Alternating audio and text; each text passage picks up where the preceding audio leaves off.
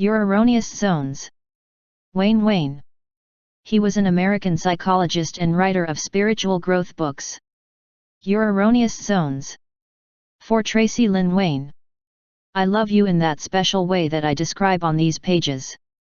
The entire theory of the universe is infallibly directed towards a single individual, and that is you. Walt Whitman. Introduction. A personal testimony. One speaker addressed a group of alcoholics determined to show them, once and for all, that alcohol was the worst of all evils. On his table on the dais he had what at first glance appeared to be 2 glasses filled with a clear liquid. He explained that one was filled with pure water and the other was filled with undiluted alcohol, also pure. He placed a small worm in one of the glasses and those present could observe how it swam across the surface towards the edge of the glass, then it slid calmly until it reached the top. Then the speaker took the same worm and placed it in the glass filled with alcohol. The worm disintegrated in full view. "There you go," said the speaker. "What do you think? What conclusions do you come to?" A voice from the back of the room said very clearly, "It seems to me that if you drink alcohol you will never have worms." This book has many worms in the sense that you will hear and perceive exactly what you want to hear based on many of your own values, beliefs, prejudices, and personal history. It is difficult and delicate at the same time to write about self-defeating behavior. Taking a deep look at yourself with the intent to change may be something you say you are interested in doing, but your behavior often proves otherwise. It is difficult to change. If you are like most people, even the innermost fibers of your being will resist the hard work of eliminating the thoughts that support your self-alienating feelings and behavior. But despite the worms, I think you will like this book. I love it. And I enjoyed writing it. While I do not believe that mental illness should be discussed lightly, I also do not believe that it should be treated without humor, or with archaic and mysterious language. I have tried to avoid complicated explanations, mainly because I do not think that being happy is a complex matter. The state of health is a natural state, and the means to achieve it are within the possibilities of each one of us. I personally believe that a well-balanced combination of work, reflection, humor, and self-confidence are the ingredients that are needed to live an efficient life. I do not believe in fanciful formulas or historical excursions to delve into your personal past and discover that the passage from diapers to the toilet was done clumsily and abruptly and that other people are responsible for your unhappiness. This book outlines a pleasant procedure to achieve happiness, a procedure that is based on being responsible for oneself, on committing to oneself, in addition to the will to live and a desire to be everything you want to be at this moment. This is not a complicated procedure, but common sense. If you are a healthy and happy human being, you might think, I could have written this book. You are right. You don't need professional training or a PhD in the psychotherapeutic professions to understand the principles of efficient living. That is not learned in a classroom or in a book. This is learned by committing to your own happiness and doing something to achieve it. I work on this every day, while trying to help others decide on a similar alternative. Each chapter in this book is written as if it were a psychotherapy session. I chose this form to provide as many self-help opportunities as possible. A particular wrong zone, or type of self-destructive behavior, is explored, and the historical antecedents of this behavior in our culture, that is, in yourself, are examined. The goal is to help you understand why you are stuck in this self-defeating zone. The specific behaviors that correspond to this erroneous zone are then detailed. The types of behavior we refer to are everyday acts that may seem perfectly acceptable but are actually detrimental to one's happiness. I do not give examples of clinical cases with serious emotional disturbances, but rather the daily neurotic messages that we all emit are pointed out. After looking at behaviors in the wrong areas, we move on to examine the reasons that lead to clinging to behaviors that spoil happiness.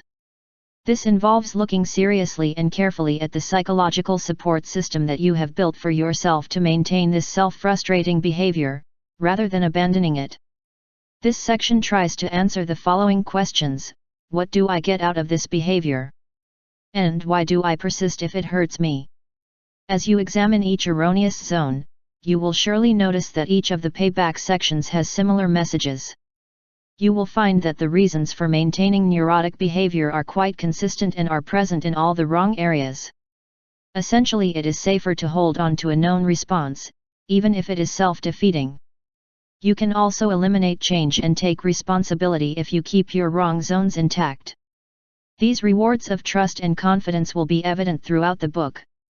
You will begin to see that your psychological maintenance system works to keep you out of guilt and to neutralize your opportunities for change. The fact that you engage in many self-defeating behaviors for the same reason only makes total growth more possible. Eliminate these reasons and you will destroy your wrong zones. Each chapter ends by providing a straightforward strategy to eliminate this self-neutralizing behavior. This structure corresponds exactly to that of a psychotherapy session, that is, a study of the problem and its externalization, an examination of negative behavior, an insightful and deep perception of the why of the behavior, and, finally, the formulation of concrete strategies that eliminate the conflict zone. Occasionally this method may seem repetitive. It's a good sign, a sign of effective thinking. I have worked many years as a psychotherapist. I know very well that effective thinking, thinking that can modify self-destructive behavior, does not appear simply because something has been said about it. An insight perception, and in that sense, it must be repeated over and over again. Only then, when it is fully accepted and understood, can you begin to modify the self-destructive behavior. For this reason, certain themes should be pounded over and over again on the pages of this book, just as they should be brought up over and over again in successive sessions of psychotherapy. There are two central themes that appear repeatedly throughout this book. The first has to do with your ability to make decisions about your own emotions. Begin to examine your life in light of the decisions you made or did not make. This will make you responsible for who you are and what you feel. To become happier and more efficient, you will have to become aware of the options available to you. You are the sum total of your choices, and I am thrown enough to believe that with the proper motivation and effort, you can be whatever you set your mind to. The second theme that will emerge on these pages is taking charge of your present moment. They are words that will reappear many times. It is an essential element to eliminate your wrong areas and create your happiness. There is only one moment when you can experience something, and that moment is now. However, a lot of time is wasted in reminiscing about the past and thinking about the future.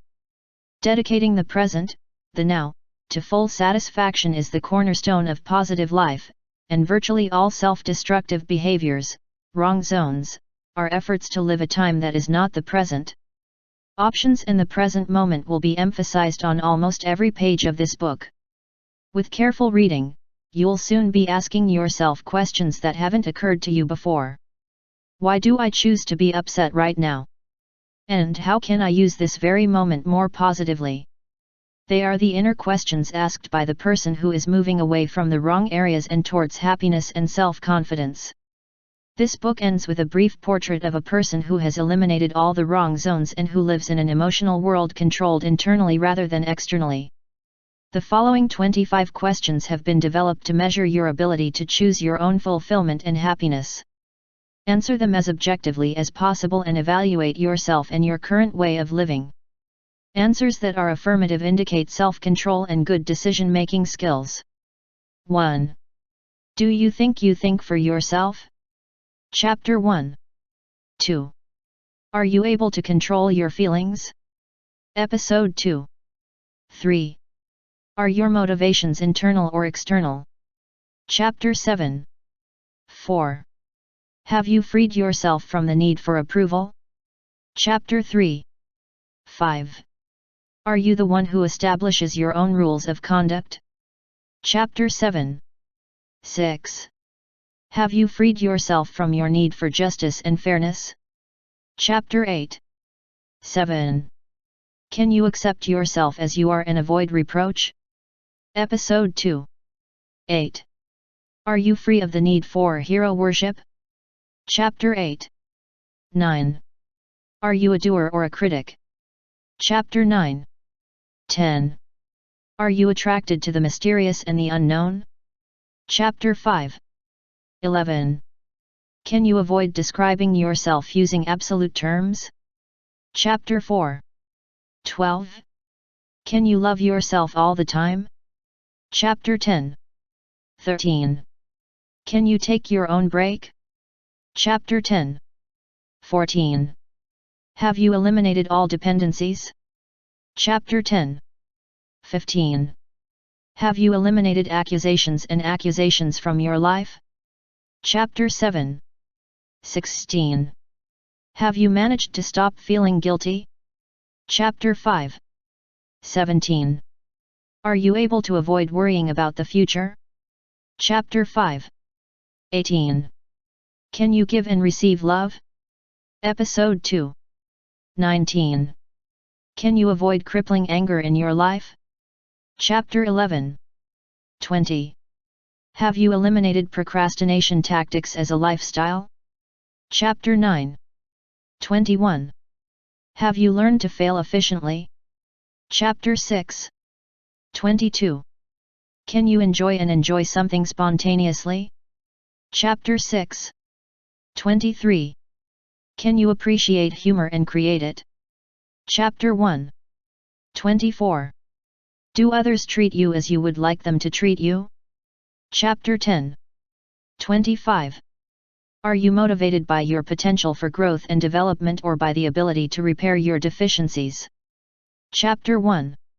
At any given time in your life, you can choose to answer yes to all of these questions if you are willing to reject many shoulds and shoulds that you have learned in the course of your life.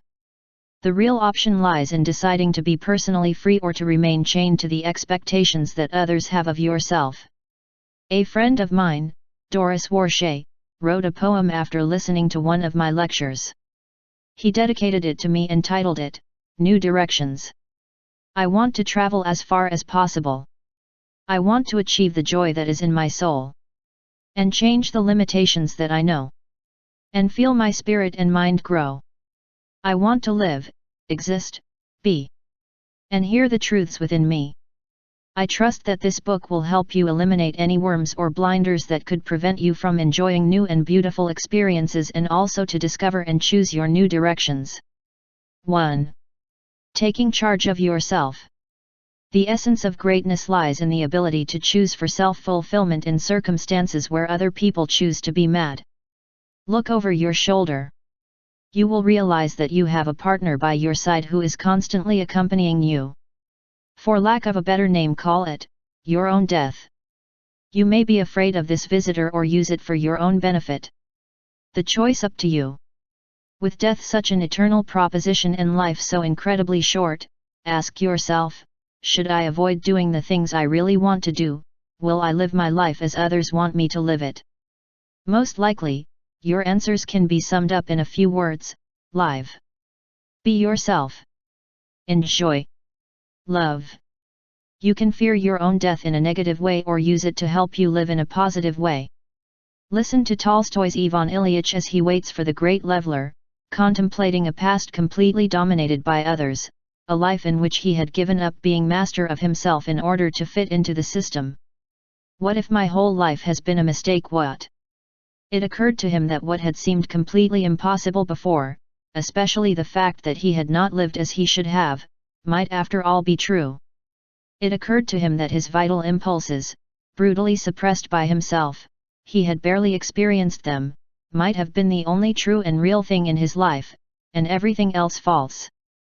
And he felt that his professional obligations and the whole organization of his life and his family, all his social and official interests, all this could have been false.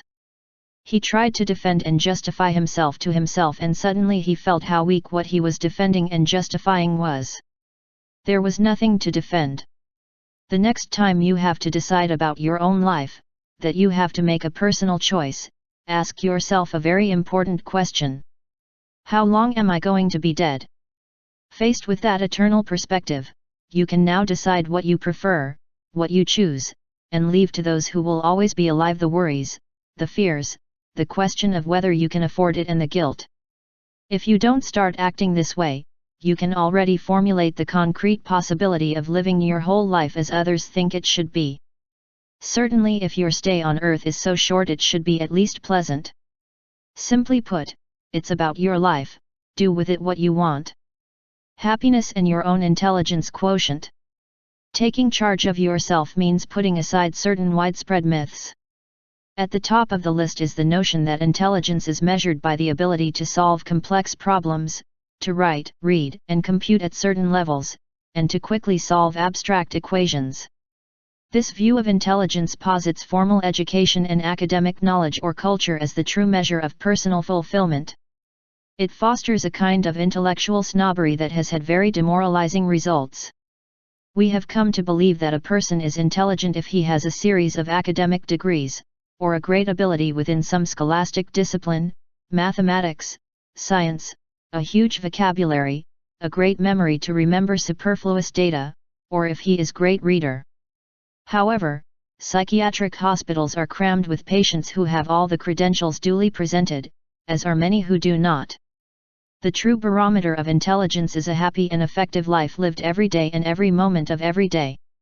If you are happy, if you live every moment, making the most of its possibilities, then you are an intelligent person.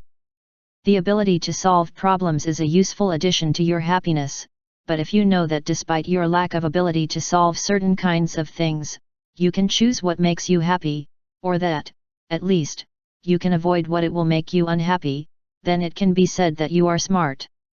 You are smart because you have the most effective weapon to combat NCS, the nervous breakdown.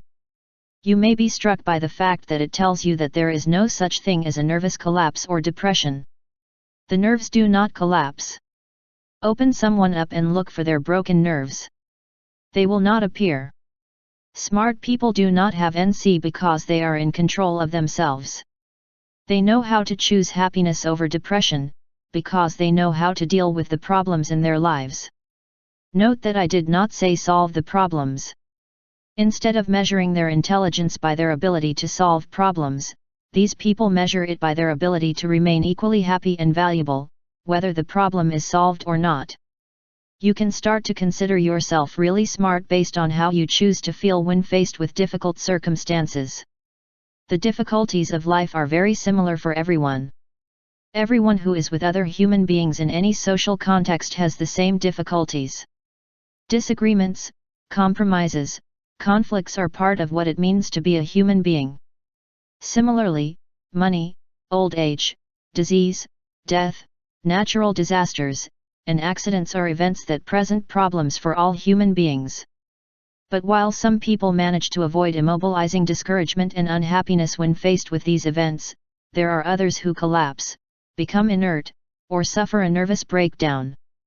Human beings who recognize problems as something that is part of the human condition and do not measure happiness by the absence of problems, these are the most intelligent human beings we know, also the rarest and most difficult to find. Learning to take full charge of yourself will involve a whole new mental process, and one that can be difficult because too many forces in our society conspire against individual responsibility. You must trust your ability to emotionally feel what you choose to feel at any given moment in your life. This is a radical concept. You have probably grown up believing that you cannot control your own emotions, that anger, fear, and hatred, as well as love, ecstasy, and joy are things that happen to you. An individual does not control these things, he accepts them. When some painful event happens, one naturally feels sorry, and hopes that something good and joyful will happen very soon so that one can feel good. Choosing how you will feel. Feelings are not simple emotions that happen to you. Feelings are reactions that you choose to have. If you own your own emotions, if you control them, you will not have to choose self-defeating reactions.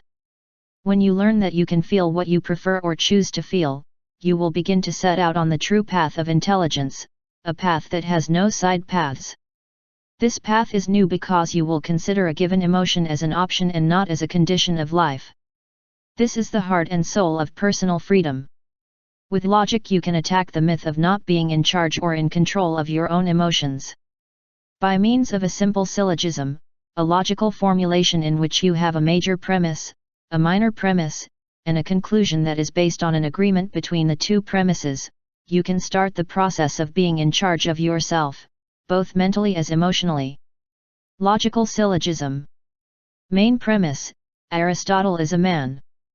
Minor premise: all men have facial hair. Conclusion: Aristotle has facial hair. Illogical syllogism. Major premise: Aristotle has hair on his face.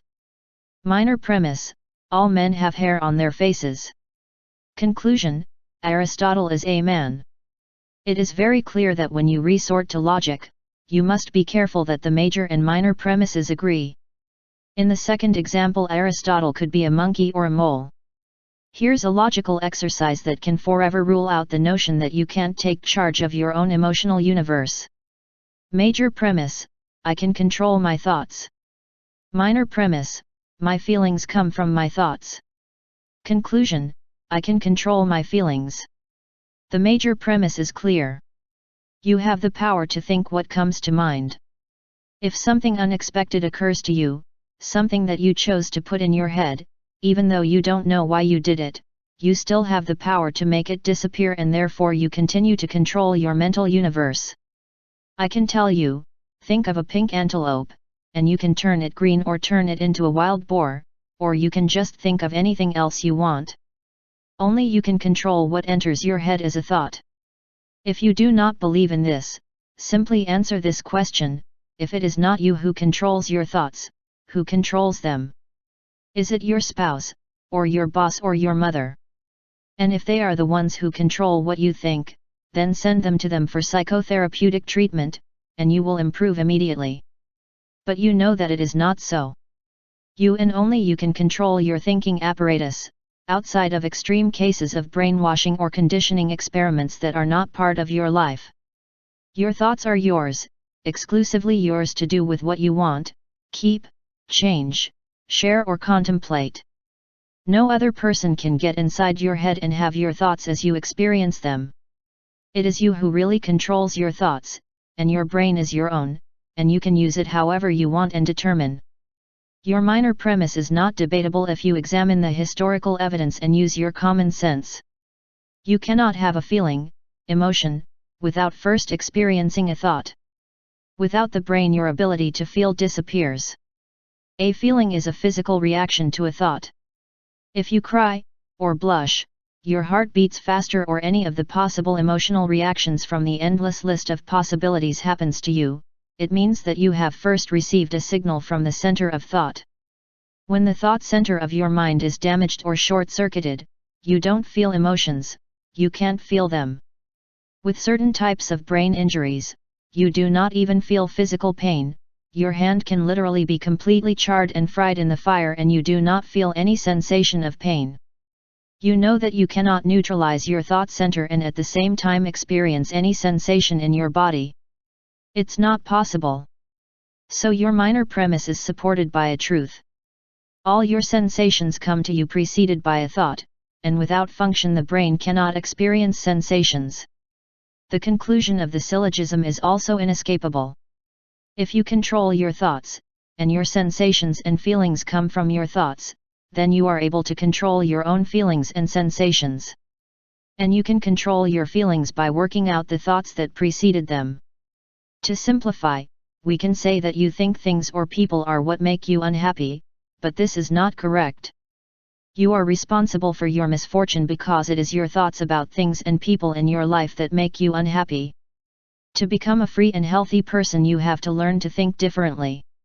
When you have managed to modify your thoughts, then your new feelings will begin to emerge and you will have taken the first step on the path to your personal freedom.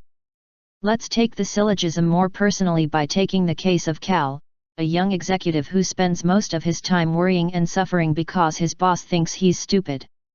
Cal is very unhappy because his boss has a very low opinion of him. But if Cal didn't know that his boss thinks he's stupid, would he be just as unhappy? Of course not. How could you feel unhappy about something you don't know? In other words, what your boss believes or does not believe is not what makes you unhappy. What Cal believes is what makes him unhappy. Furthermore, Cal is responsible for his own unhappiness by convincing himself that what someone else thinks is more important than what he thinks himself. This same logic is applicable to all events, things, and people's points of view. Someone's death is not what grieves you, until you find out, you cannot be sorry, so death is not the cause of your pain but what you tell yourself about that fact. Hurricanes are not depressing by themselves, depression is uniquely human. If you feel depressed because of a hurricane, you are saying to yourself things that depress you about the hurricane. This does not mean that you should fool yourself by saying things that make you enjoy the hurricane, but rather that you ask yourself, why am I going to choose depression? Will getting depressed help me cope with the fact of the hurricane? A more efficient way? You have grown up and developed in a cultural environment that has taught you that you are not responsible for your feelings and sensations, although the syllogistic truth shows you that you always were. You have learned a number of sayings to defend yourself against the fact that you are the one in control of your feelings. Here is a short list of set phrases that you have used over and over again. Examine the messages that these phrases send. You offend me. You make me feel bad. I can't help feeling what I feel. I'm just angry, don't ask me to explain why. That person makes me sick. I'm afraid of heights. You embarrass me. I accelerate when she is near me. You make me fool in public. This list could go on and on.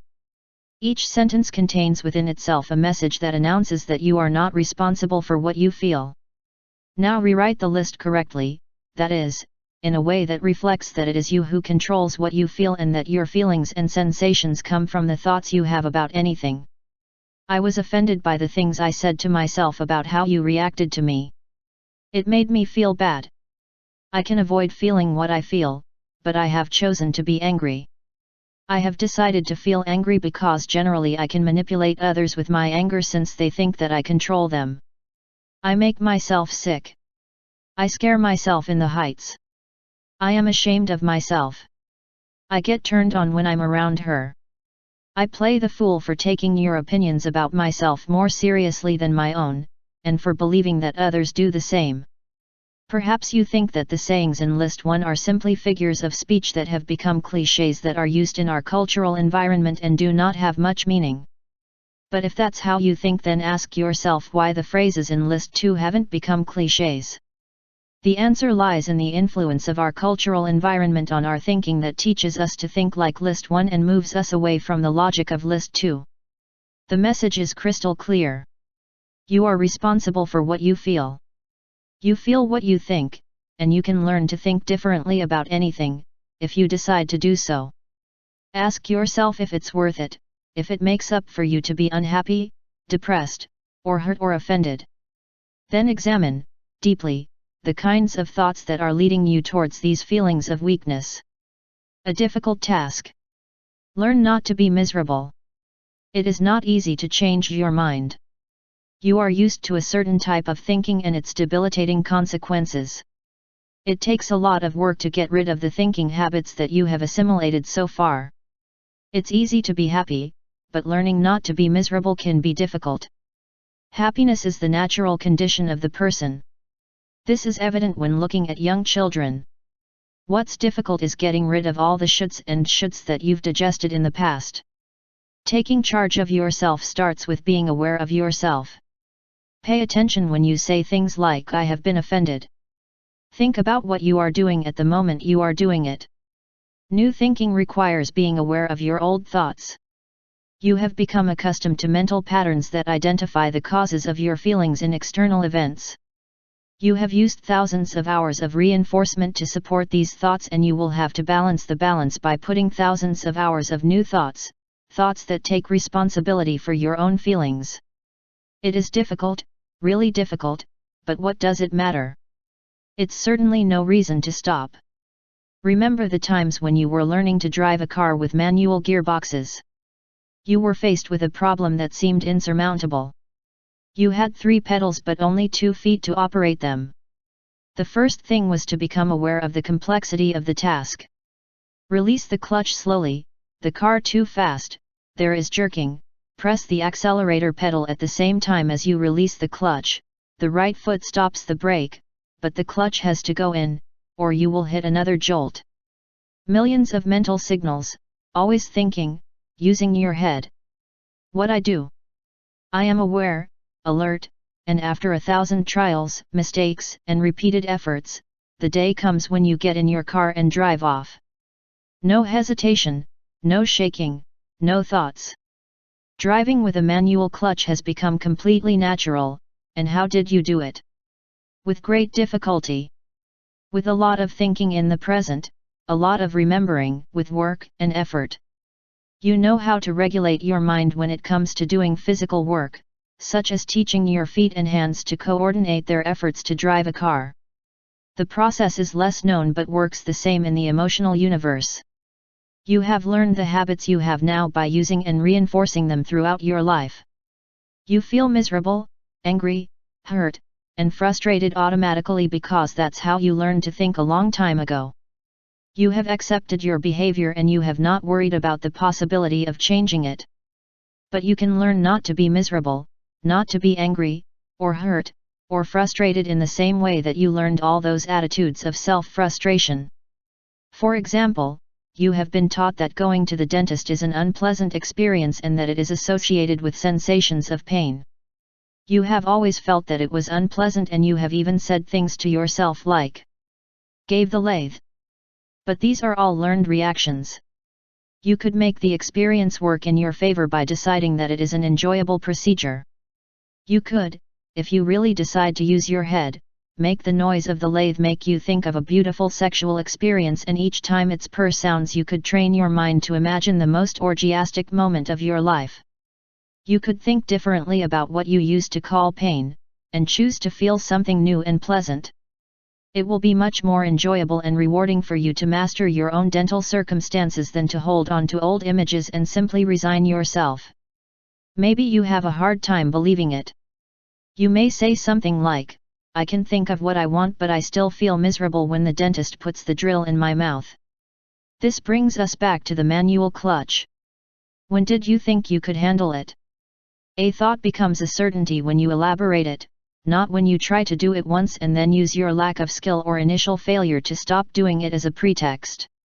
Taking charge of yourself involves a greater effort than simply speculating on new ideas. It involves determination, the decision to be happy and to judge and destroy each and every one of the thoughts that produce self-immobile unhappiness. The possibility of choice. Your fundamental freedom. If you still think that you are not choosing to be unhappy, try to imagine that things happen in the following way. Every time you feel miserable, you are subjected to an unpleasant experience.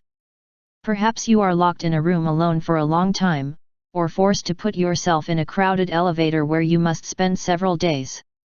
You can go without eating or force yourself to eat a dish that you find particularly unpleasant. Or maybe they torture you. Other people torture you physically instead of mentally torturing yourself. Try to imagine yourself being subjected to any of these punishments until you get rid of the painful sensations. How long do you think you would keep holding on to them?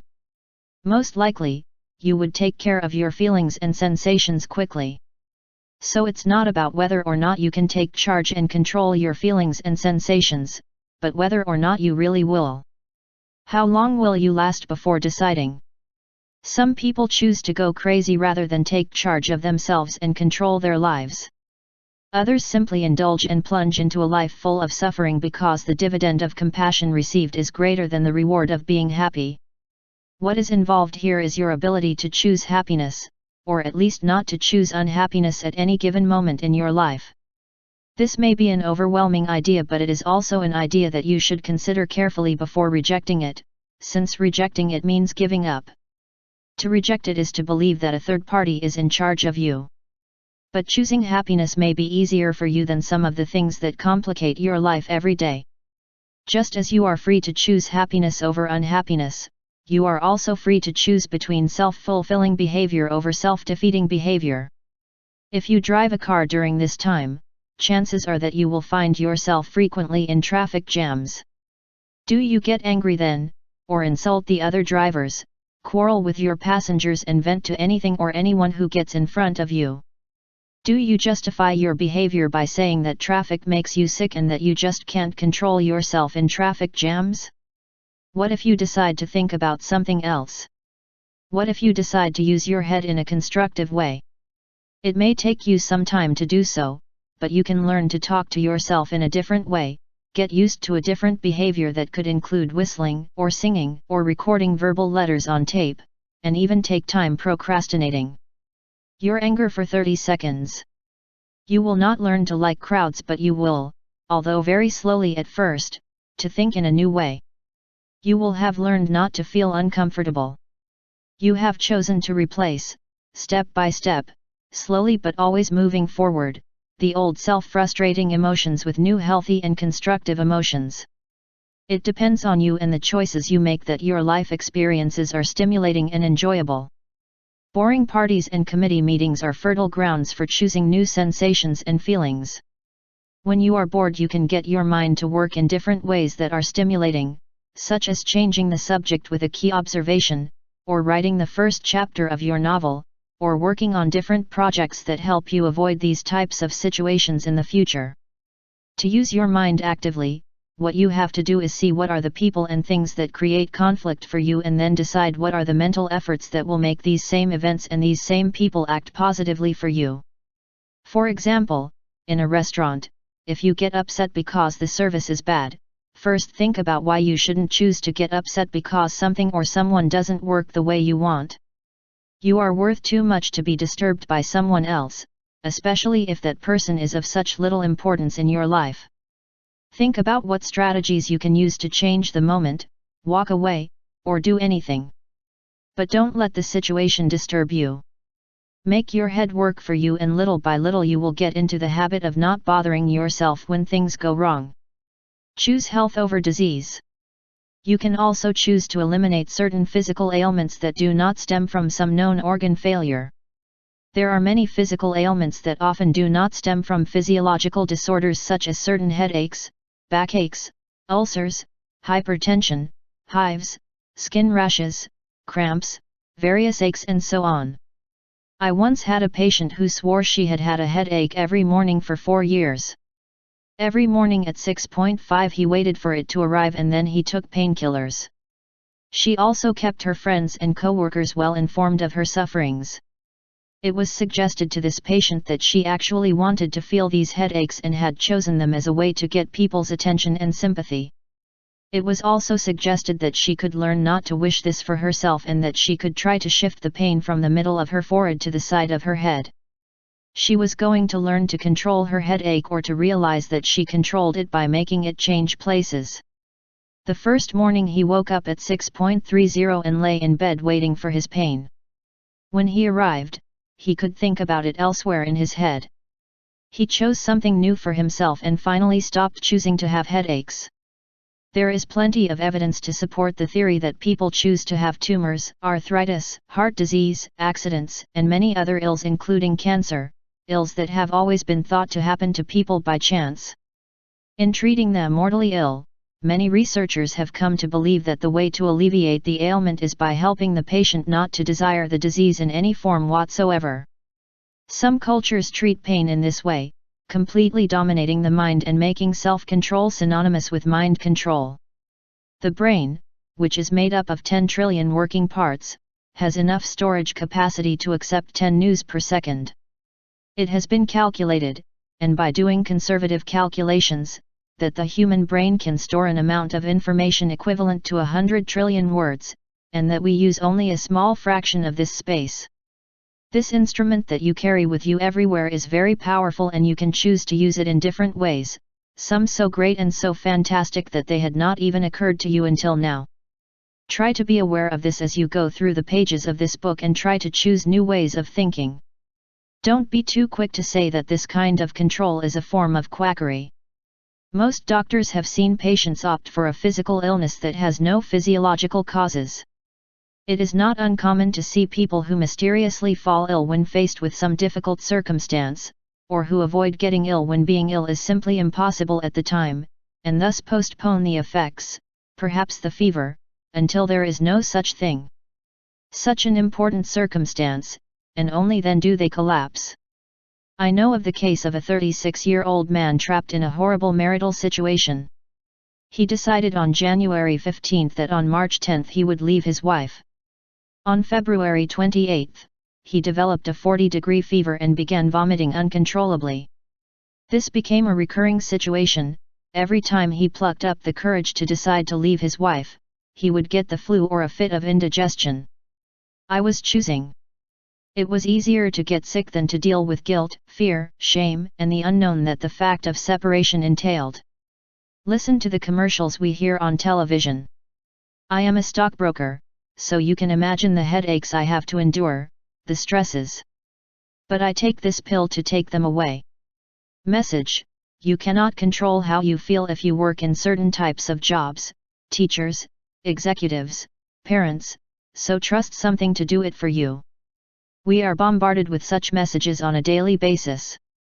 What they hide and imply is very clear, and it is that we are defenseless prisoners who have to have something or someone to do things for us.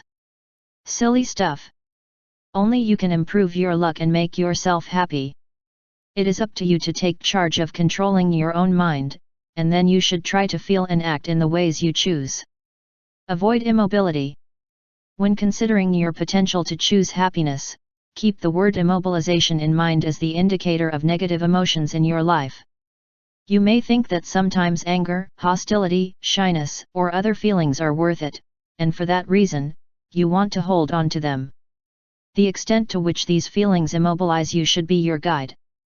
The immobilization can oscillate between total inaction and small indecisions or hesitations. Are your anger keeping you from doing or saying things you want to do or say? If so, it is because they immobilize you. Does your shyness prevent you from meeting people you want to meet? If so, it means that your shyness immobilizes you and makes it impossible for you to have experiences that are yours by right. Does your jealousy and hatred contribute to giving you a stomach ulcer or raising your blood pressure? Do they prevent you from doing your job effectively in your job? Can't sleep or make love because of some negative feeling in the present moment? These are all signs of immobilization.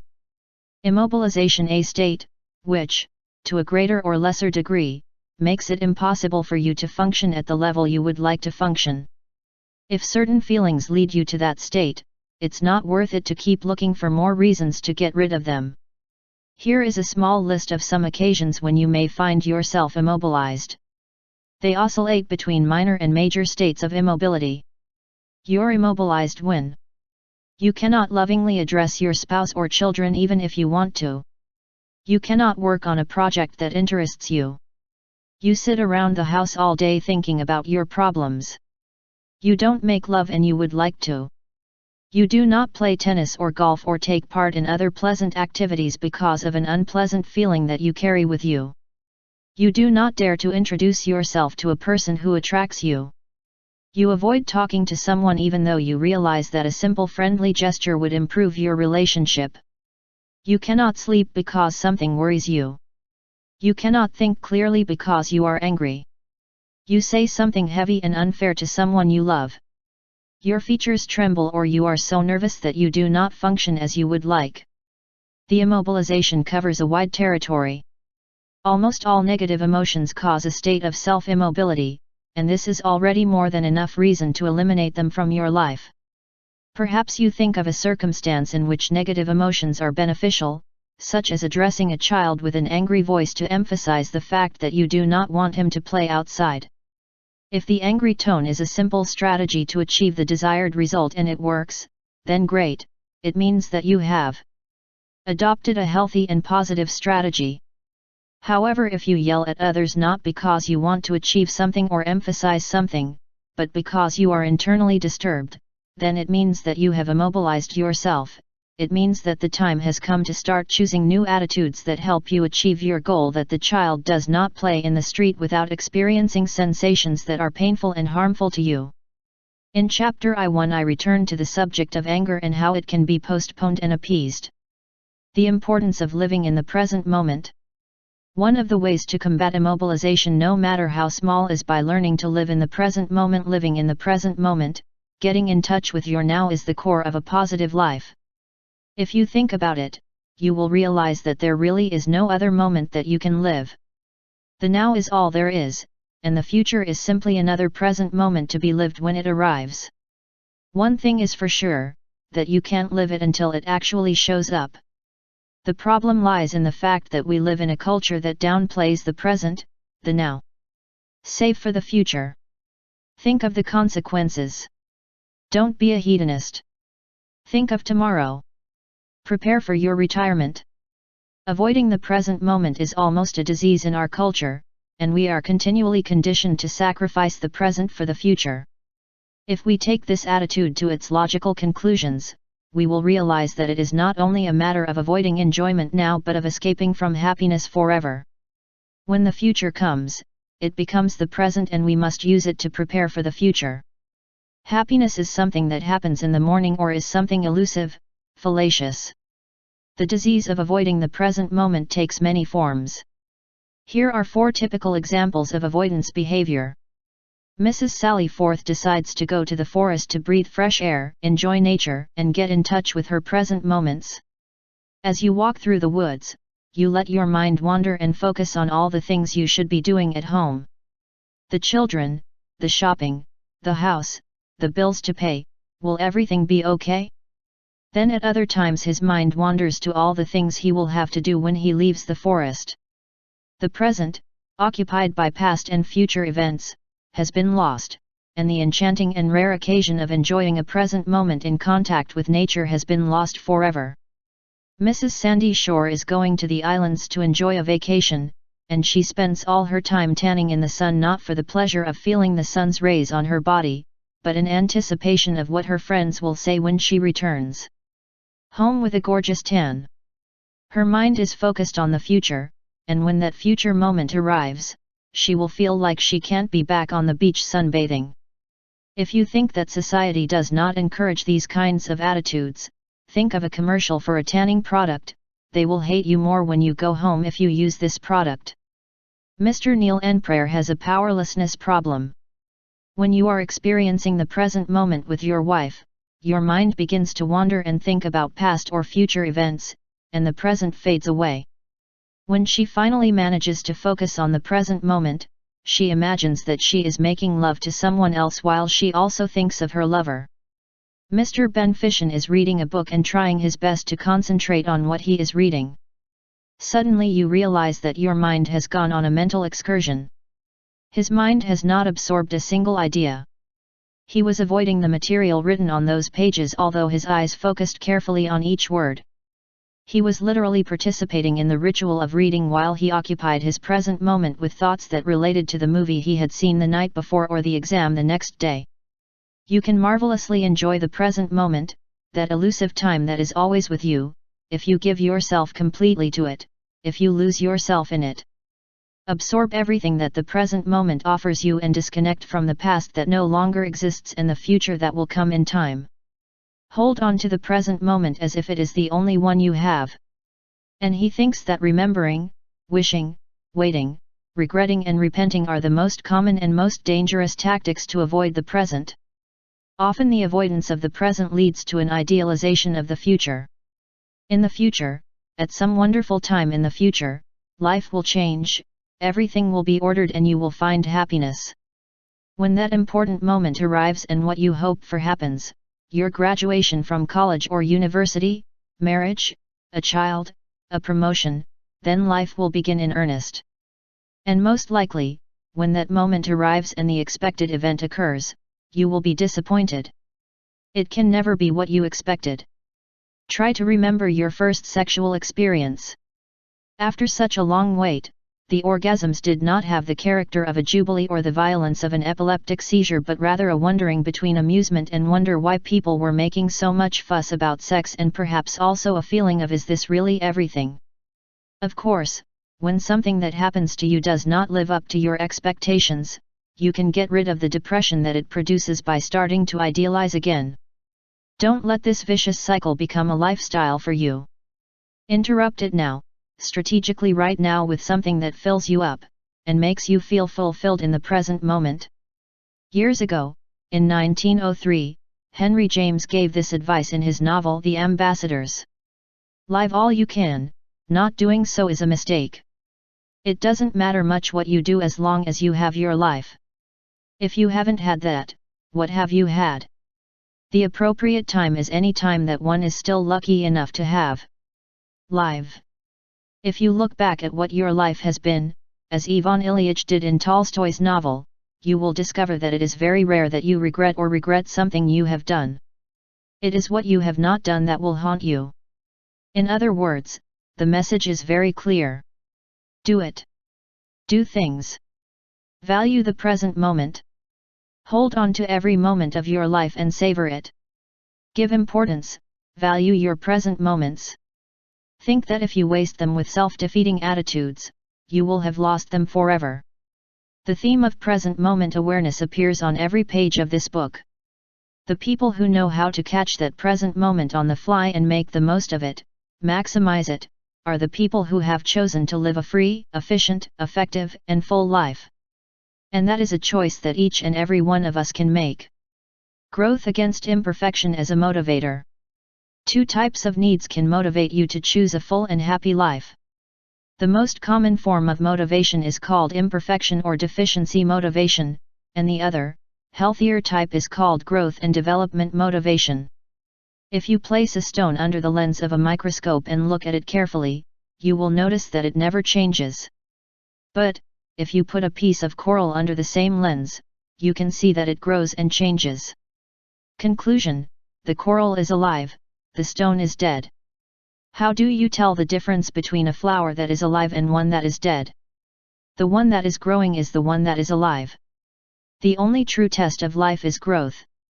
This is also true in the psychological universe. If you are growing, it means that you are alive. If you are not growing and developing, it is the same as if you were dead. Your motivation may come from a desire to grow and develop rather than a desire to repair your deficiencies. If you come to recognize that you can always grow, improve, develop, become bigger and bigger, that's enough. When you decide to freeze or experience painful emotions, then you have made an anti-growth decision. Motivation for growth and development involves using your life energy to achieve greater happiness rather than to have to improve yourself because you have sinned or because you are somehow incomplete. One of the corollaries of choosing growth and development as motivation is mastering yourself in all the present moments of your life.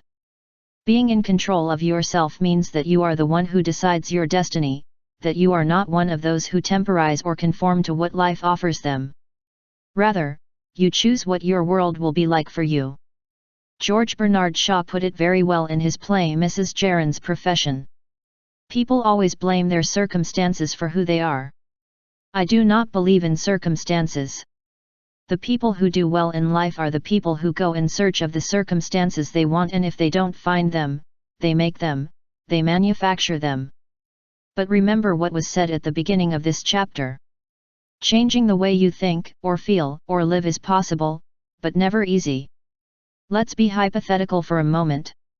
If they tell you, while threatening you with a gun, that in a year you will have to do something very difficult, like run a mile in 4 minutes and 30 seconds, or jump off the highest springboard in the pool with impeccable style. And that if you don't do it they will shoot you, surely you would dedicate yourself body and soul to training yourself to achieve these goals until it was time for you to act. You would be training your mind at the same time as your body because it is your mind that tells your body what to do. You would train constantly, incessantly, without falling into the temptation to give up or lessen your effort. And you would fulfill your mission and save your life. This little fairy tale is bound, by the way, to prove something.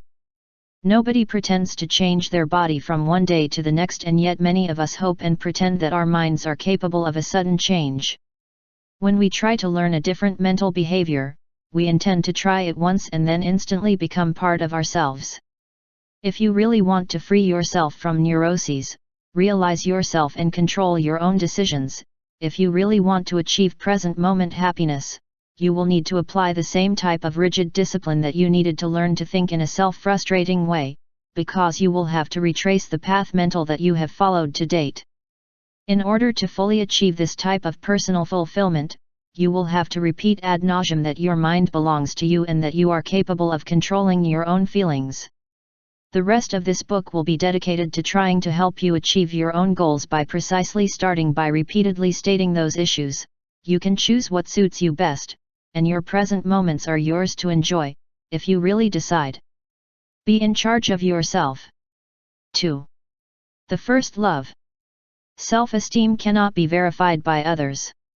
You are worth it because you say it is so. If you depend on others to value yourself, this assessment will be made by others. You may have a social illness, an illness that cannot be cured with a simple injection. It is very likely that you have infested the virus of self-loathing, and the only known remedy for this is a good massive dose of self-love, or self-love. But perhaps, like many people in our society, you have grown up with the idea that it is wrong to love yourself. Think of others, society tells us. Love your neighbor, the church preaches to us. What no one seems to remember is loving yourself, and yet that is precisely what you are going to have to learn to achieve your happiness in the present moment. As a child you learned that loving yourself, something natural back then, was the same as being selfish and spoiled. You learned to think of others before yourself, to give them greater importance because that way you showed that you were a good person. You learned to annul yourself and they fed you concepts like you must share your things with your cousins. It didn't matter that they were the things you loved the most, your personal treasures, or that neither mom nor dad might not be sharing their adult toys with others. You may even have been told often that children are silent when adults speak and that you must know your place. Children are considered beautiful and important by nature, but by adolescence the messages of society have already taken root.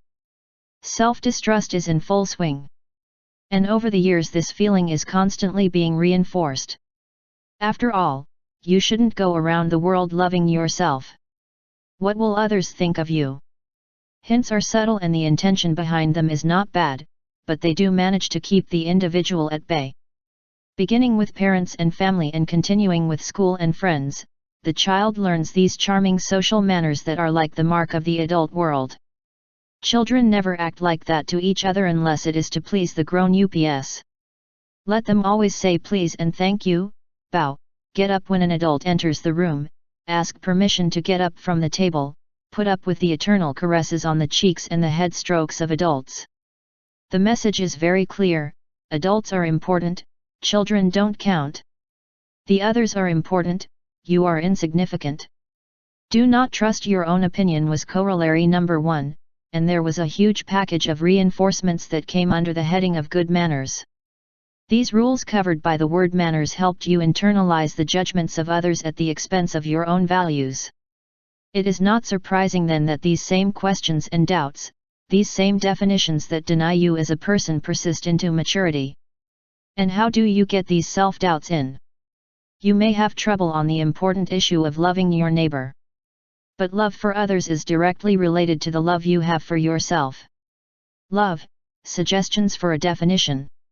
Love is a word that has as many definitions as there are people to define it. Try this one to see how it goes.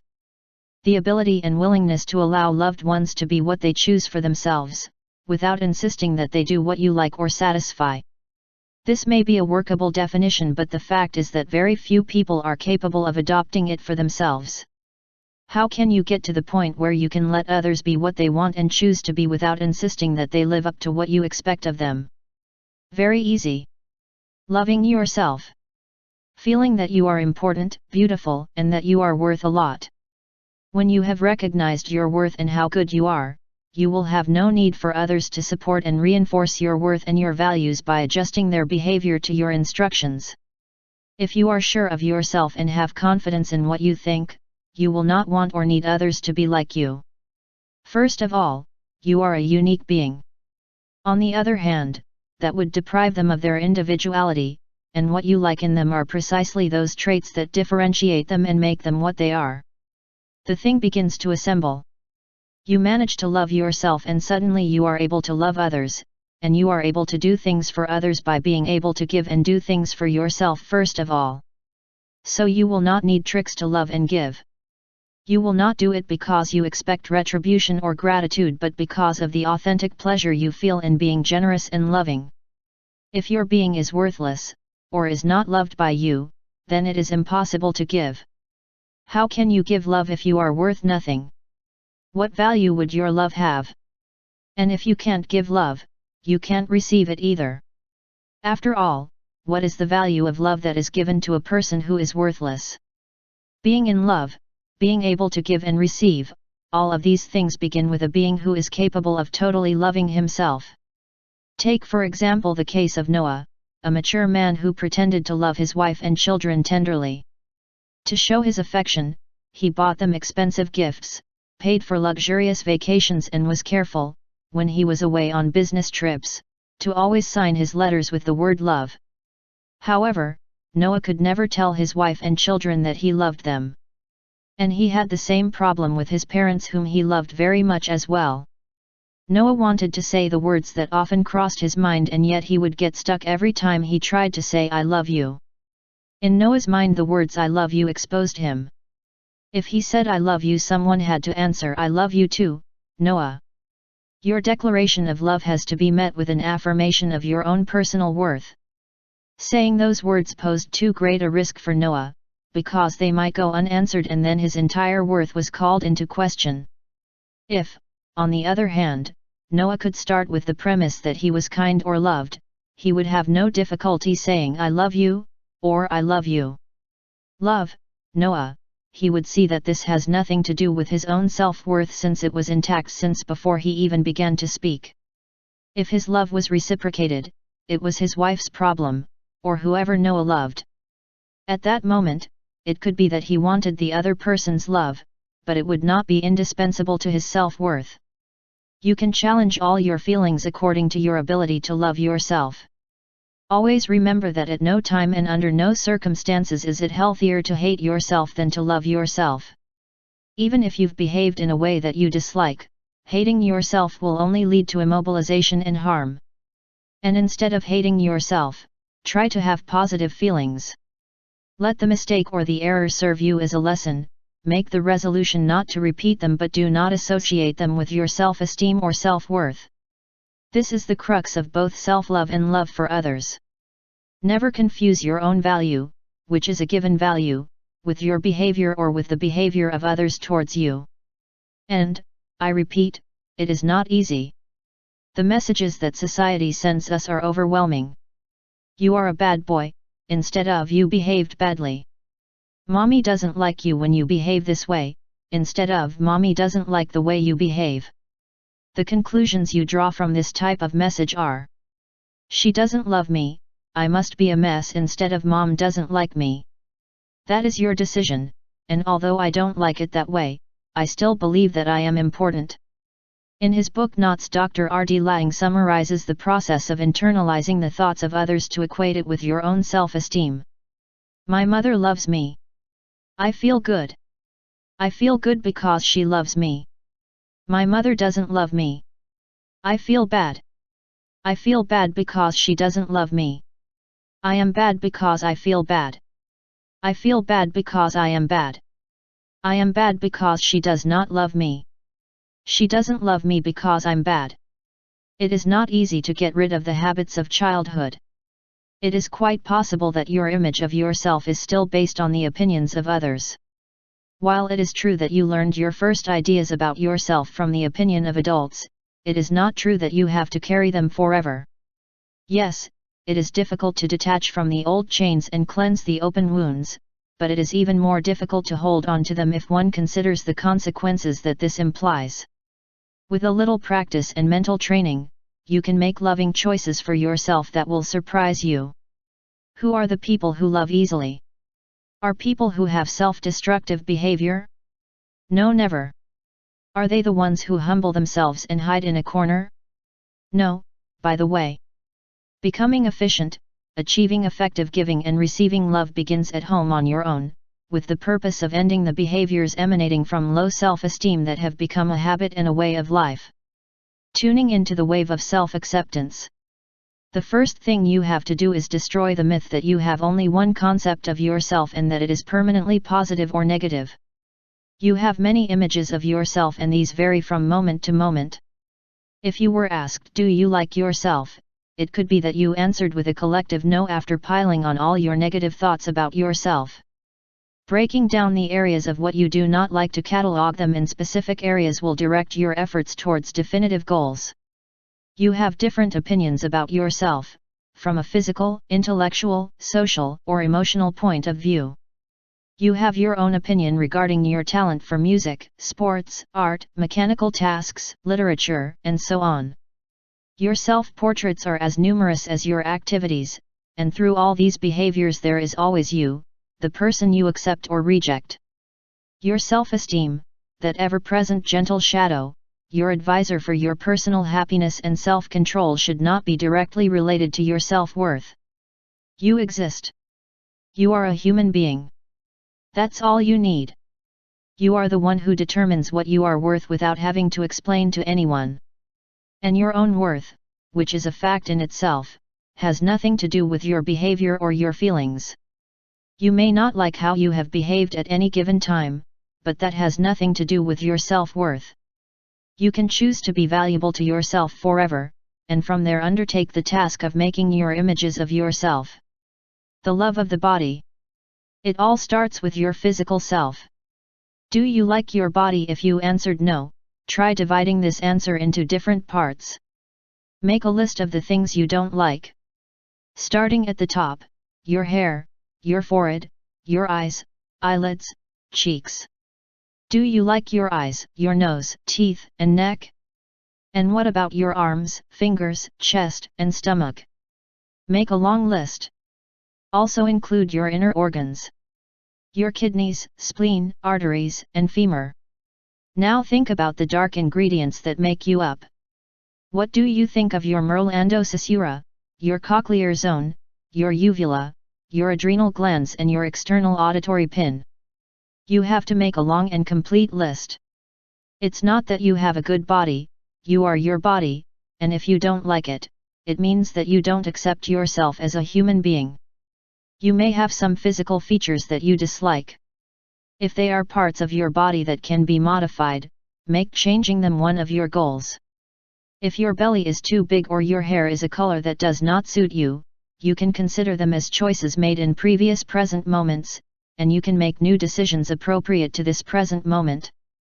Those parts that you disapprove and that cannot be modified, too long legs, too narrow eyes, too small or too large breasts, can be seen in a different light. Nothing is too much nothing, and long legs are neither better nor worse than hair or no hair. What you have done is accept the definition of contemporary society regarding beauty. Don't let others dictate what is attractive to you. Decide that you like your physical self and that it is valuable and attractive to the way you see it, to you, rejecting the comparisons and opinions of others. You can decide what is pleasant and to your taste, and make lack of acceptance of yourself a thing of the past. You are a human being. Human beings have certain smells, make certain noises, and have hair in certain places. But society and industry constantly send us messages regarding the physical condition of the human being. Be ashamed of these features, they tell us. Learn how to disguise behavior, especially if you hide your true self with our product. Don't accept yourself for who you are and hide your true self. You cannot be in front of television for an hour without receiving this type of message. Ads that bombard you daily tell you how bad your mouth, armpits, feet, skin, and even your genitals smell. Use our product and feel again like a real and natural being. This way you deodorize all the orifices of your body with the appropriate perfumed product, because you do not accept that part of yourself that exists in all human beings.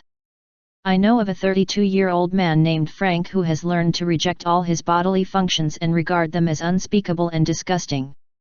Frank is compulsively clean in everything when it comes to his body, to such an extent that he feels uncomfortable when he sweats, and expects his wife and children to behave in the same way. Run to the shower to get rid of any offensive odors after you've cut the grass or played a game of tennis. And besides, he and his wife can't have sex if they haven't showered before and after making love. He cannot tolerate his own body odors, nor can he live with someone who is more accepting of himself. Frank vaporizes his bathroom with special perfumes, uses a multitude of cosmetics and toiletries to always smell good, and worries that others will not like or accept him when he becomes human and begins to smell like a human being. Frank has learned to reject his odors and his natural bodily functions. He has adopted attitudes that reflect personal self-rejection by feeling ashamed or compelled to make excuses when allowing his body to function naturally. But a human being implies having many natural smells, and the person who is working to accept himself and to love himself should not feel offended or bothered by his natural characteristics.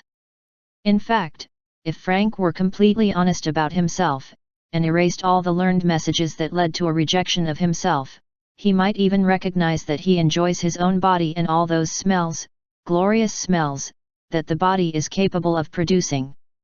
And if he doesn't want to share those smells with others, he might at least be able to accept them into himself, tell himself that he actually likes them, and not feel ashamed in front of others.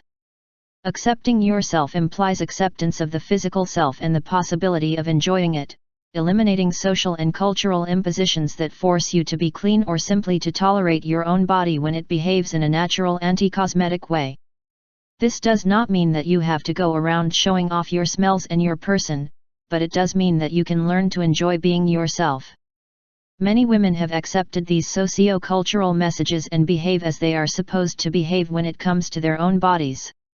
Shave your legs and armpits, completely deodorize, scent your body with manufactured, unnatural perfumes, sterilize your mouth, make up your eyes, lips, cheeks, put fake padding in your bras, spray your genitals with inappropriate perfume and fake your nails. Implicit in all this is the idea that there is something unpleasant in the natural self, in the essential and human self, and that the only way to be attractive is to be artificial. This is the saddest thing.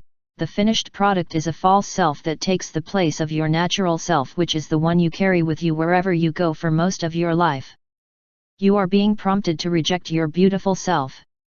That the advertisers encourage you to do this is understandable in view of the profits they make, but that you buy the products is less understandable since you are choosing to discard your real and true self. And you can stop hiding your beautiful and natural self. So if you choose to use any cosmetic aid, do not do it because you do not like what you are hiding, but for reasons of personal fulfillment or to enjoy something new. Being honest with yourself in this field is not easy, and it takes time to learn to distinguish between what we really like and what the cosmetic industry says we should like. Choosing the most positive images of yourself. It is possible to make the same kind of choices with all the images you have of yourself. You can choose to consider yourself a smart person by applying your own standards to yourself. Indeed, the happier you make yourself, the smarter you are. If there are areas where you are failing or performing poorly, such as algebra, spelling, or writing, this is simply the natural result of the choices you've been making so far. If you decided to dedicate more time to the practice of any of these tasks, there is no doubt that you would get to do them better. If your image of yourself is not very intelligent, remember what we said about intelligence in Chapter 1. If you underestimate yourself, it is because you have acquired that notion and you compare yourself with others in certain types of variables related to academic or school categories. This will no doubt surprise you, but you can choose to be as smart as you want. Ability is really a matter of time, rather than an innate quality. One fact that supports this statement is that of the standards for grading school aptitude tests. These standards show that the scores achieved by the best students at a given level are achieved by the majority of students at the subsequent levels. Other studies show that although most students are able to master certain learned tasks, some do so sooner than others. Yet the label poor and even retarded is often applied to those who progress more slowly toward achieving complete mastery in whatever field. Let's hear John Carroll talk about it in his article A Model for School Learning featured in Teacher's College Record. Proficiency is the time required by a student to master a discipline. Implicit in this formulation is the assumption that given enough time, all students will be able to master a given discipline. With enough time and effort you could, if you so decided and chose to do so, master almost any academic discipline. But you don't make that choice and you have very good reason not to. To what end would you apply present moment energies to solve dark problems or learn something that doesn't really interest you? Being happy, living effectively and efficiently, and loving are better and more important goals. It is about showing that intelligence is not something that you have inherited or that has been given to you. You are as smart as you decide to be. Not liking how smart you have chosen to be is simply a way of underestimating yourself, of despising yourself, which can only have detrimental consequences for your own life. The logic of being able to choose your self-portraits is applicable to all the photographs of yourself that you store in your mind. Your social behavior is as appropriate as you choose it to be. If you don't like how you behave socially, you can try to change without confusing your behavior with your own self-worth. At the same time, your talent, be it artistic, mechanical, athletic, musical, etc., is largely the result of choices you have already made and should not be confused with your personal worth.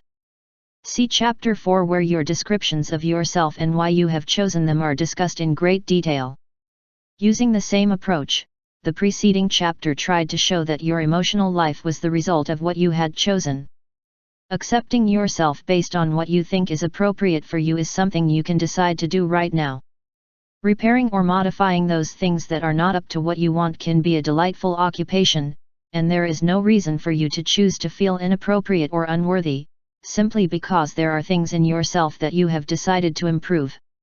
Self-disgust can take many forms, and you may be engaging in self-underestimating behavior. Here's a short list of typical self-understatement behaviors that fall into the category of self-veto. Refuse the compliments you receive. Oh, it's nothing. I'm not really smart, I'm just good luck. Make up excuses to explain why you look good. Thanks to my hairdresser, she is able to make a frog look like a beauty. Trust me, it's thanks to my wardrobe. Green is my color. Give credit to others when you really deserve it. Thanks to Miguel, without him I would be nothing. Marie did all the work, I just supervised her. Using references to other people when you speak. My husband says. It seems to Mom. Jorge always tells me that. Support your opinions on others. Isn't it true that this is the case, dear? That was what I said, isn't it, Marta? Ask my husband, he tells you will tell. Refusing to ask for something you like, not because you think you can't afford it, although this may be the reason you give for not doing it, but because you think you don't deserve it. Not having orgasms. Do not buy something because you think you have to buy it for someone else, even if this sacrifice is not necessary, or not buy the things you would like to have because you think you do not deserve them. Avoid giving yourself tastes such as flowers, wine, or whatever, that you love because you consider it a waste. In a room full of people, when someone calls out loud saying, "Hey, silly," you look at the person taking you for granted. Using nicknames with pejorative implications to refer to yourself, and make others use them too. A friend or a lover gives you a jewel. A thought like this immediately crosses your mind. You must have a drawer full of jewelry in your house to give to the other girls. Someone tells you that you look very good. The phrase that forms in the head is, "You are completely blind," or "You are trying to make me feel good."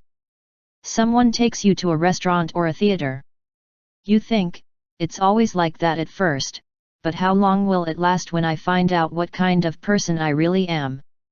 A girl accepts an invitation to go out with you and you think she does it out of a charitable feeling. Success with men. Her name was Shirley and she always said that all her relationships ended badly, and that although she desperately wanted to marry, she had never had the opportunity to do so. During her treatment we came to the conclusion that it was she herself who was spoiling her relationships without realizing it. If some young man told him he loved her, Shirley's thought immediately contradicted him. He says that just because he knows what I want to hear. Shirley was on the hunt for the phrase that would underestimate her.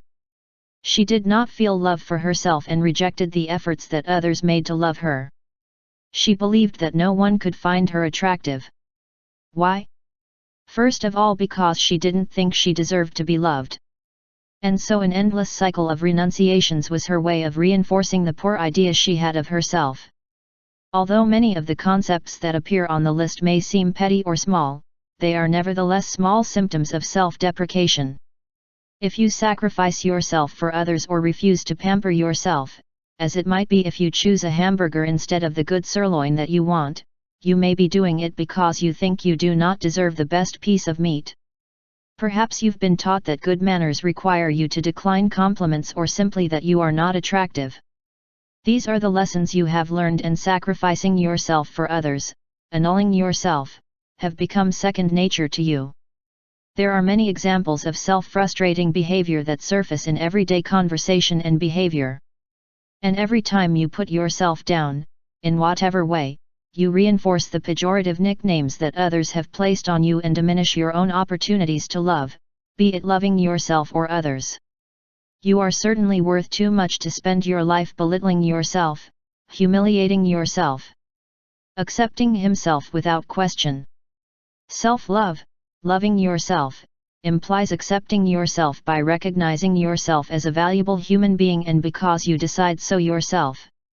This acceptance also implies a fullness, a lack of protests and complaints.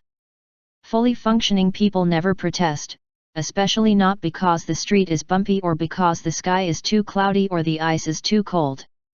Acceptance implies not protesting or not complaining, and happiness implies not protesting what is hopeless or what there is nothing to do.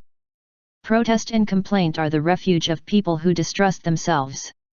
Telling others the things you don't like about yourself contributes to your continued dissatisfaction, because the only thing they can't do is deny them, and then you don't believe them.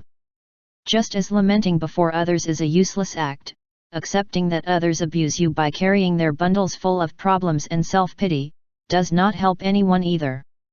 A very simple question will generally end this useless and unpleasant behavior. Why are you telling me this? Or is there anything I can do for you to help you solve this problem? As you ask yourself this question, you will begin to realize that the wailing behavior is truly utter insanity. It is time wasted, time that can be better spent practicing some self-esteem activity such as praising yourself a little in silence or helping someone else to achieve. There are two instances in which complaining is the worst of your chances: 1. Every time you tell someone that you are tired, and 2. Every time you tell someone that you don't feel well. If you are tired, you can do different things to remedy it, but complaining to even one person, even worse if this person is one of your loved ones, is a breach of trust. And it won't make you feel any less tired. And the same kind of logic can be applied to your "I'm not feeling well." We have not said anything here about the cases in which communicating to others that you are not feeling well can mean that they help you in some way, no matter how small. What we are talking about here is complaints to others in cases where they cannot do anything for us, apart from putting up with these grumbling. Also, if you are really working to increase your love for yourself, and you feel any discomfort or pain, you will want to take care of this yourself, work through this yourself, rather than choosing someone for support and forcing them to share your burden. Lamenting yourself is a useless activity that prevents you from living your life positively and efficiently. It prompts you to feel sorry for yourself and immobilizes your efforts to give and receive love. Furthermore, it decreases your opportunities to improve your emotional relationships and increase your social relationships. And even if you manage to attract the attention of others to yourself, you will achieve it in a way that will undoubtedly overshadow your own happiness. The possibility of accepting yourself without protesting implies a broad understanding, both of the process of self-love and of the process of making these complaints and protests within ourselves, which turn out to be mutually exclusive terms. If you genuinely love yourself, then complaining to others, who can do nothing for you, becomes an activity impossible to defend or justify. And if you find things in yourself, and others, that you dislike, instead of complaining, you can immediately start doing what is necessary to correct that situation. The next time you are in a social gathering with other couples, you can try the following exercise. Write down how much time has been spent in conversations in which they lamented something. Either from oneself, or from others, from things that happen, prices, the weather or anything else. So, at the end of the meeting, when everyone has gone home, ask yourself, what was achieved with most of the complaints and protests that were made tonight? Who cares? Really the things we regret tonight?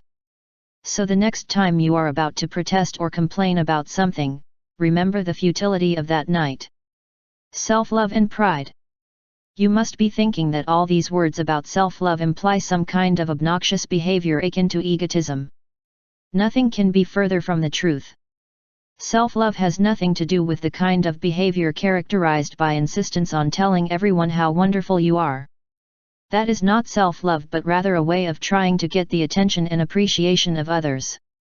It is as neurotic an attitude as that of the individual who is overloaded with self-contempt. Arrogant and boastful behavior is motivated by the desire to earn the appreciation of others. It means that the individual values himself based on what others see in him. Otherwise, I would not feel the need to convince them. Self-love means that you love yourself, you do not demand the love of others. There is no need to convince others. It is enough to have your own internal acceptance. It has nothing to do with the views of others. The rewards that you get for not loving yourself. What reason can a human being have for choosing not to love himself? What advantages can it have? Dividends, unhealthy as they are, do exist, and you can examine them. And the most important thing to learn to be an efficient and positive person is to understand why you are behaving in a self-frustrating way. All behavior has its causes, and the path that leads to the elimination of any type of self-destructive behavior is full of potholes caused by the misunderstanding of your own motivations. When you manage to understand the reason for the evil directed against your own person and the reasons for the permanence of the system necessary to retain that evil, then you can begin to combat these behaviors. Without a true understanding of yourself, you will go back to acting like before. Why have you chosen to engage in self-destructive attitudes, no matter how insignificant they may seem to you? It may be easier for you to accept what others tell you than to think for yourself. But there are other dividends as well. If you choose not to love yourself and treat yourself as an unimportant being by placing other people above you, you will have an internal excuse to justify the fact that they do not love you in this life. You just don't deserve to be loved. The excuse is neurotic retribution. To be able to avoid any and all the risks that the establishment of effective relationships with others implies, and thus eliminate any possibility of being rejected or censored. Finding that it is easier to remain the way you are. As long as you are worth nothing or deserve nothing, there is no point in trying to grow and develop or to be better and happier, the payoff lies in staying the same. Getting them to feel sorry for you, pay attention to you, and even approve of you, all of which is a good substitute for the risky undertaking of committing to a love relationship. In this way, compassion and attention are your self-defeating rewards. Have many scapegoats to blame you for your own misfortunes. So you can complain and protest without having to do anything about it. Be able to spend your present moments with mini depression and avoid the behavior that would help you to be different. Compassion for yourself will serve as an escape valve. Go back in time until you become a good child by resorting to childish reactions, that is, those that are liked by those older that you have learned to consider as superior to you. Your regression is safer than the risk of change. Being able to reinforce the dependent behavior of others, giving them more importance than you give yourself. A pole to lean on is certainly a dividend even if it is detrimental to you. Being unable to take charge of your own life to live it as you choose to live it, simply because you do not feel that you are worthy of the happiness you long for. These are the maintenance components of your understated system. They are the reasons you choose to continue clinging to your old ways of thinking and acting. It's just easier, that is, less risky to kick you out than trying to lift yourself up. But remember, the only true test of life is growth, so the refusal to become a self-loving person is a choice that resembles death. Armed with these inner perceptions of your own behavior, you can begin to practice some mental and physical exercises that will boost and support the development of your love of yourself. Some easy exercises to love yourself. The practice of self-love begins with the mind. You must learn to control your thoughts. This requires being very mindful of the present when you behave in a destructive way. If you can catch yourself doing it, you can begin to cope in a positive way with the thought that inspires such behavior. You find that you've said something like, "I'm not really that smart," it was a matter of luck getting such a high grade on the test. At this moment an alarm bell should be ringing in your head. I just did it again. I behaved in a self-deprecating way, like I hated myself. But now I am aware of it, and next time I will avoid saying those things that I have been saying my whole life. Your strategy is to correct yourself out loud, saying, I said I was lucky, but in reality luck had nothing to do with that matter. I got those grades because I deserved them. This represents a small step towards self-esteem. This step consists of recognizing your self-destructive behavior in the present moment and deciding to act in a different way. Before you had a habit, now you are aware that you want to be different and that you have chosen to achieve it. It is like learning to drive a car with fixed gears. In time, you will have acquired a new habit that does not require you to be constantly alert or conscious about it. Very soon and quite naturally you will begin to act with respect and love for yourself. With your mind now acting for you rather than against you, a series of fascinating self-esteem activities loom on the horizon. Here's a short list of these kinds of behaviors that you can later expand on when you gain a sense of self-worth based on your own worth. Choose a series of new reactions to the attempts of others to reach you with love and acceptance.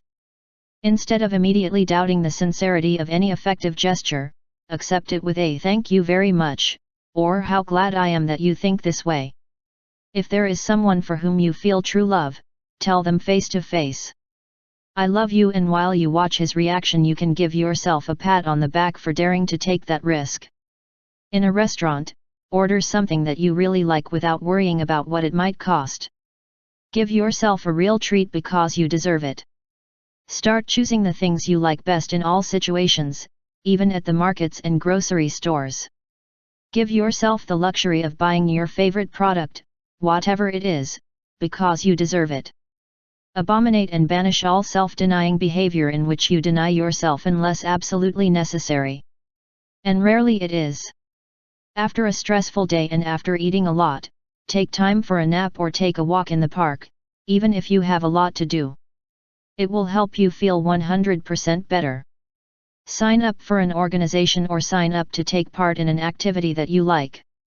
Perhaps you've been putting off doing it because you have so many responsibilities that you just don't have time for it. By choosing to love yourself and take the slices of life that you crave, others, whom you serve, will also learn to have confidence in themselves. And you will find that you do not feel resentment towards them. You will serve them because you choose to do so and not because you have an obligation to do so. Eliminate envy by recognizing it as a way to lower yourself.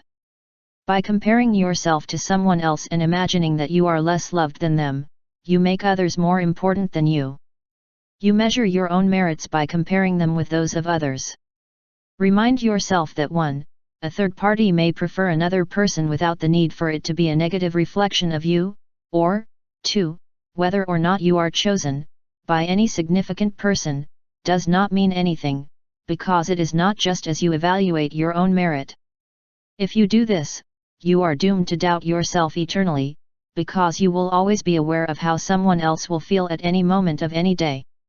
If he or she chooses someone else, the choice is a reflection of his or her personality and not yours. With the practice and habit of loving yourself, any circumstance that previously made you jealous or envious will work in reverse. You will believe in yourself so much that you will not need the acceptance or love of others to feel that you are worth it.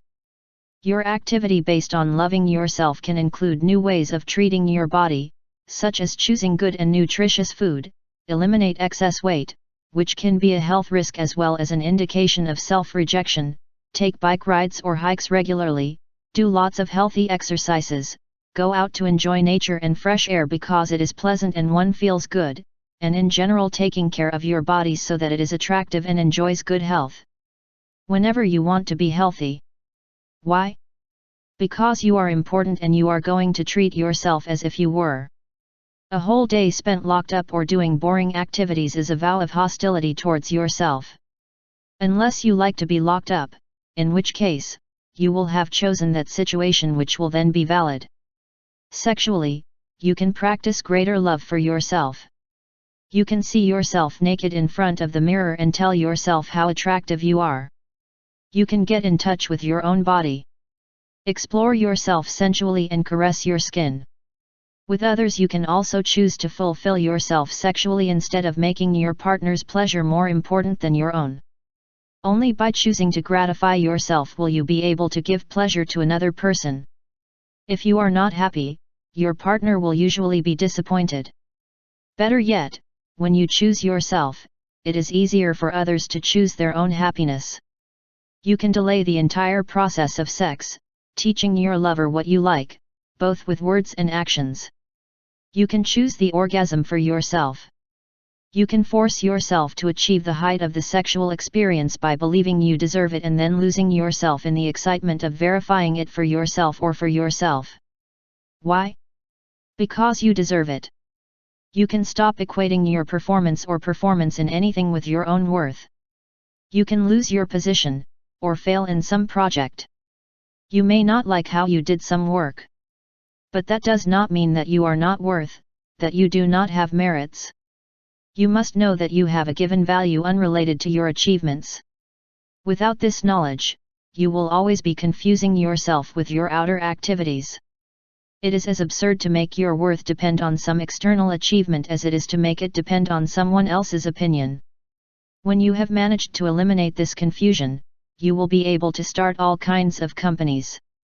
The end result, although it may be of interest to you, will in no way determine your worth as a person. These and many similar actions are typical of people who love themselves. They may often call into question the lessons you have learned in your life. At one point, you were the denial of self-love. As a child you instinctively knew that you were worth a lot. Now return to the questions that were posed in the introduction to this book. Can you accept yourself without protesting? Can you love yourself all the time? Can you give and receive love? These are the issues you can work on, making it your goal to fall in love with the most beautiful, most valuable, most stimulating, and attractive person who ever lived, you. 3. You don't need the approval of others. The need for approval from others is equivalent to saying, what you think of me is more important than my opinion of myself. You may waste too many present moments struggling to gain the approval of others or worrying about an upset that has befallen you. If the desire for external approval has become a real need in your life, it means that you have a lot to do for yourself. You can start by trying to understand that seeking external approval is a desire rather than a necessity. We all like to be applauded, complimented and praised. We feel good when they mentally caress us. Who would want to give up all of this? Well, there is no need to do so. Approval is not an evil in itself, actually, flattery is delightfully pleasant. The pursuit of approval becomes a wrong zone only when it becomes a need rather than a desire. If you only want approval, it is simply because you feel happy with the support and acceptance of other people. But if you need it, you can collapse if you don't get it. It is then, when the self-destructive forces begin to work. In the same way, when the search for approval becomes a necessity, you give a piece of yourself to the outside person whose support is imperative for you. If that third party disapproves of you, they immobilize you, even slightly. In that case it is as if you have chosen to put your own worth as an ornament on your sleeve so that people will or will not do as they see fit. You feel good inside only if they decide to give you a dose of praise. The need for someone else's approval is wrong, but you get to the real problem when that need becomes a need for support from all people for every action we take or have accomplished. If you suffer from that kind of need, you put yourself at risk of enduring many miseries and frustrations in life. And what is worse, you will be incorporating an image of a non-existent person that will end in the type of self-rejection that we talked about in the previous chapter. Get rid of the need for approval. No question marks here. You have to eradicate it completely from your life if you want to achieve your personal fulfillment. That need is a psychological impasse that does not bring you any benefit. It is impossible to live in this world without provoking people's disapproval, sometimes seriously. This is humanity, so are the taxes that are paid for being alive, something that simply cannot be avoided. I once treated a mature man who was a perfect fit for the need for approval type of mindset. Ozzy, as he was called, had a set of ideas and beliefs regarding such controversial topics as abortion, birth control, the war in the Middle East, Watergate, politics, and everything else. Every time he encountered resistance or rejection of his ideas, he broke down. He spent much of his energy trying to get other people's support for everything he said and did. He related to me an incident in which, when he declared to his father-in-law that he firmly believed in euthanasia, he noticed that he was frowning. Immediately, acting almost reflexively, Ozzy changed his posture. What I meant to say is that if a person is fully conscious and in possession of all his faculties and asks to be killed, then euthanasia is fine. He realized then that his father-in-law agreed with him and breathed easier. Before his boss he also declared his approval of euthanasia, but this time the disapproval was vociferous. "How can you say such a thing? Don't you realize that you are playing God?" Ozzy could not tolerate such a rejection and quickly changed his position. "What I meant to say is that, only in extreme cases, when the patient has been declared legally dead, then it is okay to unplug it." Finally his boss agreed with him and Ozzy was able to get off the pillory again. He declared his position on euthanasia again before his brother and received his approval immediately. How easy that was for Ozzy, he didn't even have to change his position to get his brother to support and approve him. Ozzy himself was the one who gave us all these examples by recounting how he normally interacted with others. Ozzy roamed their social circles without having opinions of his own, for his need for compliment was so strong that he was constantly changing positions in order to grace others. Ozzy does not exist, there are only the reactions of others that not only determine what Ozzy feels, but also what he thinks and says. Ozzy is what others want him to be. When seeking support is a necessity, the chances of finding the truth are almost completely gone. If you have to be praised and you give off those kinds of signals, then it means that no one can deal with you frankly. And you can't confidently state what you think and feel at any present moment in your life. You sacrifice your true personality, yourself, for the opinions and predilections of others.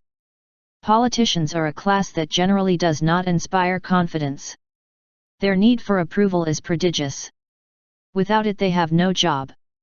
Consequently, they often seem to speak in two directions simultaneously, saying on the one hand things that will please Group A, and on the other, what will be approved by Group B. There can be no truth when the speaker is accommodating and moves around to the subjects, maneuvering so as to please everyone. This type of behavior is easy to recognize in a politician, but difficult when it comes to ourselves. Perhaps you have let the subject cool down to placate someone, or have found yourself agreeing with someone whose disapproval you fear.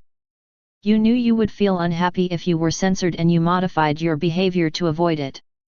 It is difficult to face rejection or censure and easier to adopt behavior that will inspire approval. But when you opt for this easier behavior, what you are doing is giving more importance to the opinion of other people than to your own assessment. It is a dangerous trap, and a difficult trap to avoid in our society. To avoid the approval-seeking trap, a trap that grants control of your person to the opinion of others, it is important to examine the factors that drive the need for approval-seeking.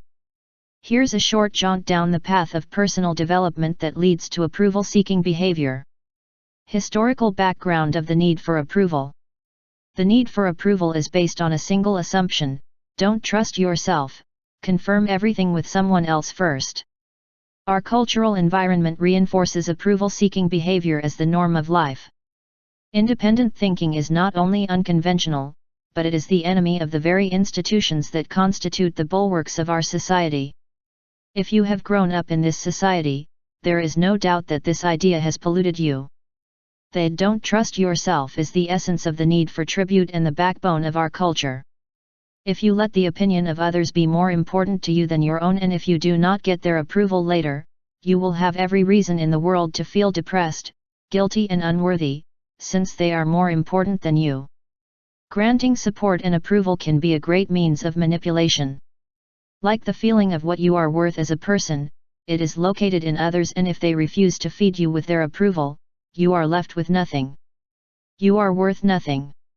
And from then on, the greater your need for praise, the more you can be manipulated by others. Any step taken in the direction of independence and the search for self-approval is a step that takes us away from the control of others. As a result, these very healthy attitudes are described as selfish, inconsiderate, indifferent, and so on, within the external effort to keep us in a situation of dependency. To understand this vicious cycle of manipulation, think about the profusion of approval-seeking cultural messages that began to address us from childhood and continue to bombard us today. First, family approval-seeking messages. It is important to emphasize the fact that young children really need the approval and acceptance of important adults, parents, in their formative years. But the approval system should not be absolute. Nor should the child need the authorization of his parents for everything he does, thinks, or says. Self-confidence can be taught from the cradle, and in reading this section, the search for approval should not be confused with the search for love or the need for love. To foster adult independence from the need for approval, it is important and helpful to be very supportive of the child from the beginning. However, if a child, during his development, feels that he cannot think or act without first requiring the permission of his parents, this means that the neurotic seeds of mistrust of himself have been planted very early. Here I mention approval seeking as a self-frustrating need in the sense that a child may be conditioned to need mommy or daddy's authorization or control rather than the normal, healthy attitude of wanting love and acceptance from loving parents.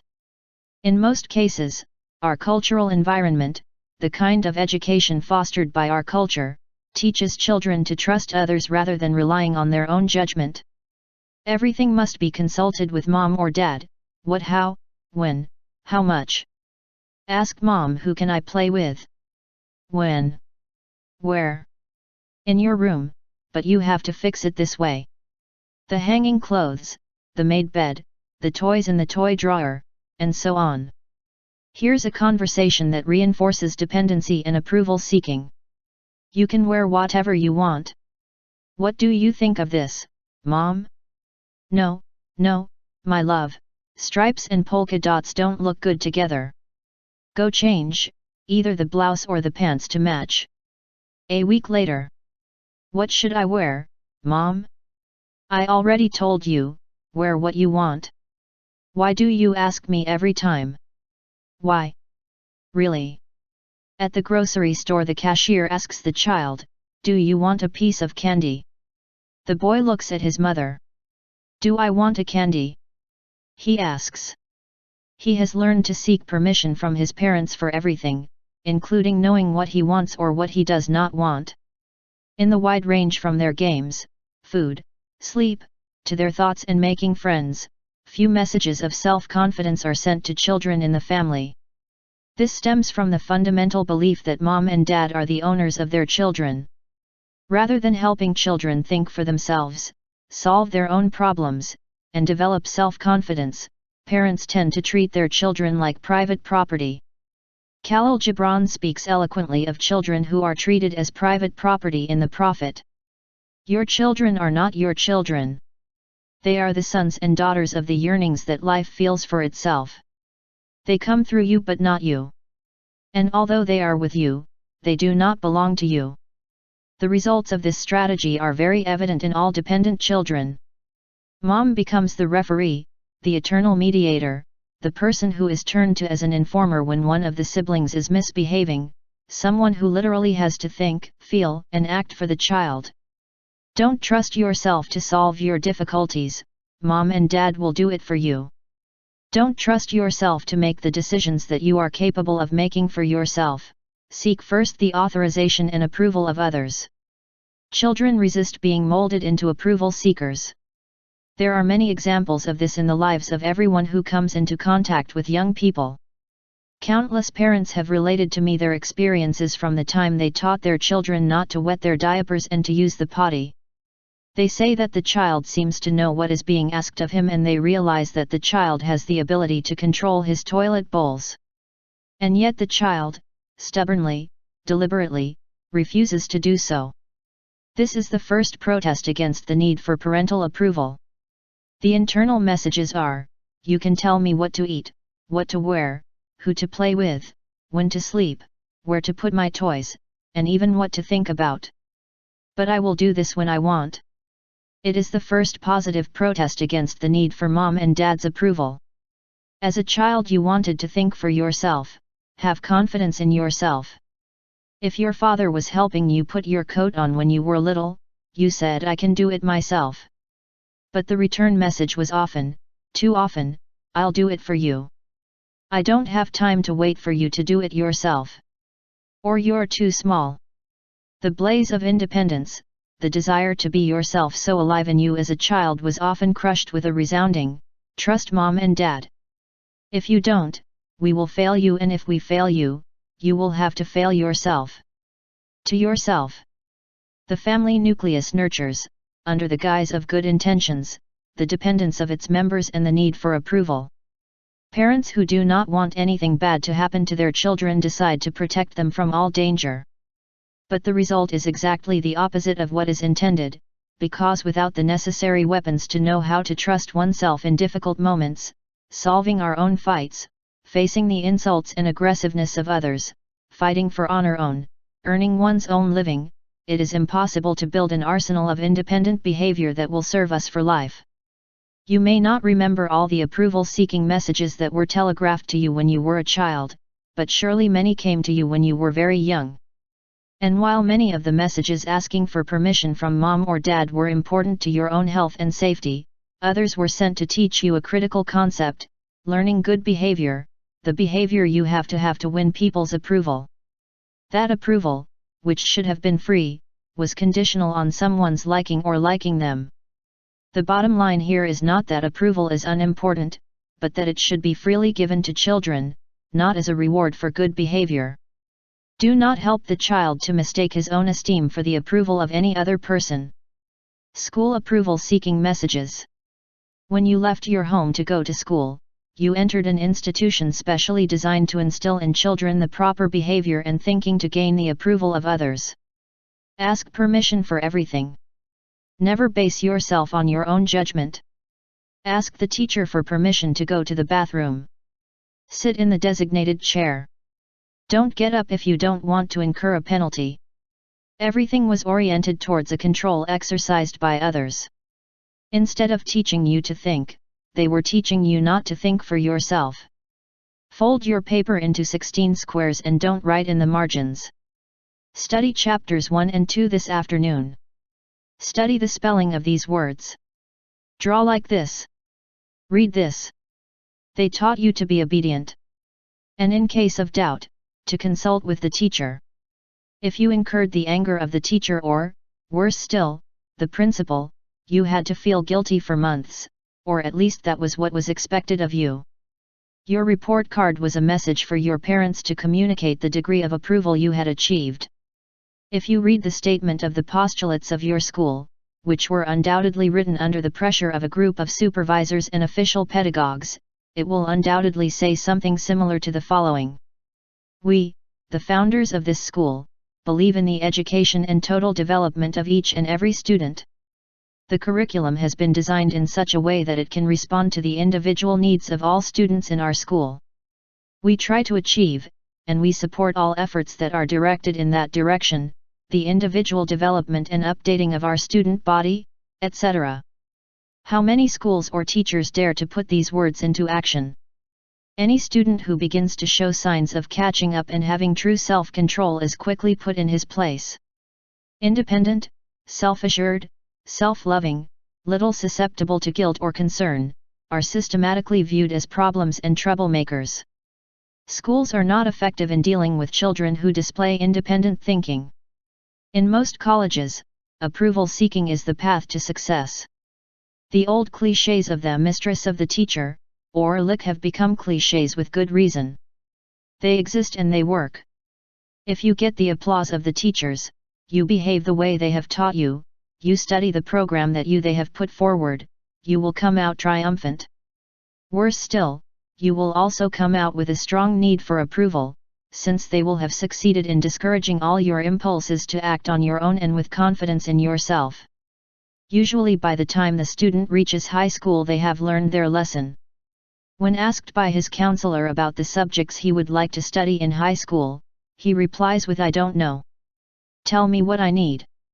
In high school you will have a hard time deciding which studies you will want to do, and you will feel much more comfortable when decisions are made by a third party. In the classroom, you will learn not to doubt what you are taught. You will learn to write a thesis correctly and to interpret Hamlet. You will learn to write dissertations based not on his own judgment and opinions but on quotes and references that will support everything he says. And if you don't learn these things, you will be punished with poor grades, and with the teacher's disapproval. And by the time you graduate, you will find that it is difficult for you to make any decisions yourself as you have been taught for 12 years how to think and what to think. He has been fed a solid diet of check-in with the teacher, and now on graduation day he realizes that he is unable to think for himself. So he sighs for the approval of others and learns that the achievement of this approval is equivalent to success and happiness. The same indoctrination scheme is repeated at the university. Write 2 dissertations monthly, use the appropriate format, use a distance of 16 and 84 for the margins, do not forget that they must be typed, do not forget about the introduction, the body, and the conclusion, study these chapters.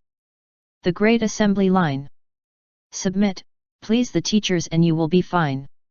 When the student finally enrolls in a seminar in which the teacher says, "This semester you can study whatever you want within the field of your interests. I will help you choose what suits you within the subject of your interest, but it is about of your education and you can do with it what you like. I will help you as much as I can." Panic spreads. But how many lectures will we have to do? When do we have to deliver them? Do you want us to type them? What books will we have to read? How many exams will you have to pass? What kind of questions? How many pages long do the dissertations have to be? Where do we put the margins? Will I have to come to class every day? These are typical questions of those who seek the approval of others and cannot be surprising when we consider the educational methods we have just examined. The student has been trained to do everything for someone else, to please the teacher, to live up to the standards and expectations of other people. Your questions are the result of a system that demands approval seeking in order to survive in it. The student is afraid to think for himself. It is much easier and safer to do what someone else expects of us. Institutional approval seeking messages. We also get approval seeking symptoms from other sources. The Church has certainly had a great influence in this field. You have to please Jehovah or Jesus or someone outside of you. Church leaders have misrepresented the teachings of the great religious teachers by trying to teach conformity and submission and using the fear of punishment and the desire for reward as weapons. Thus, man has a moral conduct not because he believes that it is appropriate, but because God wants him to behave that way. If you have any doubts, consult the commandments instead of consulting yourself or what you believe. Be good because someone told you and because someone will punish you if you don't, not because you know that is the appropriate behavior for you. Organized religion appeals to your approval-seeking needs. The result may be the same behavior that you would have chosen, but you will not have freely chosen it. The most authentic religious experience would be to be able to rely on yourself for guidance and not need the approval of an outside force. It would be the religion of the true being, in which the individual determines his own behavior based on his own conscience and the laws of his environment that work for him, instead of allowing someone to dictate his behavior and decide how he should behave. A careful study of Jesus Christ will show us that he was an extremely accomplished being, an individual who preached self-confidence and was not afraid to provoke censure from others. However, many of his followers have adulterated the meaning of his teachings, making them a catechism of fear and self-hatred. There is a full description of the characteristics of the realized individual in Chapter 12. The state is another good example of an institution that uses approval seeking as a motivator for compliance. Do not trust yourself. You do not have the knowledge or skills to function alone. We will take care of you. We will collect your taxes, deducting them from your salaries so that you do not spend the money on other things before receiving your tax bill. We will force you to take Social Security because you would be unable to decide for yourself, or to save yourself. You don't have to think for yourself, we will regulate your life. And so we see many governments that go beyond their responsibility to provide for the essential needs of citizens and to govern society. There are more hard-coded rules than people to break them. If someone decided to update all the regulations that exist, we would find that we violate the law hundreds of times a day. Someone has decided when you can go shopping, and that you should not drink alcohol at certain times or on certain days. There are rules against everything, including what you have to wear at certain times and in certain places, how you can enjoy sex, what you can say and where you can walk. Fortunately, most of these rules are inoperative. In any case, the people who make rules are people who insist on the belief that they know more than the individual himself about what is in the latter's interest. Every day we are bombarded with messages from our cultural environment that encourage us to seek approval. The songs we hear every day are filled with lyrical messages that urge us to seek the approval of others, especially the popular bestsellers of the last 3 decades. Those sweet, harmless lyrics can be more damaging than you might think. Here's a short list of headlines that send out messages declaring that something or someone is more important than yourself. Without the approval of that special someone, the I collapses. I can't live, if living means being without you. You make me so happy. You make me feel like a woman. You are nobody until someone loves you. All up to you. You make me feel completely new. As long as he needs me. If you go. People who need people. You are the ray of sunshine in my life. No one can make me feel the colors that you bring me. Without you I'm nobody. You could try doing an exercise the next time you hear a song that sends messages seeking approval. Pay attention to the lyrics that reflect the way you have been taught to feel, that is, you will get nowhere if someone criticizes you or fails you. Rewrite the song to fit a mental pattern of self-control rather than approval seeking. For example, I feel like a woman by myself, that has nothing to do with you. I chose to love you. I must have wanted to do it then, but now I've changed my mind. The people who need other people are the most unfortunate people in the world. But people who want love and enjoy people are the ones who manage to be happy. I make myself very happy for the things I say to myself about you. I am the ray of sunshine in my own life, and having you, I make it shine even more. I can stop loving you, but I don't want to. Although it is certain that songs like this would not be sold, with this method you can at least begin to change the direction of the unconscious messages that you hear and that reflect what the people of our cultural environment have learned. You have to translate without you I am nobody to without myself I am nobody, but having you makes this present moment very pleasant. Television commercials appeal in a special way to approval-seeking thinking. Many of these ads reflect the efforts of manufacturers to manipulate your will to get you to buy their products, reinforcing the notion that what other people believe is more important than what you think. Analyze the following dialogue when you receive friends at your house to play bridge. First friend, sniffing. Did you eat fried fish last night, dear? He says disapprovingly. Second friend, from what I see, George still smokes the same cigars, in a very similar tone that reflects disapproval. You are offended, puzzled, indeed, destroyed, because others censor the smells of your own home. Psychological message: what others think of you is much more important than what you think of yourself, so if you don't please your friends, you deserve to feel bad. Please analyze the following 2 announcements and their messages. 1. A waitress notices that the collar of a customer's shirt is not very clean when she helps him put on his napkin. The wife is embarrassed when she realizes that the waitress, who is a stranger, disapproves of her behavior. 2. A woman shudders with fear when she thinks about what her friends will think of her if they find that her pantyhose is too big for her. I couldn't bear to be thought ill of. I need your approval, so I'll choose another brand instead of the one I'm wearing. Advertisements for toothpastes, deodorants, mouthwashes, and specialty lacquers are full of psychological messages that convince you that you have to seek people's approval and that the way to get it is by using a certain product. And why do manufacturers use such tactics? Because they give them good results. Because with them they sell their products. They have realized that people have a need to be accepted, and they take advantage of this need by creating small advertisements that send the appropriate messages. There you have a culture that values and encourages the need for approval. It's not surprising that you find that you place too much importance on what other people think.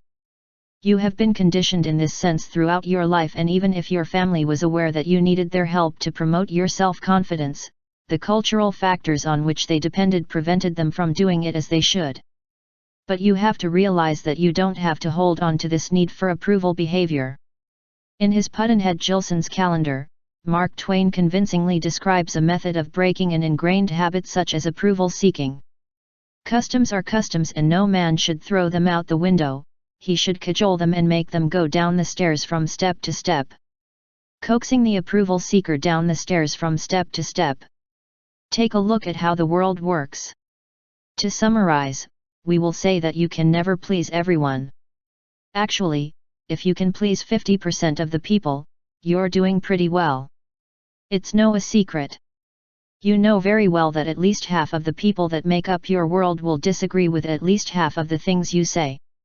And if this is correct, to verify it, you only have to see how in an election where one of the candidates obtains a resounding victory, 40% of the people have voted against the winner, so you will always have a 50% chance of incur some kind of rejection or disapproval every time you express an opinion.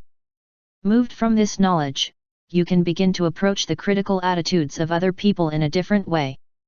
When someone does not agree with something you say, instead of feeling hurt, think that you have met one of the people who are within the 50% who do not agree with you. Knowing that, whatever you say, or think what you think, or whatever you do, there will be someone who disagrees with you, is the best way to get out of the tunnel of despair. When you are aware of the possibility of criticism and wait for it, you will not feel inclined to be offended by it, and simultaneously you will stop considering that the rejection of a thought or feeling of yours implies the rejection of yourself. You can't avoid people's disapproval no matter how much you want to. For every opinion you may have, there will always be someone who has the exact opposite opinion from you. Abraham Lincoln spoke of this in a conversation in which he participated in the White House and about which Francis B. Carpenter tells us, "If I were to read, even answer, all the attacks that are directed at me, this store would have to be closed to deal solely with that business. I do the best I can and it seems best to me, and I plan to continue to do so until the end. If the result is good in the end, what is said against me will not matter. But if in the end the result is bad, and even if 10 angels swore that I was right, there would be no difference, it would still be bad." Some typical examples of approval-seeking behaviors. Like self-rejection, approval-seeking includes a wide variety of self-recapping behaviors. Among the most common and usual activities of approval-seeking behavior are those that I detail in the following list. Change your posture or way of thinking because someone shows disapproval. Soften a comment or statement to avoid unpleasant reactions. Flatter your interlocutor so that he loves you. Feeling depressed or distressed when someone disagrees with you. Feeling insulted or humiliated when someone comments or declares an opinion contrary to yours. Saying that the other person is a snob, or a cocky, which is just another way of saying pay more attention to me. Be excessively nice and flattering even if you disagree with what is said. Do things for another person and feel resentful because you did not dare to say no.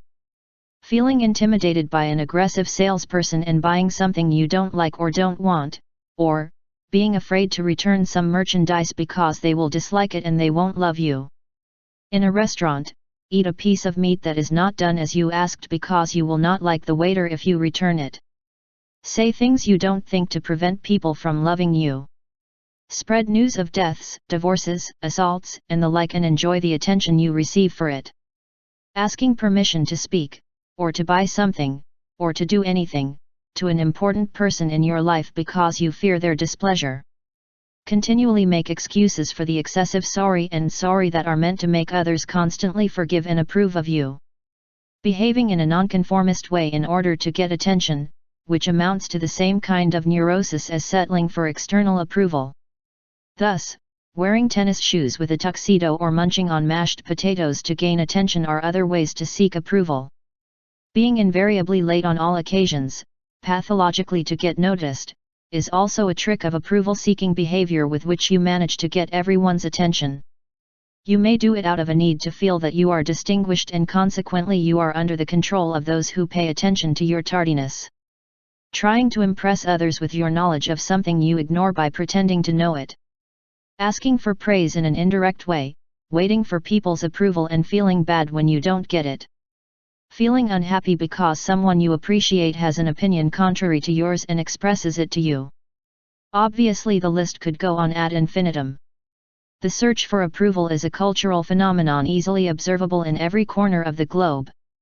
It is only reprehensible when it becomes a necessity, which of course amounts to surrendering and placing the responsibility for how you feel in the hands of others whose approval you seek. The approval-seeking dividends. A look at the motivations for this self-defeating behavior will go a long way in helping us discover certain strategies with which to eliminate the need to seek approval from others. Below I list some of the most common reasons, usually neurotic in nature, for clinging to approval-seeking behavior. Rewards for the need to seek approval include the following. Place responsibility for your feelings on others. If you feel like this, fatal, hurt, depressed, etc., because someone does not approve of you, then he, that person, not you, is responsible for what you feel. If they are responsible for how you feel because they do not approve of you, any change in you becomes impossible, since it is because of others that you feel this way. Then he or they will also be responsible for your not changing. So seeking approval helps you avoid any changes. As long as others are responsible and you cannot change, you will not have to take any risk. As a result, holding on to approval-seeking behavior will conveniently help you avoid any life-threatening activity. Reinforce the poor image of yourself and thereby promote your self-pity and laziness. If you are immune to the need for approval, you will also be immune to self-pity when you don't get it. Reinforce the idea that others have to take care of you, that way, you can go back to childhood and be pampered, protected, and manipulated. Blaming others for what you are feeling, thereby creating a scapegoat effect for everything you do not like in your life. Deceive yourself by telling yourself that you have the sympathy of those that you have made more important than yourself in your life. In this way, you feel comfortable on the outside even though you feed the seeds of discontent on the inside. The more important the others, the more important external appearances have. Enjoy, basking in the fact that other people pay attention to you, which gives you room to boast to friends who, like you, are looking for approval. Fit into the cultural environment that applauds such behavior and win favor with the majority. These kinds of neurotic rewards are strikingly similar to self-hatred rewards. In fact, the issue of avoiding responsibility, change, and risk is at the heart of the self-destructive thinking and behavior described in this book. Without employing the elaborate language of diagnostics, I can say that it is simply easier, more common and familiar, and less risky, to hold on to neurotic behaviors. And obviously seeking approval as a necessity is no exception. A look at the supreme irony of approval-seeking behavior. Let's fantasize for a moment. Realize that you really want everyone's approval and that it is possible to get it. Furthermore, imagine that it is a healthy and worthy goal to achieve. Now, taking this into account, what would be the best, most efficient method to achieve your task? Before answering, think about the person who, in the circle of your relationships, is the one who receives the most approval. How is this guy? How it behaves? What is it about him that attracts all people? Most likely, you are thinking of someone who is direct and frank, independent of the opinion of others, a realized being. You will most likely have little or no time to spend seeking approval. Almost certainly he is a person who says things as they are despite the consequences that this may entail. Perhaps you think tact and diplomacy are less important than honesty.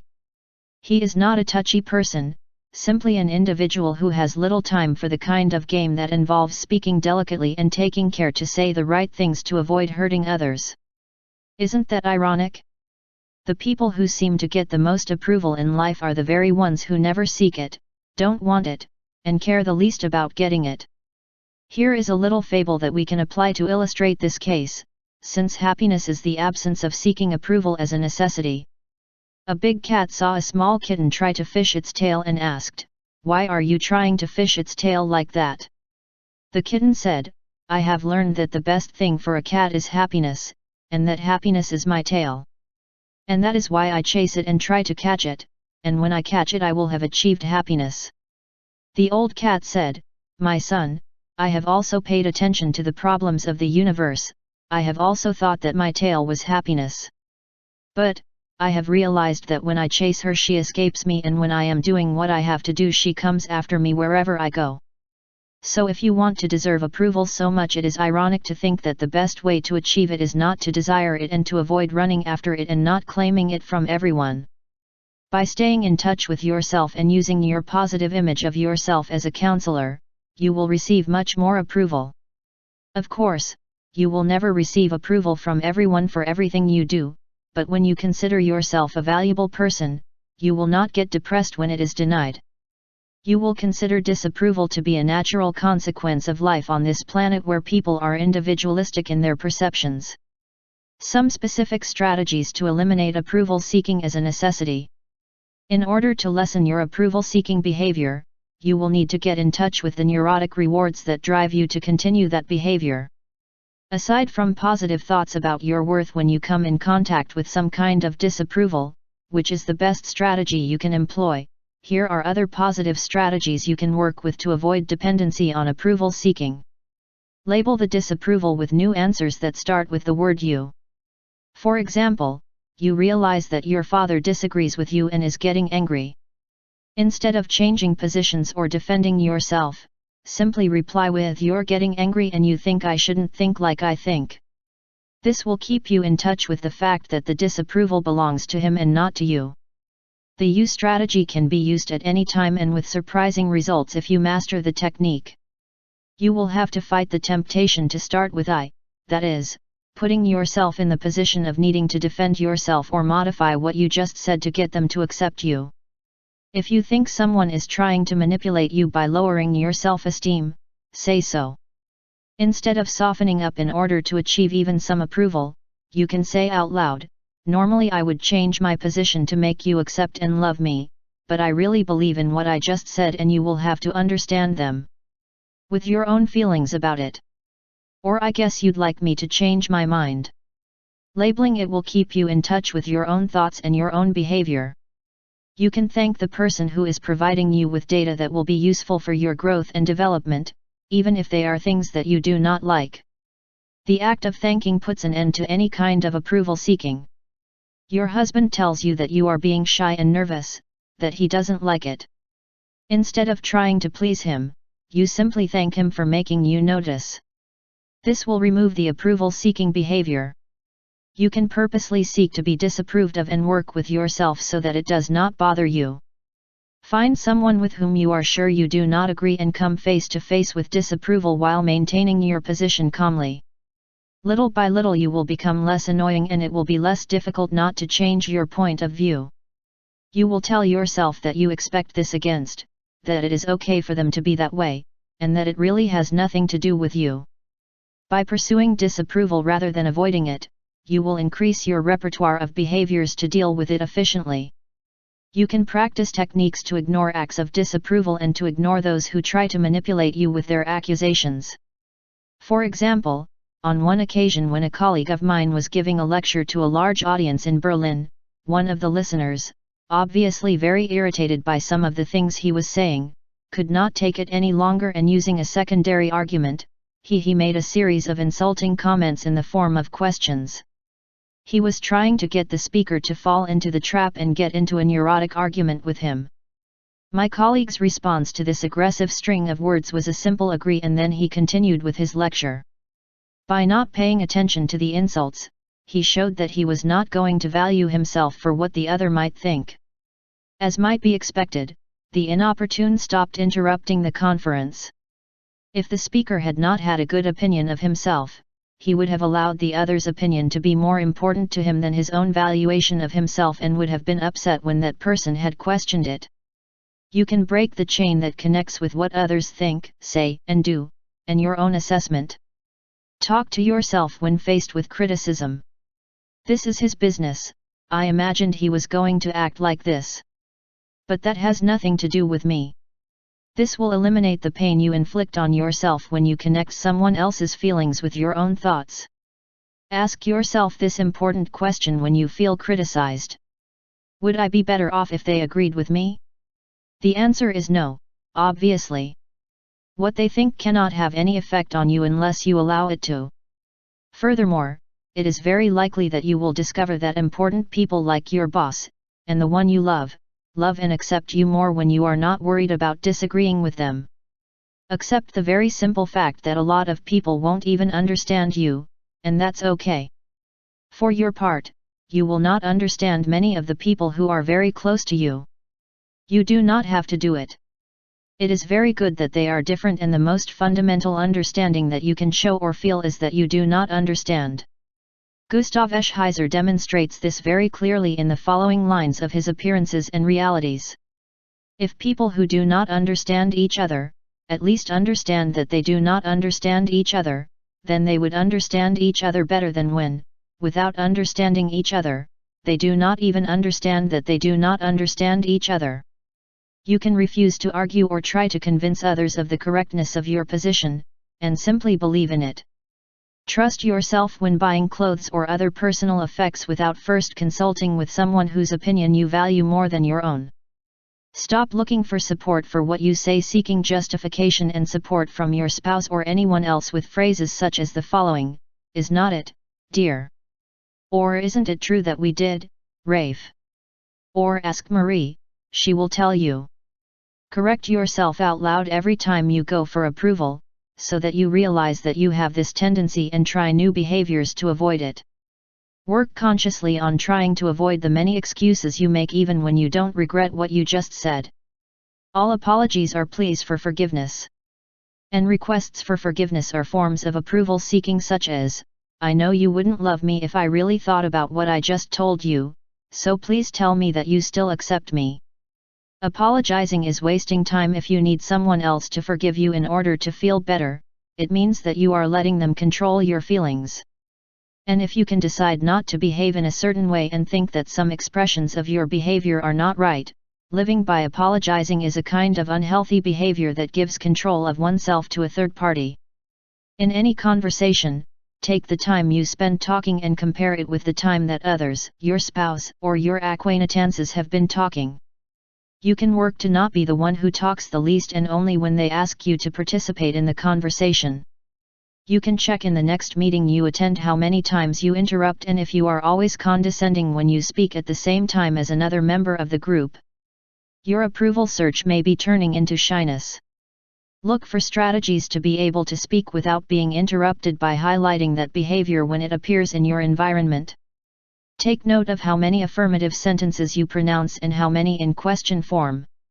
Do you ask questions, ask for permission and approval, instead of giving your opinion head-on? For example, the question "What a good day it is, isn't it?" It puts the other person in a position to solve a problem and you to seek approval. A simple "What a good day" is a statement rather than an inquiry. If you are always asking questions, it means that you are embarking on the search for approval in an area that may seem unimportant, but that reflects a lack of confidence in your own ability to take charge of your things. These are the first steps in eliminating the need for approval seeking in your life. While you are not trying to remove all external approval, you are at least trying to prevent any small things from immobilizing you. The applause is pleasant and the approval is a very satisfying experience. And it's really nice to feel approved. What you're looking for is immunity from pain when you don't get the applause you're looking for. Just as the person who decides to go on a diet to lose weight cannot test his willpower when he is on a full stomach, or the individual who has decided to quit smoking does not measure his tenacity after having put out the last cigarette, so you will not prove yourself to yourself as long as you don't face disapproval. You can claim even turning red as a tomato that you can face slights and that you are not going to demand that everyone appreciate you, but until you are faced with the opposite situations you will not know how you are doing. If you manage to eliminate this annoying wrong area of your life, the rest will seem easy, because you have been conditioned to need the approval of others since you breathed for the first time on this earth.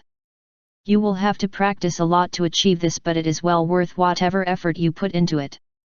Immunity to the despair of facing the disapproval of others is like a ticket that guarantees us a life full of delicious free and personal present moments. The break with the past. Only ghosts wallow in the past, explaining themselves with descriptions based on their lives already past. You are what you choose to be today, not what you chose to be before. Who are you? How do you describe yourself?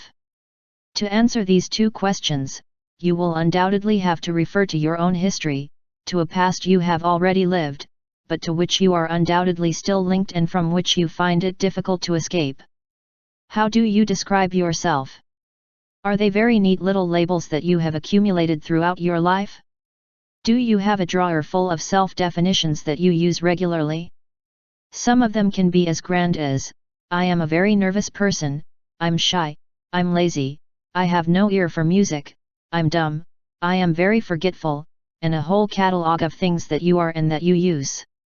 No doubt you also have a series of positive I am, such as, I am very affectionate, I'm kind, and I play bridge well.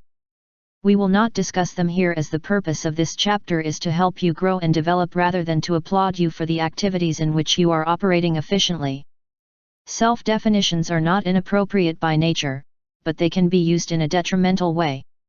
The very act of labeling can be an impediment to the development of personality. It's easy to use etiquette as an excuse to stay the same. Søren Kierkegaard wrote, "If you rate me, or tag me, you deny me." When the individual has to live up to the label that classifies him, the being ceases to exist. And it is the same with self-classifications. It is very likely that by identifying with your classification labels you are denying yourself, instead of taking advantage of your own growth potential. All self-classifications come from the individual's historical past. But the past, as Carl Sandburg said in Prairie, is a bucket full of ashes. Try to find out to what extent you are chained to your past. All self-destructive I am come from these four neurotic phrases. 1. That's how I am. 2. I've always been like this. 3. I can't help it. 4. It is my character. There they are, all in a small package. The obstacles that prevent you from growing, changing and making your life, from this moment on, which is the only life you have, new, stimulating and full of full and happy present moments.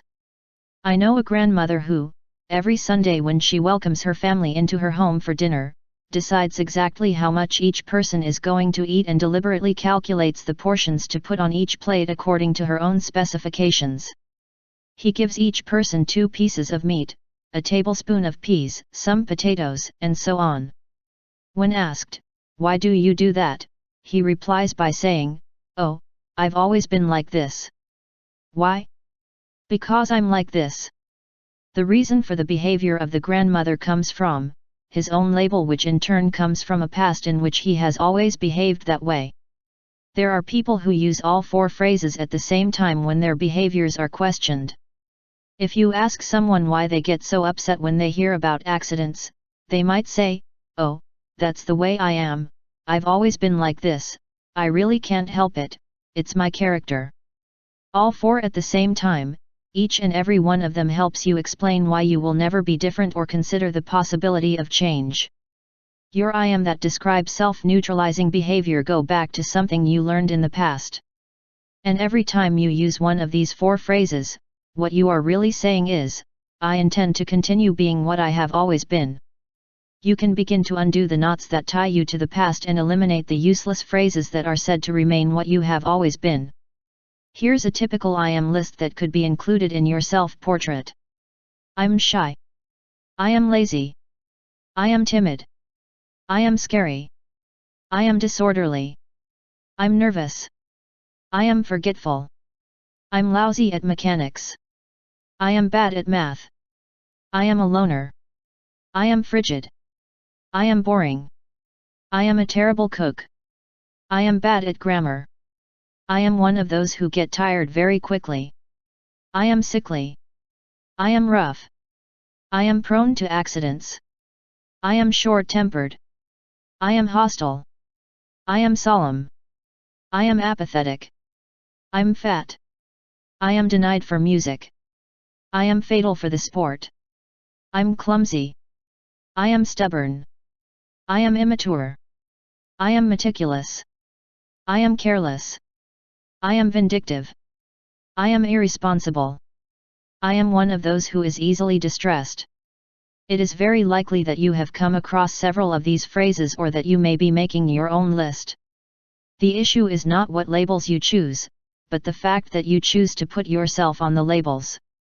If you are genuinely satisfied with any of the I am, let it be, but if you recognize that some of these I am or others that you have been able to remember are getting in the way, hindering your life, it means that the time has come to make some changes. Let's start by understanding the origin of the I am. People want to label you, they want to pigeonhole you into certain kinds of categories that are comfortable for them. This is easier. D.H. Lawrence shows us how foolish this process of classification is in his poem To What Is He? What is he? A man, of course.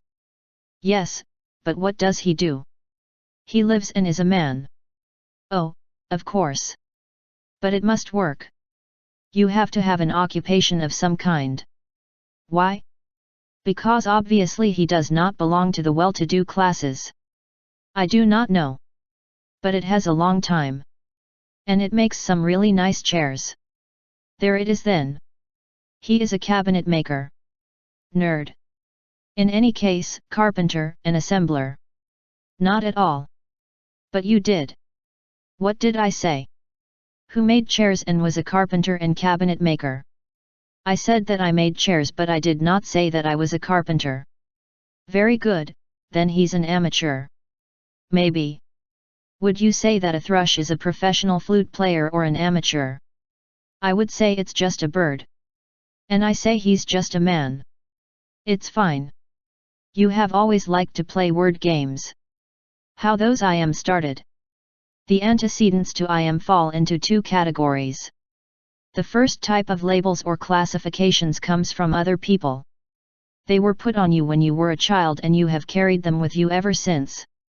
The other labels are the result of a choice on your part to avoid having to do awkward or difficult things. The first category is the most common. Little Hope is in 2nd grade. She goes to painting classes every day, happy to play with colors and paint. Her teacher tells her that she does not have much facility for painting, and she begins to skip classes because she does not like to be censored. And in no time she has an I am principal, I am pretty bad at painting. And if he continues to act negatively about it, avoiding opportunities to paint, he will reinforce this concept, and later, when he is older and is asked why he does not draw, he will say, "Oh, I am not good for that, I have always been like that." Most of the I am are residues of phrases like, he is quite clumsy, his brother is good at gymnastics, he is the studious of the family. Or you're just like me, I was terrible at grammar too. Or Billy was always the shy one in the group. Or she is the same as her father, if she hits a note she is like the donkey that plays the flute by chance. These are the innate rights of a lifetime of I am that are never discussed. Which are simply accepted as a natural condition of life. Talk one day with the people you think are responsible for many of the I am in your life, your parents, old family friends, former teachers, grandparents, etc. Ask them why they think you became who you are and if you have always been that way. Tell them that you are determined to change and see if they think you are capable. Without a doubt you will be surprised by their interpretations and the fact that they think that you cannot be otherwise since you have always been like this. The second category of I am had its origin in those labels so appropriate that you learn to position yourself to stop doing the things you do not like. I have treated a patient who is 46 years old and has a great desire to go to university, as he lost the opportunity to do so in his youth because of the Second World War. But Horace is frightened by the prospect of running into competition with young people fresh out of high school. The fear of failure and the doubts he has regarding his intellectual capacity scare him away. She often studies catalogs from different universities, and with the help she has received in her treatment she has passed the entrance exams and arranged an interview with one of the members of the admission committee of a local university. But he still uses his I am to avoid actively joining studies. He justifies his attitude by saying, "I'm too old, I'm not smart enough, I'm not really interested. I am too old, I am unintelligent, I am one of those who are not really interested in such things." Horace uses his I am to stop doing something he really wants to do. One of my colleagues uses them to free himself from tasks that are not fun for him. He avoids having to fix the doorbell, or the radio, or do any of those awkward household chores, simply reminding his wife that, "But darling, if you already know, I'm not good at these things." This type of I am falls within the accommodating behaviors, but they are nonetheless misleading excuses. Rather than saying, "I find this type of activity boring and uninteresting, and I choose not to work on it in my present moments," which is perfectly logical and healthy, it is much easier to pull off an "I am" from the pocket. In these cases, people are saying something about themselves. He is declaring that "I am a finished product in this sector and I will never be different." If you are a finished product, tied and pigeonholed, it means that you have stopped growing, and if on the one hand you want to cling to some I am, you may discover that many others limit you and that they are self-destructive. Below I have written down a list of labels that are relics of the past. If you recognize any of them as yours, you may want to change them. Staying exactly the way you are in any area of your life is equivalent to making one of those decisions that resemble that death we talked about in Chapter 1. Don't forget that it's not about the things you just don't like, but rather to take a look at behavior that keeps you away from activities that could bring you a lot of pleasure and fascination. 10 typical I am categories and their neurotic dividends. 1. I am bad at math, grammar, literature, languages, and so on. This I am guarantees that you will not strain to change. The academic I am serves to prevent you from ever having to do the heavy lifting it takes to master a subject that you have always found difficult and boring. As long as you keep the label of your disability to yourself, you have a tailor-made apology to avoid the effort. 2. I am lousy at the type of activities that require some manual skill such as cooking, sports, knitting, drawing, theater and so on.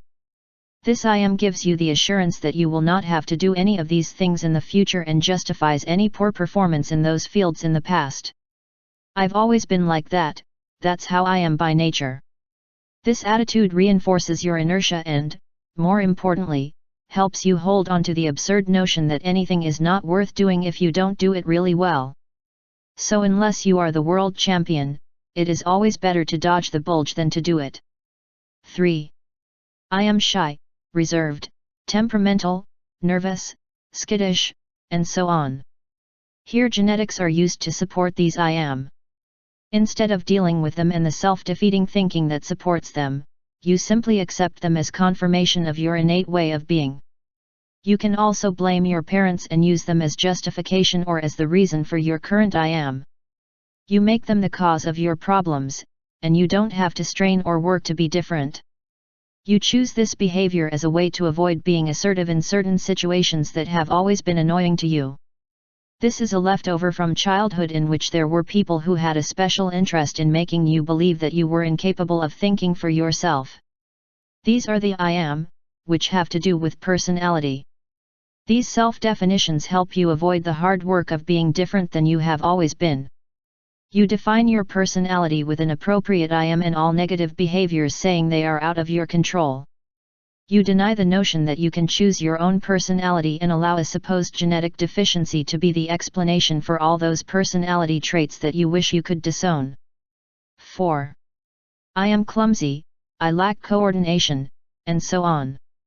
These I am that you learned as a child allow you to avoid the ridicule that you could suffer in case of dealing with certain physical abilities that other people have.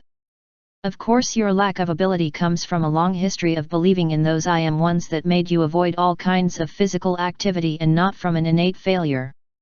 You can only be competent in what you practice, not in what you avoid doing. Keep your I am and then stay in the surroundings of things looking at them and sighing for them, but pretending that this type of thing really does not like you. 5. I am unattractive, ugly, bony, too tall, and so on. These physiological I am help you avoid taking risks with the opposite sex and to justify the poor image you have of yourself and the lack of love that you have chosen for your life. As long as you continue to describe yourself in this way, you will have the perfect, tailor-made excuse not to go online for a romantic relationship. And you won't have to work to look good and be attractive either. You use your mirror as a justification for not taking the test. There's just one problem: we see exactly what we choose to see, even in mirrors. 6. I am disorganized, meticulous, messy, and so on. These I am related behaviors are very helpful in manipulating others and in explaining why things have to be done in a certain way. I've always done it like this. As if tradition were a reason to do anything. And I will always do so is the unspoken message. Trusting the way you have always done it, you don't have to keep the notion full of risks and dangers that you could do it in a different way, and at the same time make sure that everyone around you does it your way too. These are the I am who turn to politics as a substitute for thought. 7. I am forgetful, careless, irresponsible, apathetic, and so on. These I am ones are particularly helpful when you want to justify some ineffective behavior. These I am stop you from working to improve your memory, or your carelessness, and you simply apologize with a comfortable and simple "this is me." As long as you can bring out this I am when you behave in any of the ways described above, you will never have to work to attempt change. Just keep forgetting and reminding yourself that you can't help it, and you will always be forgetful. 8. I am Italian, German, Jewish, Irish, Black, Chinese, and so on.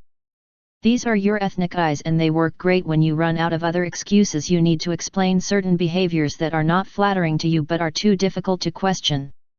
Whenever you behave in a stereotypical way related to your subculture, you simply use your ethnic I am as a justification. I once asked a hotel maitre d' why he was so excitable and would react with such terrible outbursts at the slightest problem.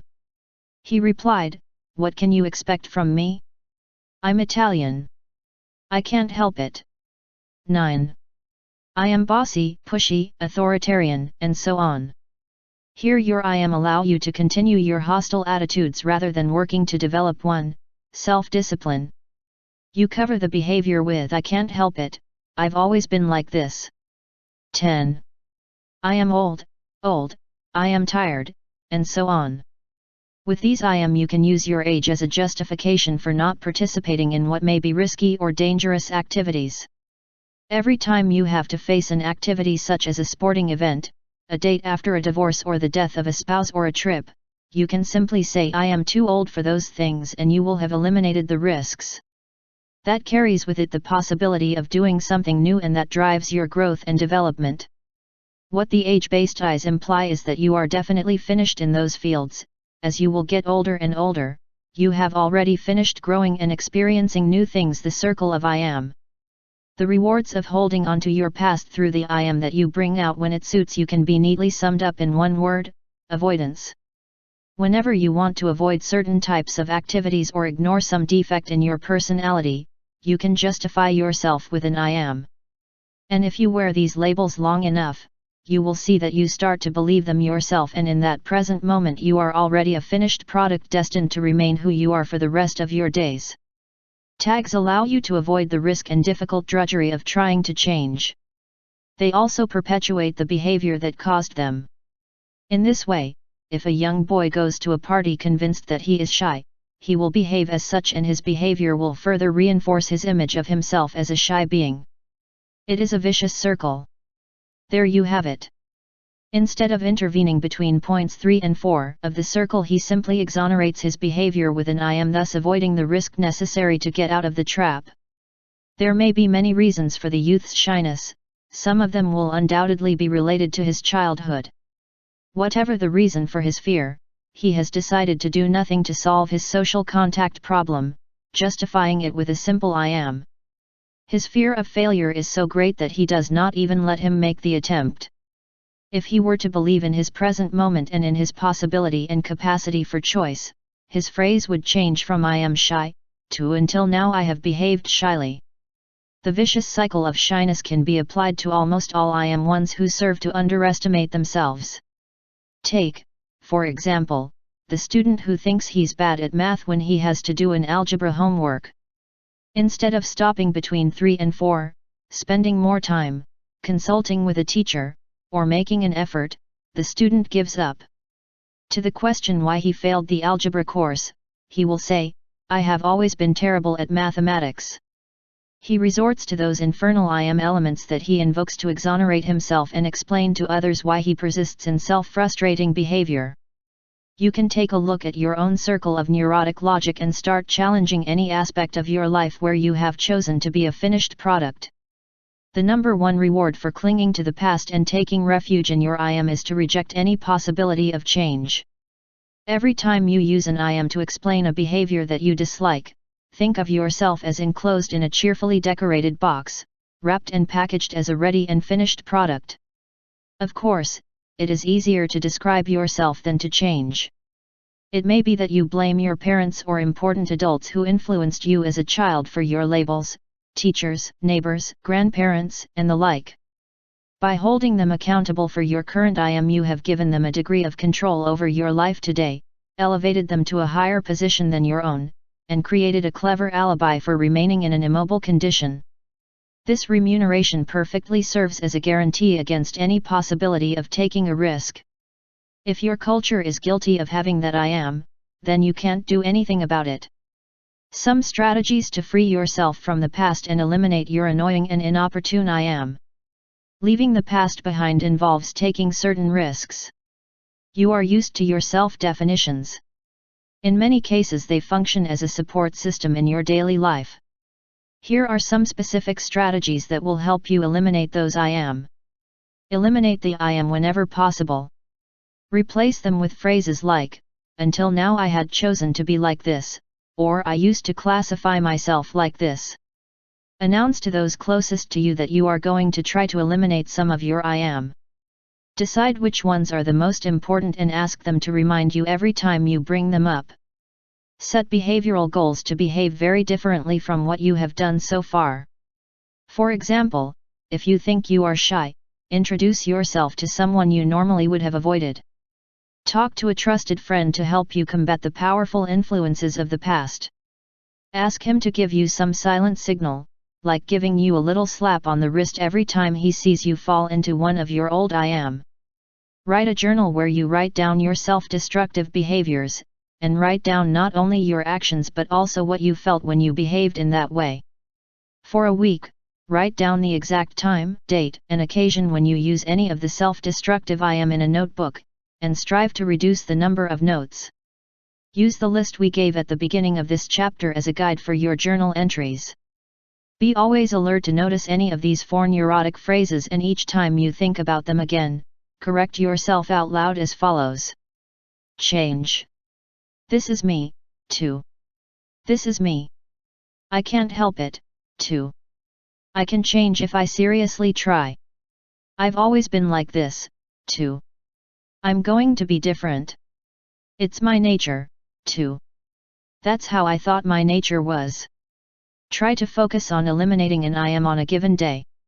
If you've used I am forgetful to describe yourself, dedicate Monday to becoming aware of that tendency and try to alter 1 or 2 forgetful behaviors. Likewise, if you don't like your I am stubborn, give yourself a specific day to be tolerant with opinions contrary to yours. The point is to get rid of the I am ones by concentrating on one of them every day. You can interrupt your own circle of I am between points 3 and 4 and decide to get rid of those old excuses that you used to escape. Find something you've never done and dedicate an afternoon to that activity. After you've immersed yourself for 3 hours in an entirely new activity, an activity you've always avoided, see if you can still use the same I am that you used that morning. All of your I am are learned avoidance formulas, and you can learn to do almost anything if you choose to do so. Some thoughts to finish. There is no such thing as human nature. The phrase is designed to pigeonhole people and make excuses. You are the product of the sum total of your choices, and each one of the I am that you care so much, could be renamed or relabeled, I have chosen to be. Return to the question that opens this chapter. Who are you? And how do you describe yourself? Think of some delicious labels that are completely new and not at all related to the things that others have chosen for you, or that you have chosen for yourself so far. Those boring old labels may be keeping you from having as full a life as you'd like. Remember what Merlin said about education. The best thing for sadness, Merlin answered, beginning to puff and snort, is to learn something. It is the only thing that never fails. You can get old and feel all your trembling anatomy, you can stay for hours at night listening to the disorder of your veins, you can miss your only love, you can see the world around you devastated by wicked madmen, or know that your honor is trampled by the sewers of lower intelligences. Then there is only one thing possible: learn. Learn why it moves the world and what makes it move. It is the one thing that intelligence cannot deplete, or alienate, that will never torture you, that will never inspire fear or mistrust, and that you will never dream of regret, that you will never regret. Learn is what suits you. Look at the amount of things you can learn, pure science, the only purity that exists. Then you can learn astronomy in the space of 1 life, natural history in 3, literature in 6. And then after you've spent 1,000,000 lives in biology and medicine and theology and geography and history and economics, well, then you can start making a wagon wheel out of the appropriate wood, or spend 50 years learning how to start beating your opponent in fencing. And after that, you can start over with math until it's time to learn how to plow the land. Any I am that prevents you from growing is a demon to be exorcised. And if you must have an I am, try this to see how it goes. I am an I am exorcist, and I like to be. Terence White, The Once and Future King, Putnam's Sons, New York. 4. The useless emotions, guilt and worry. If you believe that feeling bad or worrying enough will change a past or future event, it means that you reside on another planet with a different reality system. Throughout life, the 2 most useless emotions are guilt for what has been done and worry about what could be done. They are the great wastes, worry and guilt and worry. By examining these 2 wrong areas, you will realize how connected they are. They can actually be seen as the opposite ends of the same area. Present. Guilt, past, future, worry. There you have it. Guilt means that you waste your present moments by being immobilized because of past behavior, while worry is the mechanism that keeps you immobilized now for something that is in the future and that is often something about which you have no control. Control. You can see this clearly if you try to think of yourself as feeling guilty about something that hasn't happened yet. Although one response is directed to the future and the other to the past, both serve the same futile purpose of keeping you restless or immobile in your present moment. Robert Jones Burdett wrote in his work Golden Day, "It is not today's experience that drives men crazy. It is remorse for something that happened yesterday, and fear of what tomorrow may bring." It is easy to see examples of guilt and worry everywhere, in practically everyone we come across.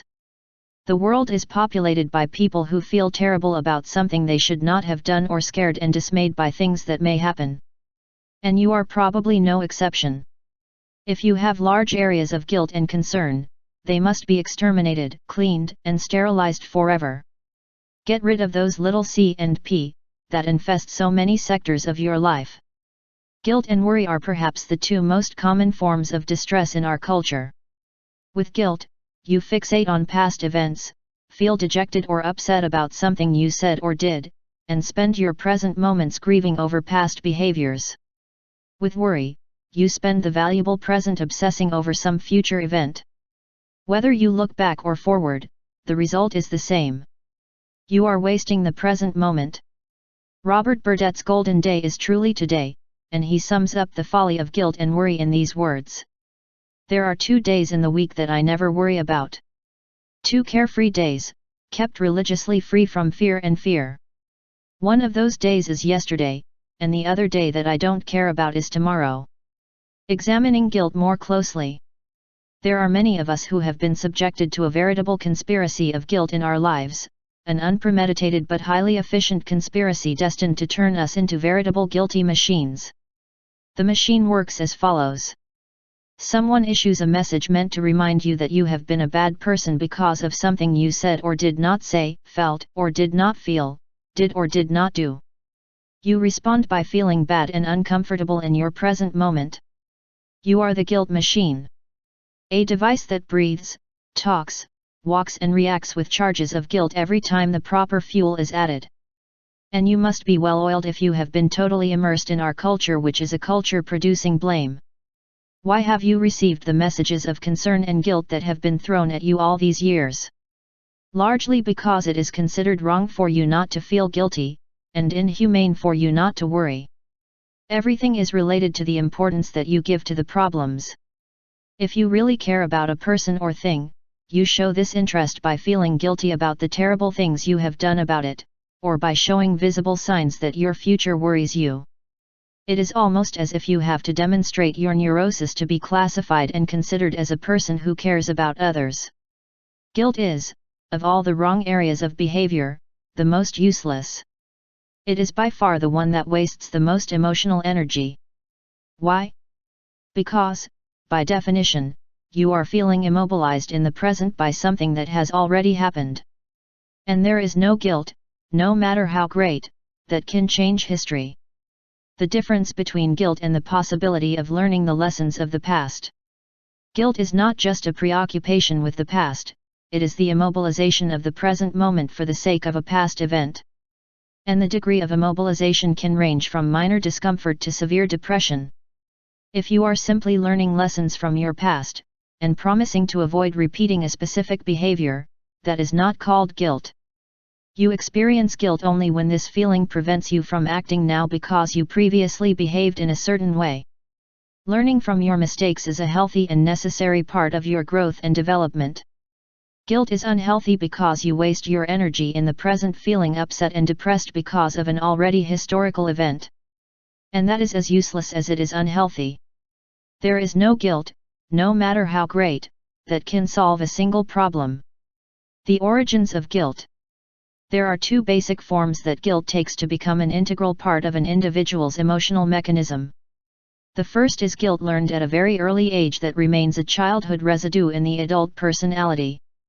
The second is guilt that has been self-imposed by an adult after breaking a code to which he subscribes. L. Residual guilt. This guilt is the emotional reaction that people carry with them from their childhood memories. These guilt producers are numerous, and if they work for children, older people continue to carry them into adulthood. Some of these residues involve reprimands such as the following. Dad isn't going to love you if you do that again. You should be ashamed of what you have done, as if that would help you. Well, all right, after all, I'm just your mother. To the adult, the underlying implications in these types of phrases can remain in force when they dislike their boss or other people who serve as paternal and maternal images. The persistent attempt to win the support of these figures is present, and consequently, the same happens with guilt when efforts fail. Residual guilt also surfaces in sex and in marriage. It's easy to see it in the multiple regrets and excuses for past behaviors. These guilt reactions occur because in childhood the child learns to be manipulated by adults, and these same reactions can continue to function in the man who has ceased to be a child to become an adult. 2. Self-imposed guilt. This second category of guilty reaction covers a much more annoying area. Here the individual feels immobilized by things that he has done recently but that do not necessarily have to be connected with something that happened in his childhood. It is self-imposed guilt when an adult norm or an adult moral code is violated. The individual may feel bad for a long time, although the pain can do nothing to change what has happened. Among the most typical self-imposed guilt is that of having quarreled with someone and then hating oneself for having done it, or feeling emotionally null due to something that has been done, such as leaving a business without paying, not attending church, or having said the wrong thing. In this way, you can see guilt as a reaction to residual rules that were imposed on you and for which you are still trying to please some absent authority figure, or as a result of your efforts to live up to self-imposed rules that they don't really convince you, but you feel like you have to compromise with them. In both cases, it is stupid behavior and, more importantly, useless. You can go on regretting until the end of your days, thinking about how bad you have been, and how guilty you feel, and not the smallest bit of guilt will be able to do anything to rectify that behavior. Your guilt is an attempt to change history, to wish that things were not as they are. But the story is like that and you can't do anything about it. What you can do is start changing your attitude about the things that cause you guilt. In our culture there are many veins of puritanical thought that send us messages of this caliber: if you have fun, you should feel guilty about it. Many of your own self-imposed guilt reactions could find their origin in this type of thinking.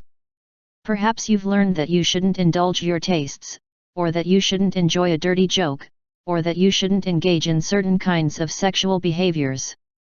While repressive messages are very common in our culture, the guilt you feel when you are having fun is purely self-imposed. You can learn to enjoy pleasure without feeling guilty. You can learn to see yourself as a person who is capable of doing anything integrated into his own value system without harming others. And do it without feeling guilt. If you do something and you get upset with yourself after doing it, you can make it a point to avoid that kind of behavior in the future. But enduring a self-imposed sentence of guilt is a neurotic trip that you can avoid. Guilt is of no help at all. On the contrary, it not only serves to immobilize you but increases the chances that you will repeat the same unwanted behavior in the future. Guilt can serve as retribution in itself and also as permission to repeat the same behavior. As long as you retain the possibility of retribution that is meant to absolve yourself through guilt, you can keep going around like a donkey tied to the Ferris wheel without accomplishing anything but the unhappiness of the present moment. Typical guilt-producing categories and reactions. Filial guilt in children of all ages. One of the ways to manipulate a child through guilt into doing something could be something like the one used in the following example. Mother, Donnie, bring the chairs from the basement because we are going to eat in a moment. Child, well Mom, I'll be right away, I'm watching the game and I'll do it when this time is up.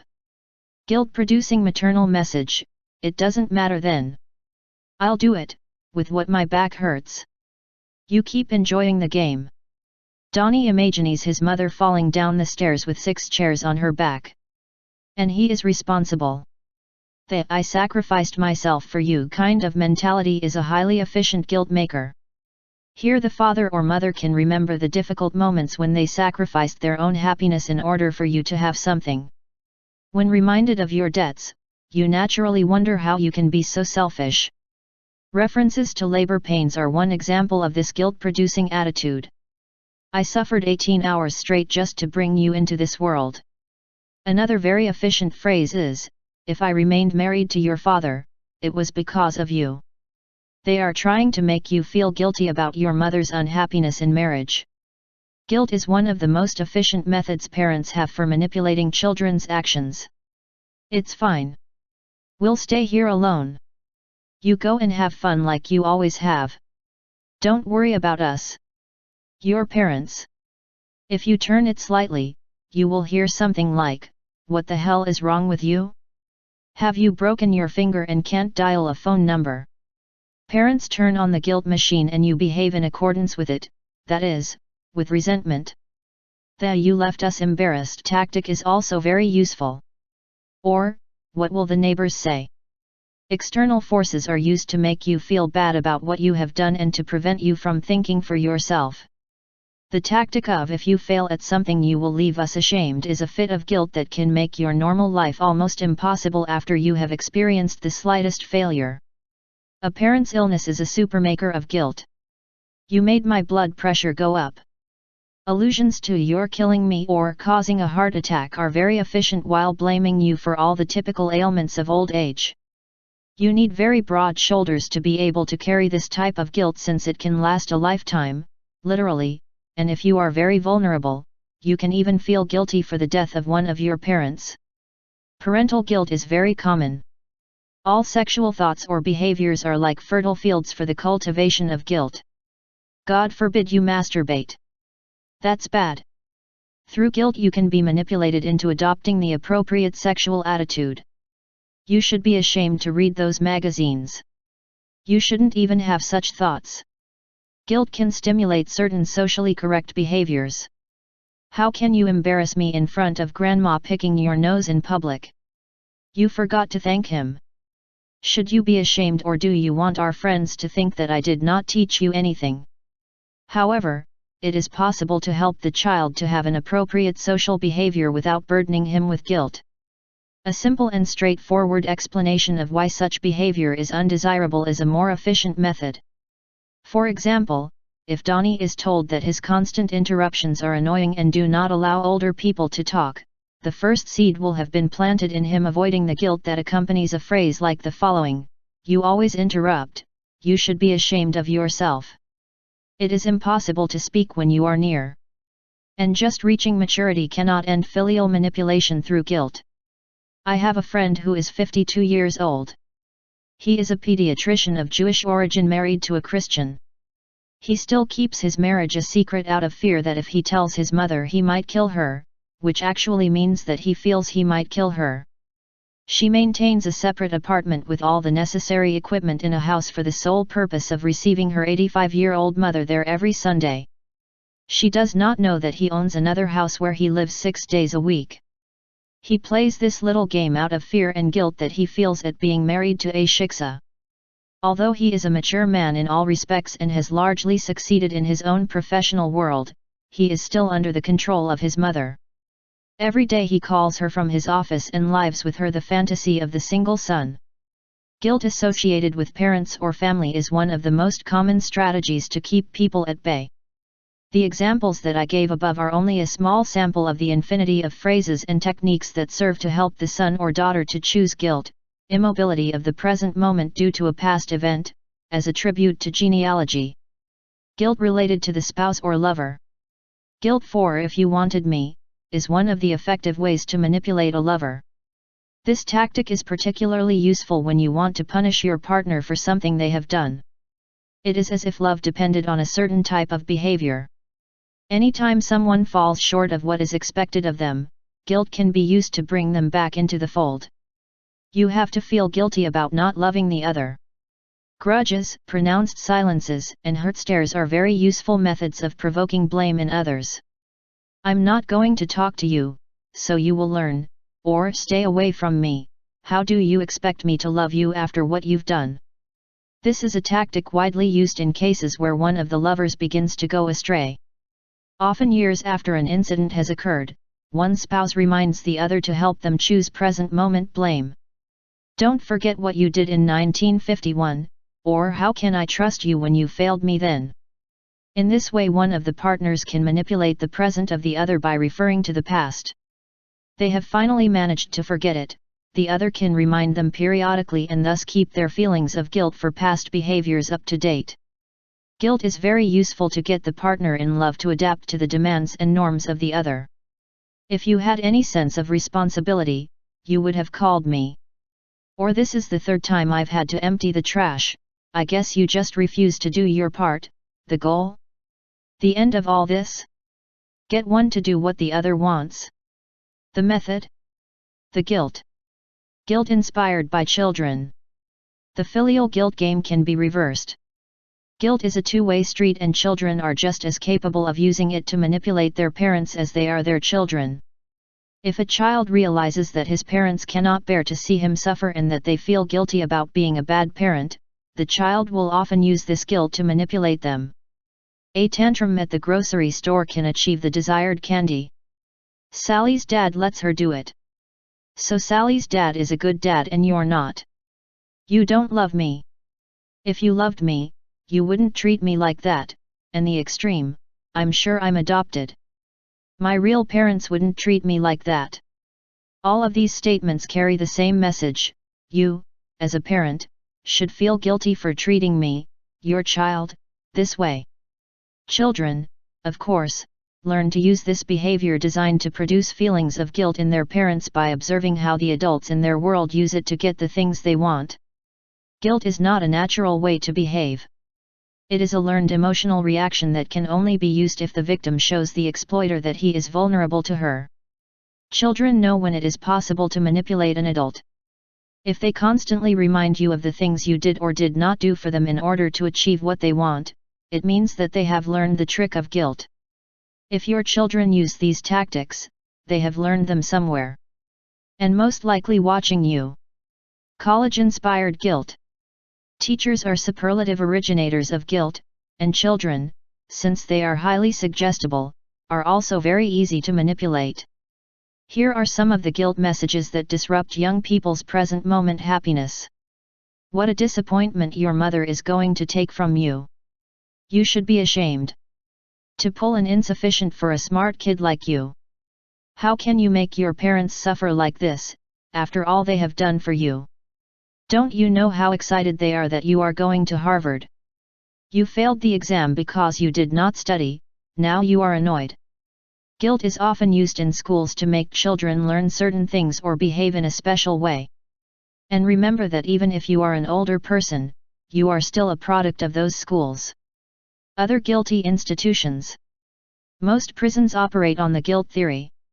If a person spends a lot of time thinking about how bad they have been, through guilt they will become a better person. Jail sentences for nonviolent crimes such as tax evasion, traffic violations, civil offenses, and the like are examples of this type of mindset. The fact that a large percentage of inmates have again violated the law has done nothing to change or challenge this belief. Stay locked up in jail and suffer what you have done. This procedure is so expensive and useless that it is difficult, almost impossible, to explain it logically. The illogical explanation, of course, is that guilt is such an integral part of our culture that it has become the backbone of our criminal code. Instead of making civil law violators help society or pay their debts, they seek to reform them through guilt-producing incarcerations that benefit no one, least of all the guilty. There is no feeling of guilt, no matter how great it is, that can alter past behavior. Worse still, prisons are not the most appropriate places to learn the various legal possibilities of choice. On the contrary, they encourage a repetition of the crime by embittering the prisoner. The practice of incarcerating dangerous criminals to protect others is something else, and we will not discuss that here. In our society, the practice of tipping has come to reflect, not that the service or attention is of good quality, but the degree of culpability of the person receiving the service. Efficient waiters and waitresses, taxi drivers, bellboys, and other domestic workers have found that most people cannot cope with the guilt of misbehaving, and that they will tip the tip without that this has any relation to the quality of the service received.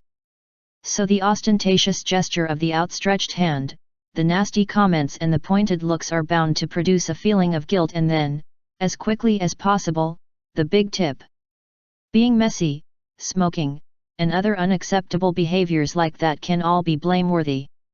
If, for example, you dropped a cigarette or a paper cup, the stern gaze of a stranger can plunge you into paroxysms of guilt for having behaved clumsily. Instead of feeling guilty about something you've already done, why don't you decide not to behave in an antisocial or awkward way again? Diets to lose weight are a guilt-ridden activity. The one who is dieting eats a candy and feels guilty all day, remembering his weakness for a moment. If you are trying to lose weight and engage in self-defeating behaviors, you can learn from them and do your best to be more efficient in your present moment. But feeling guilty and full of self-reproaches is a waste of time, because if you feel that way for a long time, it is very likely that you will overeat again as a way to get out of your dilemma, a neurotic way, by the way.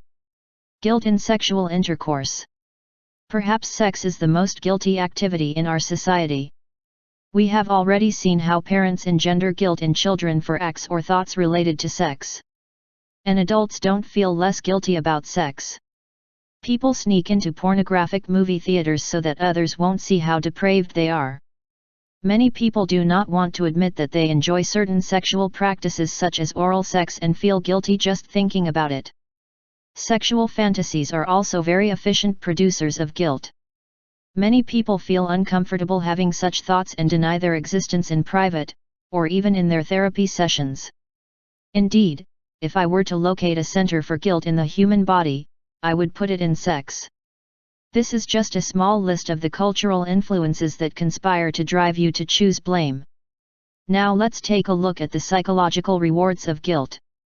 Don't forget that whatever the dividend, it will always be self-defeating, and remember it the next time you prefer guilt to freedom. The psychological rewards of the choice of guilt. Here are the most basic reasons for choosing to waste your present feeling guilty about things you did or did not do in the past. If you absorb your present moments feeling guilty about something that has already happened, you will not have to use your present moment in efficient and profitable activities. Quite simply, like many self-defeating behaviors, guilt is an avoidance technique that serves to prevent you from working for yourself and yourself in the present moment. Thus you transfer your responsibility for what you are or are not now to what you were or stopped being in the past. By shifting your responsibility backwards, you not only avoid the heavy lifting of changing yourself now, but also the risks that accompany that change. It is easier to freeze with feelings of guilt about past events than to embark on the risky path that leads to growth and development in the present. There is a tendency to believe that if you feel guilty enough, in the long run you will be exonerated of your bad behavior. This retribution of forgiveness is the basis of the prison mentality described above, whereby the prisoner pays for his sins by feeling terribly bad for a long period of time. The greater the crime, the longer the period it takes to achieve forgiveness. Guilt may be the means of returning to the safety of childhood, a comfortable time when others made decisions for you and cared for you. Instead of taking care of yourself in the present, you trust the values of others in your past.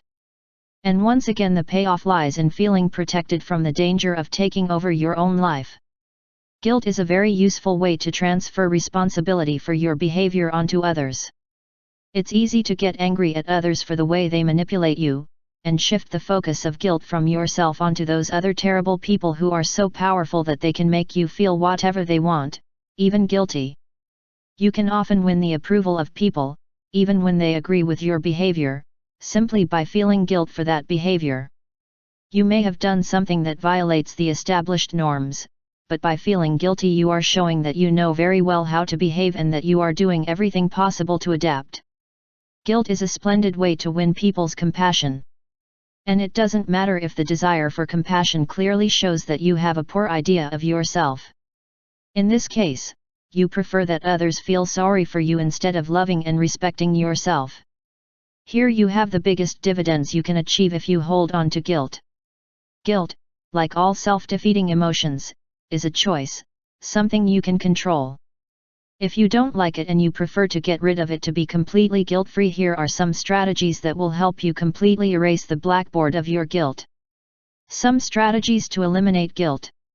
Start looking at the past as something that can never be changed, whatever you feel about it. It's over. And whatever guilt you choose, it won't help you change the past. Record this phrase in your conscience: my guilt will not change the past or make me a better person. This type of approach will help you differentiate guilt from knowledge that you may pluck from the past. Ask yourself what you are avoiding in the present because of the past. By working in this direction, you will eliminate the need for guilt. A patient of mine who had been engaged in an extramarital affair for some time provides a good example of this kind of blame removal. The man said he felt guilty about having this relationship, but he kept leaving his wife once a week to go see his lover. I pointed out that the guilt he was talking about was a feeling, completely useless. It did not make her marriage improve and it prevented her from enjoying the relationship with her lover. I could choose one of two things. He could admit that he was devoting his present to feeling guilty because it was easier for him than taking a closer look at his marriage and doing something for himself and himself. Or you could learn to accept their behavior. He could recognize that he accepted extramarital sexual explorations and realize that his value system included certain behaviors that were censored by many people. In either case, he would choose to remove the guilt and change or accept himself.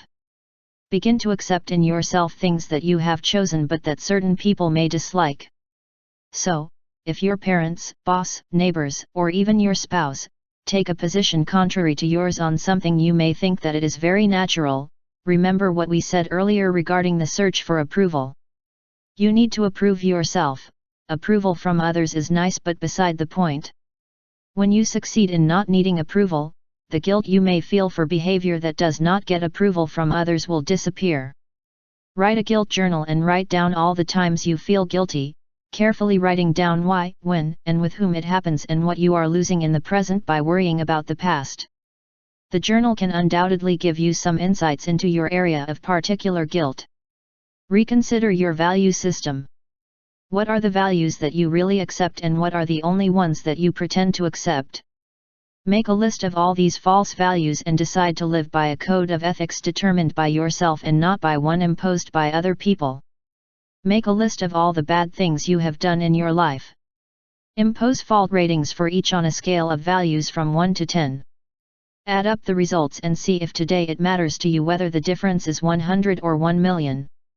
The present moment remains the same and all your guilt is nothing more than wasted activity. Evaluate the true consequences of your behavior. Rather than looking for mystical feelings to determine affirmations and denials in your life, determine yourself whether the results of your actions have been pleasant and productive for you. Try to teach people that they have to do with your life and that they try to manipulate you through guilt that you are very capable of dealing with the disappointments caused by your behavior. If mom starts with her guilt scene, "You didn't do that," or "I'll go get the chairs," you just sit there, learn to answer her in a different way. For example, "Okay mom, if you want to hurt your back for some chairs just because you can't wait a few minutes, I guess I can't help it." The result will take time to come, but the behavior of those people will begin to change when they see that they cannot force you to feel guilty. Once you can disconnect the guilt, the possibility of manipulating and controlling yourself emotionally will be gone forever. Do something that you know very well that will make you feel guilty. When you go to a hotel and they indicate a bellboy to escort you to a room that you can easily find by yourself with your small suitcase, say that you don't need it. If they ignore you, tell this unwanted partner that they are wasting their time and energy as you will not tip them for a service you do not want. Or take a week to be alone as you've always wanted to be, despite the guilty protests from other family members. This type of behavior will help you deal with the omnipresent guilt that so many sectors of our environment help you to choose so efficiently.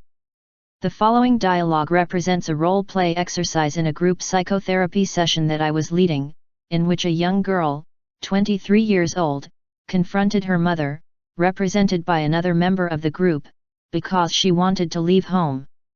The mother used all possible guilt-producing responses to avoid it. This dialogue was the end result of an hour of teaching the daughter how to weather her mother's guilt-producing phrases. Daughter: "Mom, I'm leaving home." Mother: "If you do, it will give me a heart attack. You know how delicate I am and how much I need you to help me with the medicine and everything else." Daughter: "You are worried about your health and you think that you cannot manage without me." Mother: "Of course not. Look, I've been good to you all these years and now you are leaving me. If that's all you care about your mother, do it, move on." Daughter: "You think that because you helped me as a child I should pay you by staying here and not being independent and living on my own." Mother, clutching her breast: "Right now I have a tachycardia. I think I'm going to die. You're killing me, that's what you're doing." Daughter: "Do you want to tell me something before I go?" In this dialogue the daughter refuses to surrender to the obvious guilt producers offered by her mother.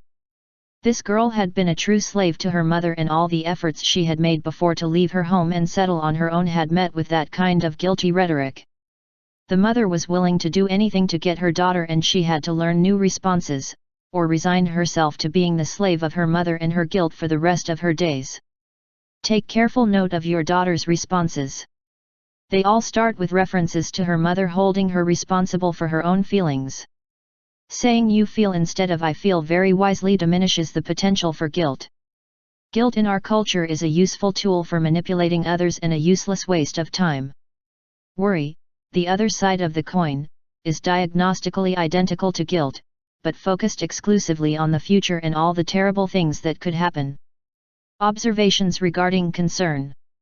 No need to worry. Absolutely nothing. You can spend the rest of your life, starting right now, worrying about the future, and no matter how much you worry, you won't change a thing. Remember that worry has been defined as the feeling that immobilizes you in the present for things that may happen in the future. You must be careful not to confuse worrying with planning for the future.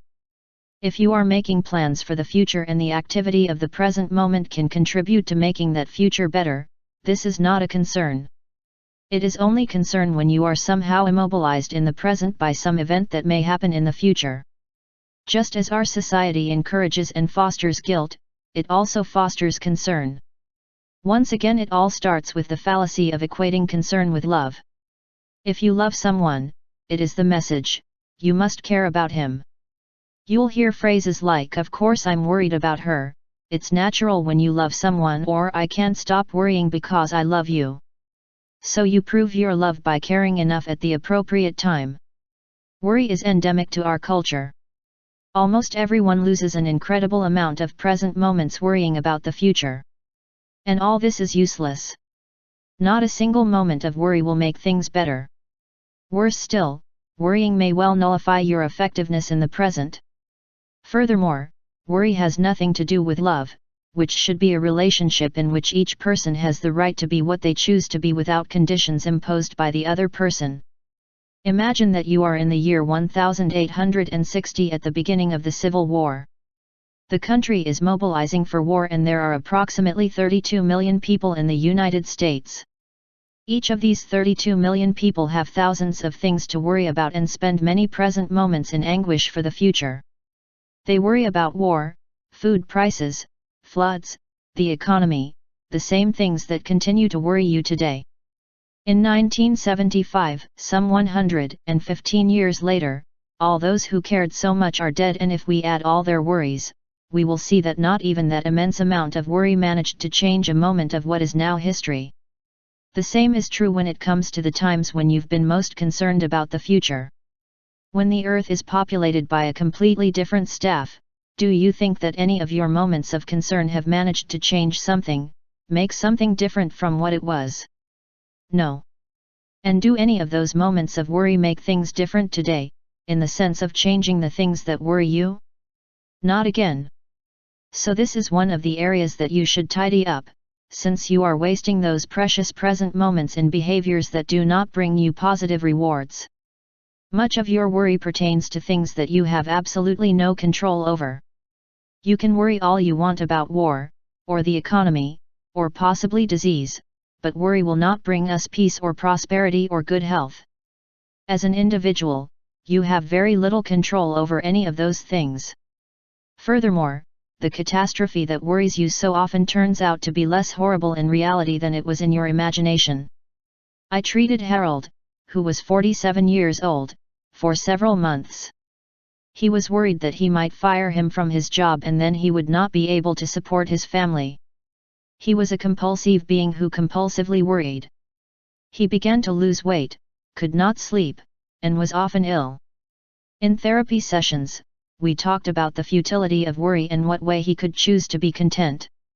But Harold was genuinely concerned and felt that it was his daily responsibility to worry about the disasters that might occur. Finally, after worrying for months, she received her termination notice and was left without a job for the first time in her life. After 3 days, he found another job that was not only better paid but gave him much more satisfaction. He had used his compulsive force to find the new job. The search was quick and relentless. And all his previous worry turned out to be useless. His family did not starve and Harold did not collapse. Like most dark pictures in our imaginations, the change was more beneficial than terrible. Harold experienced firsthand the futility of worry, learned firsthand how useless worrying is, and has begun to adopt a more carefree attitude to his life. In a very clever and funny essay published by The New Yorker, titled "Seek the Unbeatable," Ralph Schoenstein makes a satire of worry. What a list! Something old and something new, something cosmic and yet something trivial too, for the concerned creative must always combine the pedestrian with the immemorial. If the sun goes out, will the Metses be able to keep all their nightly commitments? If they ever revive humans who have been cryogenically frozen, will they have to re-enroll in the electoral register? And if the little toe disappears, will the goals in the National Football League be worth less? You may be one of those who worry as professionals of worry, producing all kinds of unnecessary stress and anxiety in your life as a result of the choices you make by worrying about all kinds of things. Or you may be one of the smaller distressed ones who cares only about their own problems. The following list presents the most common responses to the question, what are you worried about? Typical worry behaviors in our culture. I collected the following data from a group of about 200 people who attended a conference one afternoon. I call them the worry sheet, and you can give yourself worry scores, similar to the guilt scores we talked about earlier. They are not arranged in order of frequency or importance. The sentences in parentheses represent the types of sentences that warrant concern.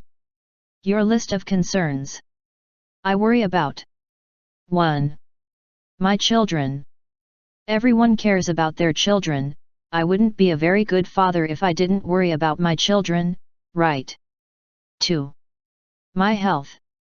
If you don't care about your health, you can die at any moment. 3. Death. No one wants to die. Death worries everyone. 4. My job. If you don't care about your job, you may lose it. 5. The economy. Someone has to worry, the president doesn't seem to care about anything. 6. A heart attack. Everyone has a heart attack, right? Your heart can stop at any time. 7. Security. If you don't care about safety, you can end up in an asylum or living off public charity. 8.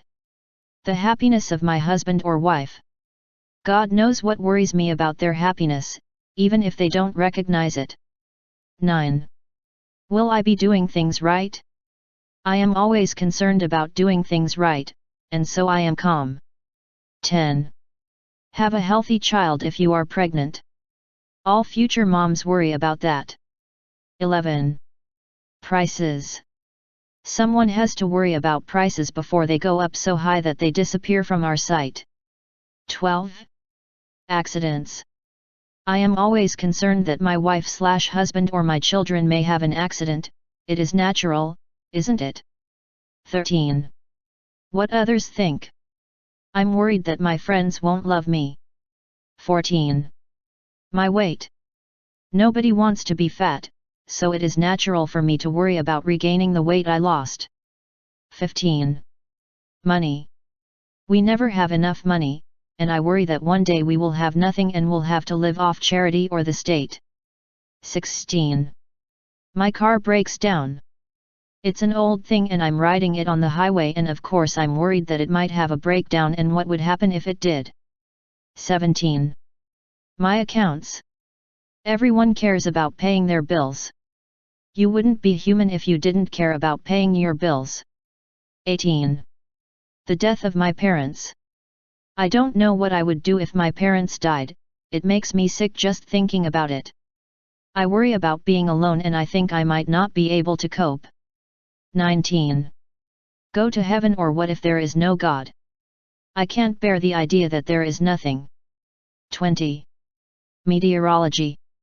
I make plans to go out on a picnic and suddenly it rains. I'm worried there won't be snow if we go skiing. 21. Getting old. Nobody wants to get old and, don't tease me, everyone cares. 22. Traveling by plane. You hear about so many accidents. 23. My daughter's virginity. Every father who loves his daughter worries that they might make her suffer or get into trouble. 24. Public speaking. I get paralyzed when I have to speak in front of a lot of people and I worry myself before I do. 25. When my spouse does not call me. It seems normal to me to worry when you don't know where the person you love is, or if they have a problem. 26. Go to the city. Who knows what will happen every time you go to that jungle? It worries me every time I go. I always worry about getting a place for the car. And perhaps the most neurotic of all. 27. Have nothing to worry about. I just can't stay calm when everything seems to be running smoothly. I worry about not knowing what's going to happen. This is the collective worry sheet in our culture. You can give worry scores to the ones that seem most applicable to your case, add the total, and no matter what the result is, it will always be 0. The next paragraph illustrates the extent of concern in our world. It is taken from a Newsday article, May 3, 1975, dealing with hospital accident insurance. West Islip, 2 Nassau Suffolk Hospital Board officials yesterday warned the public that those who are concerned about the problems the accident insurance crisis may create, if doctors stop treating patients entirely or treat only those emergencies, have not cared enough. This is a call for people to spend more time worrying about a certain problem. How is it possible that such a note is even published? The answer is that our culture places more importance on concern than action. If everyone involved in the matter cared much more, perhaps the problem could be solved. To eliminate worry, you need to understand the reason behind it. If the worry is important in your life, you can be sure that it has a lot of historical background to lean on. But what are the rewards? The payoffs are very similar to the neurotic dividends that guilt gives you, as worry are self-defeating behaviors that only vary in a temporary sense. The guilt is focused on the past, concern in the future. The psychological rewards of worry. Worry is an activity of the present moment. In this way, if you spend your current life immobilized by worrying about the future, you can avoid the present and what threatens it. For example, I spent the summer of 1974, in Karamürsel, Turkey, teaching and writing a book on psychotherapy. My daughter, who was 7 years old at the time, had stayed in the United States with her mother. And even though I love writing, I find it a very difficult and lonely job that requires a lot of self-discipline. As I sat in front of my typewriter with the paper in place and the margins on, I suddenly realized that my thoughts had flown to little Tracy Lynn. What will happen if you go biking down the street and don't watch where you are going? I hope they will be watching her if she is in the pool because she is quite careless. Without realizing it, an hour had passed and I had spent it worrying myself. And all in vain, of course. But was it really in vain? As long as I could spend all my present moments worrying, I didn't have to struggle with the difficulties that came my way when trying to write. And this was a terrific payoff, really. You can avoid having to take risks by using your worries as an excuse to immobilize yourself. How can you act if you are preoccupied with your present moment problem? There is absolutely nothing I can do, I am so worried. This is a very common complaint that keeps you immobile, avoiding the risk of action. You can call yourself a caring or loving person because you care about others. Worry shows that you are a good father, a good wife, or whatever you are. It's a great dividend but unhealthy and lacking in logic. Worries are very useful to justify certain self-frustrating behaviors. If you're overweight, you sure overeat when you're worried, so you have a wonderful reason to hold on to the distressing behavior produced by worry. Likewise, you will see that you smoke more in difficult situations and you can use your anguish and your concern to not quit smoking. This same neurotic pay system is applicable to other areas like marriage, money, health, and the like. Worry helps you avoid change. It is easier to worry about your chest pains than to risk finding out the truth and consequently having to deal with yourself. Worries prevent you from living your life. The distressed stay still worrying about everything while the active and positive people have the urge to move. Worry is a very skillful resource that serves to keep you inactive, and it is certainly much easier to get distressed, although less stimulating and enjoyable, than to be an active person committed to things. Worries can lead to ulcers, hypertension, cramps, headaches, back pain, and many ailments like that. And while these don't seem like payoffs, they get a lot of attention from other people and a lot of self-pity as a result. And many people would rather be pitied than fulfilled. Now that you understand the psychological support system behind your worry, you can begin to plan some strategic efforts that will help you get rid of the pesky worry microbes that are hatching in this wrong zone. Some strategies to eliminate worry. Start viewing your present moments as a time to live instead of obsessing over the future. When you find yourself in distress, ask yourself, what am I escaping from by spending this moment worrying? Then start attacking what you are avoiding or whatever it is that prompts you to evade. The best antidote to worry is action. A patient of mine, very prone to anguish, related to me one of his latest triumphs in this regard. During his stay at a summer resort, he entered a sauna one afternoon. There he met a man who simply could not take a vacation and forget about his problems. This gentleman spoke at length about all the things that should concern my patient. He talked about the stock market, but said not to worry about short-range fluctuations. In 6 months there would be a total collapse, and that was something to worry about. My patient knew well what things he would have to worry about and left. He played tennis for an hour, enjoyed playing soccer with some children for a while, participated with his wife in a ping-pong championship where they both had a blast, and finally about 3 hours later he returned to the locker room to shower. His new friend was still there in anguish, and he immediately began to list a number of other things that deserved concern. Meanwhile my client had spent his present moments exhilaratingly alive, while the other had consumed his preoccupied with different matters. And neither of them had any influence on the stock market values. Recognize the absurdity of worry. Ask yourself over and over again, will anything change as a result of my worry? Give yourself shorter and shorter periods of worry times. Take 10 minutes in the morning and 10 in the afternoon to worry, consider them your segments of concern. Use those periods to worry about all the possible disasters that will fit you in that time frame. So, using your ability to control your own thoughts, put off any possible worry until the next worry time arrives. You will quickly realize how crazy it is to spend time in this way, and in the long run you will totally eliminate your area of concern. Make a list of worries by writing down all the things that worried you yesterday, last week, and even last year. Check to see if your worries did anything for you. Also find out if some of the things you were worried about happened. You will soon realize that worrying is a doubly useless and futile activity. It does nothing to change the future. And the potential catastrophe is often far less than expected, and even a beneficial event when it happens. Just worry. Try to show it when you feel like you are about to worry. That is, stop, go to someone and say, "Look at me, I'm about to get worried." The other person will not know what to say. They will feel completely confused, since you probably will not know how to demonstrate what you do so well. Ask yourself this worry-eliminating question: what is the worst that can happen to me, or them, and what are the chances of it happening? You will discover in this way the absurdity of worries. Deliberately choose behavior that conflicts with your usual areas of concern. If you are one of those who compulsively save for the future, always worrying about whether you will have enough money for tomorrow, start using your money today.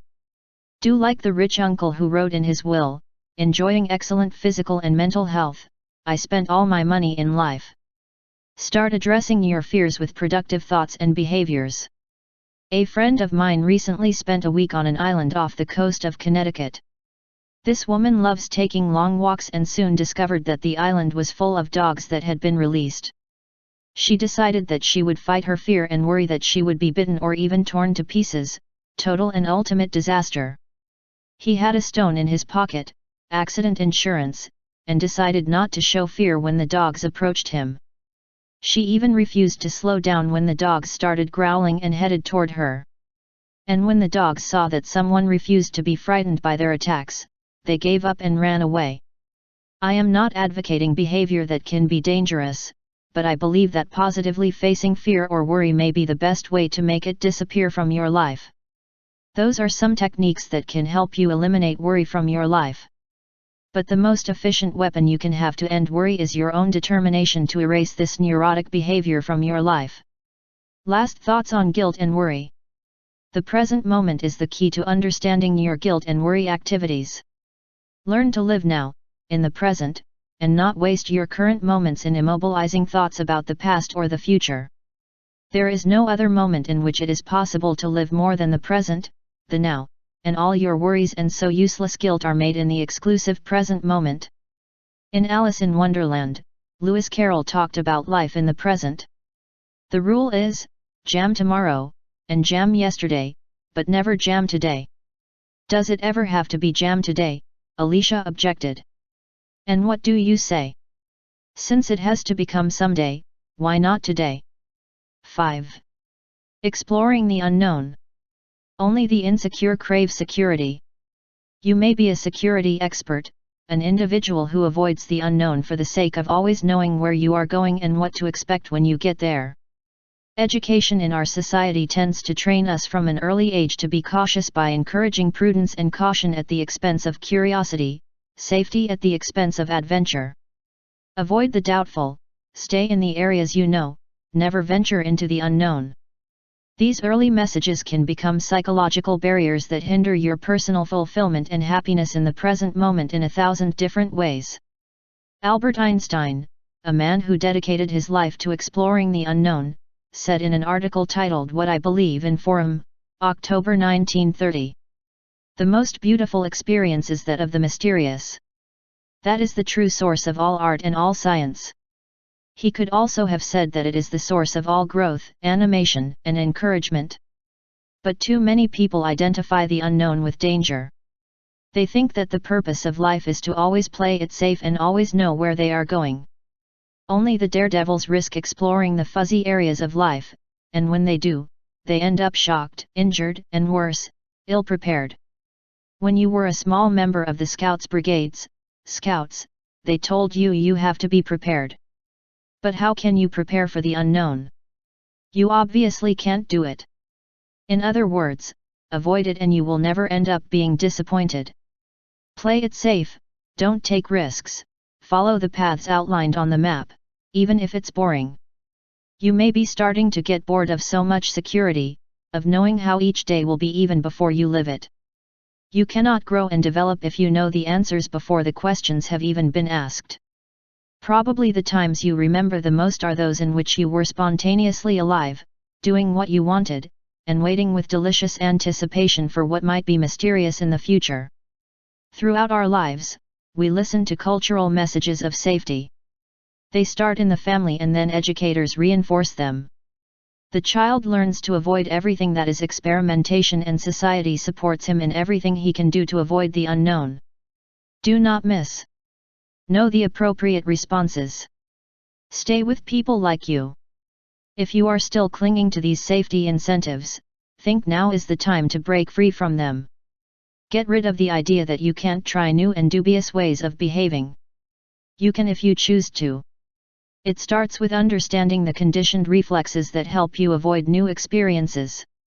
Openness to new experiences. If you totally believe in yourself, there will be nothing that is beyond your possibilities. The full range of the human experience is yours and you can enjoy it if you decide to venture into territories that offer no guarantees. Think of the people who are considered geniuses and who were spectacularly efficient and positive in their lifetime. They weren't people who could only do one thing well. They weren't the kind to avoid the unknown. Benjamin Franklin, Ludwig van Beethoven, Leonardo da Vinci, Jesus Christ, Albert Einstein, Galileo, Bertrand Russell, George Bernard Shaw, Winston Churchill, these and many like them were pioneers who ventured into new and uncertain territories. They were people like you, cut off from other mortals only because they were willing to traverse areas where others did not dare to set foot. Albert Schweitzer, another Renaissance man, once said, "Nothing human is foreign to me." You can look at yourself with new eyes and open yourself to new experiences that you never thought might be within your means as a human being, or you can keep doing the same things, in the same way, until you are buried. It is a fact that great men do not remember any other, they do not make one think of any other, and their greatness is generally perceptible by the quality of their explorations and by the recklessness with which they explored the unknown. Opening yourself to new experiences implies totally abandoning the notion that it is better to tolerate what is familiar than to work to change it because change is fraught with insecurities. Perhaps you have taken the position that the self, yourself, is fragile, and that it is easy to break if it penetrates into areas it has never been before. This is one of many myths. You have the strength of a colossus. You are not going to fall apart if you come across something new. In fact, you have a better chance of avoiding psychological breakdowns if you eliminate part of the daily routine from your life. Boredom is debilitating and psychologically unhealthy. Once you lose interest in life, it won't be difficult to break down. You won't suffer that mythological nervous breakdown if you add the spice of uncertainty to your life. You may also have adopted the mentality of if it's something out of the ordinary I have to avoid it, which inhibits your availability to new experiences. That way, when you see deaf people using their sign language to converse, you will look at them curiously but not try to talk to them.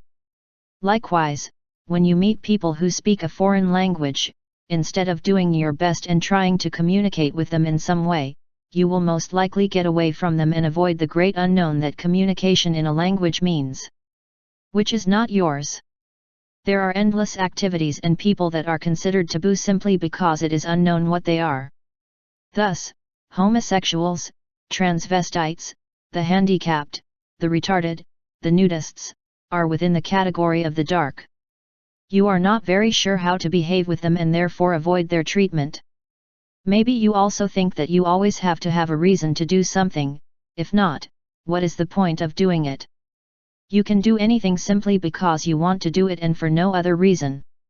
You don't need to have a motive or reason to do what you want to do. Looking for reasons for everything is the kind of thinking that takes you away from new and exciting experiences. When you were a child, you could play with a grasshopper for an entire hour for no other reason than your pleasure. You could climb a hill or go on a hike through the woods. Why?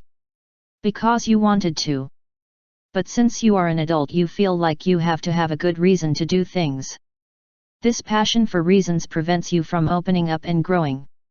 What freedom it is to know that you do not have to justify yourself to anyone, not to yourself, ever again. Emerson, in his diary on April 11, 1834, wrote the following observation: 4 snakes slithering up and down a cave for no apparent reason. Not to eat. Not to make love, just gliding. You can do anything you want to do because you want to and for no other reason. This way of thinking will open up new perspectives of experience and help you eliminate the fear of the unknown that may be the attitude that you have adopted as a lifestyle until now. Rigidity versus spontaneity. Look closely at your spontaneity. Can you open up to something new, or do you rigidly cling to your usual behavior? Spontaneity means being able to rehearse anything suddenly, making the decision to do it in a moment, simply because it is something you like and can enjoy. You may even find that you didn't enjoy doing it but did enjoy trying it. It is very likely that they will attack you saying that you are irresponsible and reckless, but what does the opinion of others matter if you are having a wonderful time discovering the unknown? There are many people who, because they occupy important positions, find it very difficult to be spontaneous. They live their lives subject to rigid canons without noticing how absurd many of the rules they blindly respect are. Democrats and Republicans support the statements of their party leaders and vote for the party's nominees. Members of the cabinet who speak honestly and spontaneously often become former members of the cabinet. There are official guidelines for speaking and thinking, and any thoughts that stray from these are not welcome. Men who always say yes are not spontaneous men. They have a terrible fear of the unknown. They adapt. They do what they are told. They never discuss what they are told but rather rigidly apply themselves to doing what is expected of them. Where are you in this dimension? Can you be yourself in this area? Can you spontaneously take the avenues that do not always lead to the safe? Rigid people never grow up. They have a tendency to go back to doing things the same way they have always done. A colleague of mine who teaches graduate teacher classes often asks the older ones, those who have spent 30 or more years teaching in a classroom, have you really been teaching for 30 years or have you been teaching 1 year 30 times? And you, dear reader, have you really lived 10,000 or more days or have you lived a day 10,000 or more times? This is a good question to ask yourself as you work to achieve more spontaneity in your life. Prejudices and rigidity. Rigidity is the basis of prejudice, which means to prejudge. Prejudice is based not so much on what one hates or dislikes, be it ideas, activities, or people, but on the fact that it is easier and safer to stick with the known. That is, with people who are like you. It seems that your prejudices work in your favor. They keep you away from unfamiliar and potentially disruptive people, things, and ideas. They actually work against you by preventing you from exploring the unknown. Being spontaneous means that you eliminate your prejudices and that you allow yourself to meet and deal with new people and ideas. Prejudices are safety valves that serve to avoid dark or doubtful regions and to nullify growth. If you do not trust anyone who is not completely familiar to you, it is because you do not have confidence in yourself when you walk in unfamiliar terrain. They always have to have a plan trap. Planned spontaneity does not exist. They are terms that contradict each other. We all know people who go through life with a roadmap and a list, unable to modify their life even in a comma from their original project. Doing a project is not necessarily an unhealthy attitude, but falling in love with the project is the really neurotic thing. You may have planned what you will do at 25, 30, 40, 50, 70, and so on, and then simply check your schedule to see where you should be, instead of making a decision every day and believing in yourself enough. Same as to be able to change your plans. Don't let the plans or the project be more important than yourself. I had a patient in his 20s named Henry. She suffered terribly from the neurosis of having to have a plan and consequently missed so many exciting and fun opportunities. At 22, he was offered a job in another state. The idea of change terrified him. Could you get by in Georgia? Where would you live? And what about his parents and his friends? Fear of the unknown literally immobilized Henry, and he rejected what could have been a good opportunity to advance by doing a new and stimulating job and living in a new place, to stay where he was. It was this experience that prompted Henry to come to my office. She felt that the rigidity with which she was holding onto the life plan she had made was stunting her growth. However, he was afraid to break away from the everyday and try something new. After an exploratory session, we discovered that Henry was a true planning freak. She always ate the same breakfast, planned what she was going to wear days in advance, had the drawers of her dresser perfectly arranged by size and color. And he also imposed this plan on his family. He wanted his children to have things in their place and for his wife to conform to a series of rigid rules that he had developed. In short, Henry was a very unhappy but highly organized being. It lacked creativity, a sense of innovation, and warmth. In reality, it was a personal plan and his goal in life was to make sure that everything was in its place. Following his psychotherapy treatment, Henry began to try to live a little spontaneously. He realized that his plans were ways of manipulating others and that they also served to avoid the temptation to take risks with the unknown. Very soon he was more flexible with his family, allowing them to be different from what he expected of them. Within several months, Henry even applied for a position with a company that required him to travel frequently. What he had feared became palatable. Although Henry is by no means a spontaneous person, he has managed to cope positively with at least one part of his neurotic thinking that was fostering his former completely planned way of existence. Keep working in that direction, learning to enjoy life instead of living it in a ritualized way. Safety, internal and external variations. In school, a long time ago, you learned to write a composition or an essay. They taught you that you needed a good introduction, a well-organized middle development, and a conclusion. Unfortunately, you may have applied the same kind of logic to your life, coming to regard the whole business of living as a school composition. The introduction was your childhood in which you were preparing to be a person. The body is your adult life, which is organized and planned in preparation for the conclusion that would be retirement and a happy ending. Living according to this plan is a guarantee that everything will be all right forever. Security, the final project is for the corpses.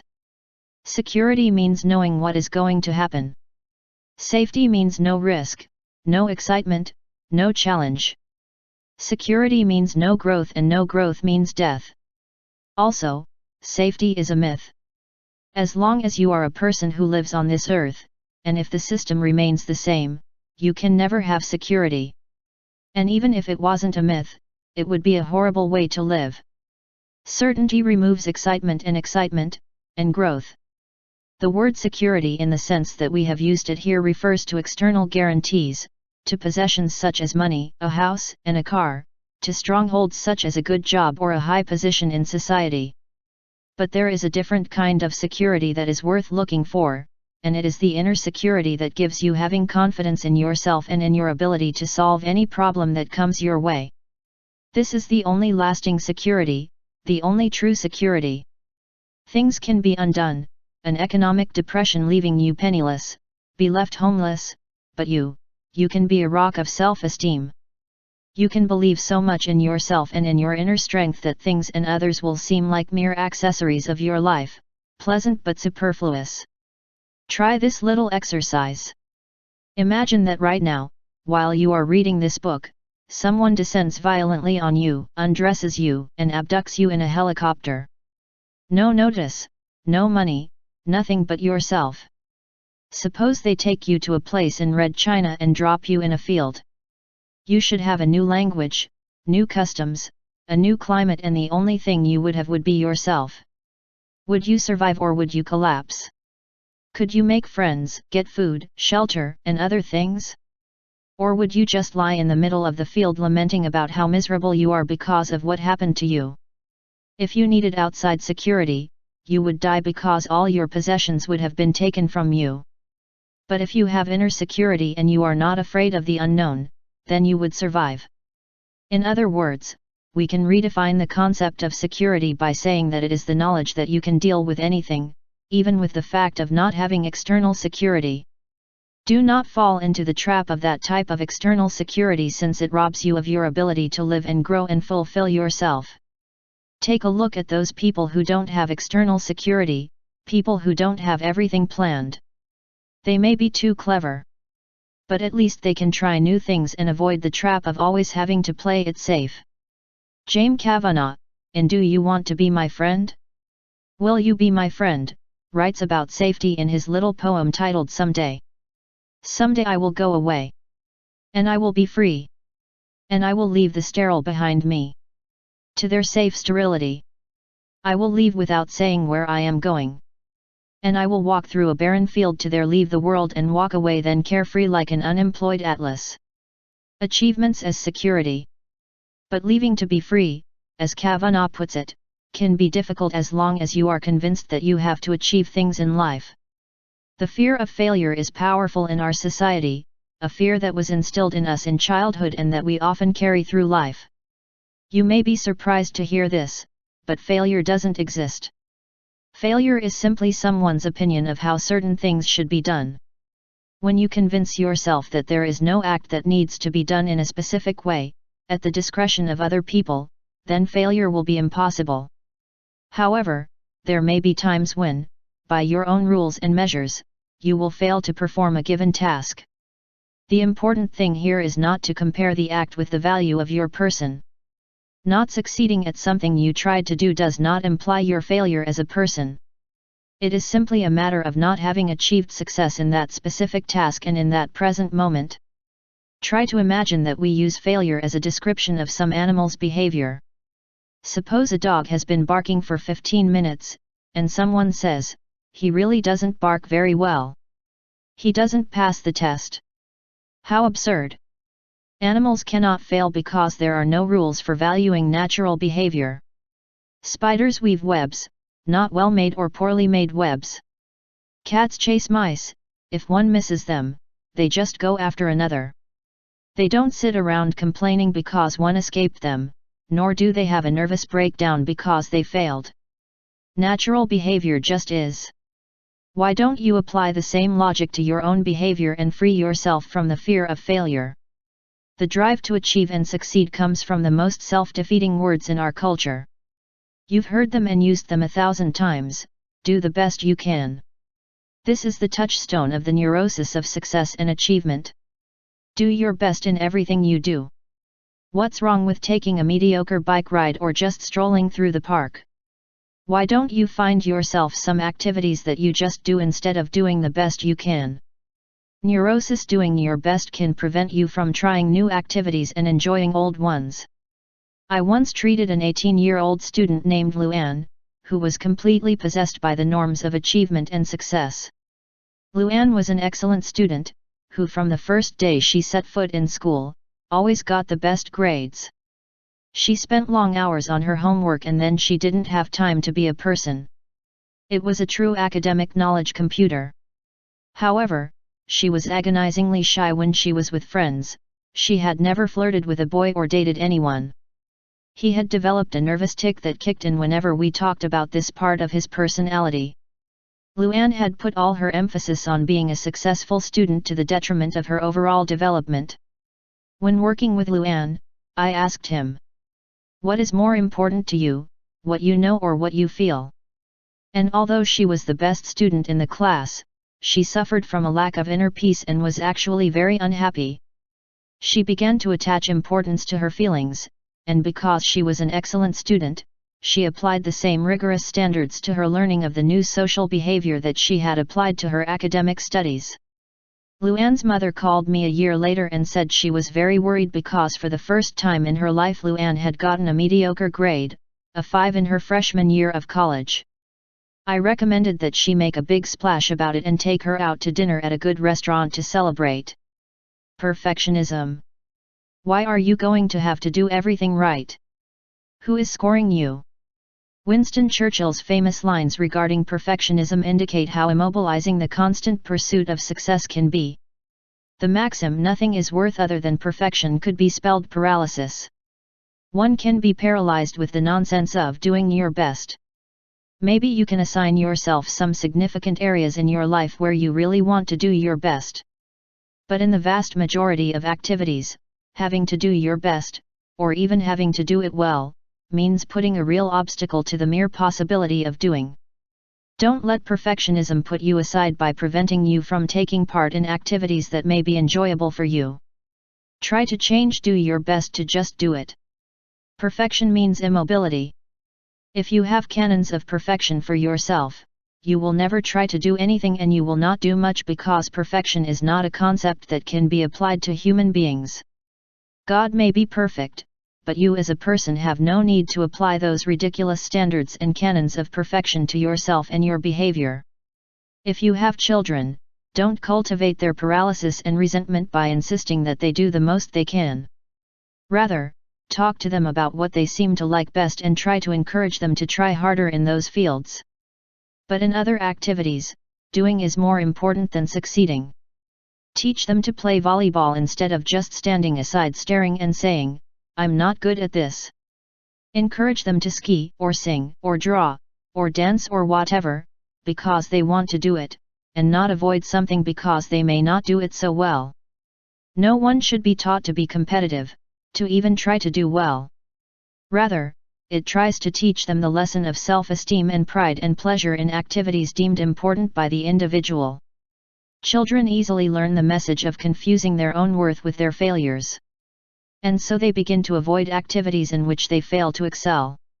Even more dangerous, it could be that they develop low self-esteem, approval-seeking, guilt, and all the wrong zones of behavior that accompany self-rejection. If you equate your worth to your failures and your successes, you will be condemned to feel unworthy without values. Think of Thomas Edison. Had he used his failures in any of the tasks he undertook as indicative of his self-esteem after his first failed attempt, he would have abandoned himself, announced that he was a failure, and given up his efforts to light up the world. Failure can be productive. It can serve as an incentive to work and exploration.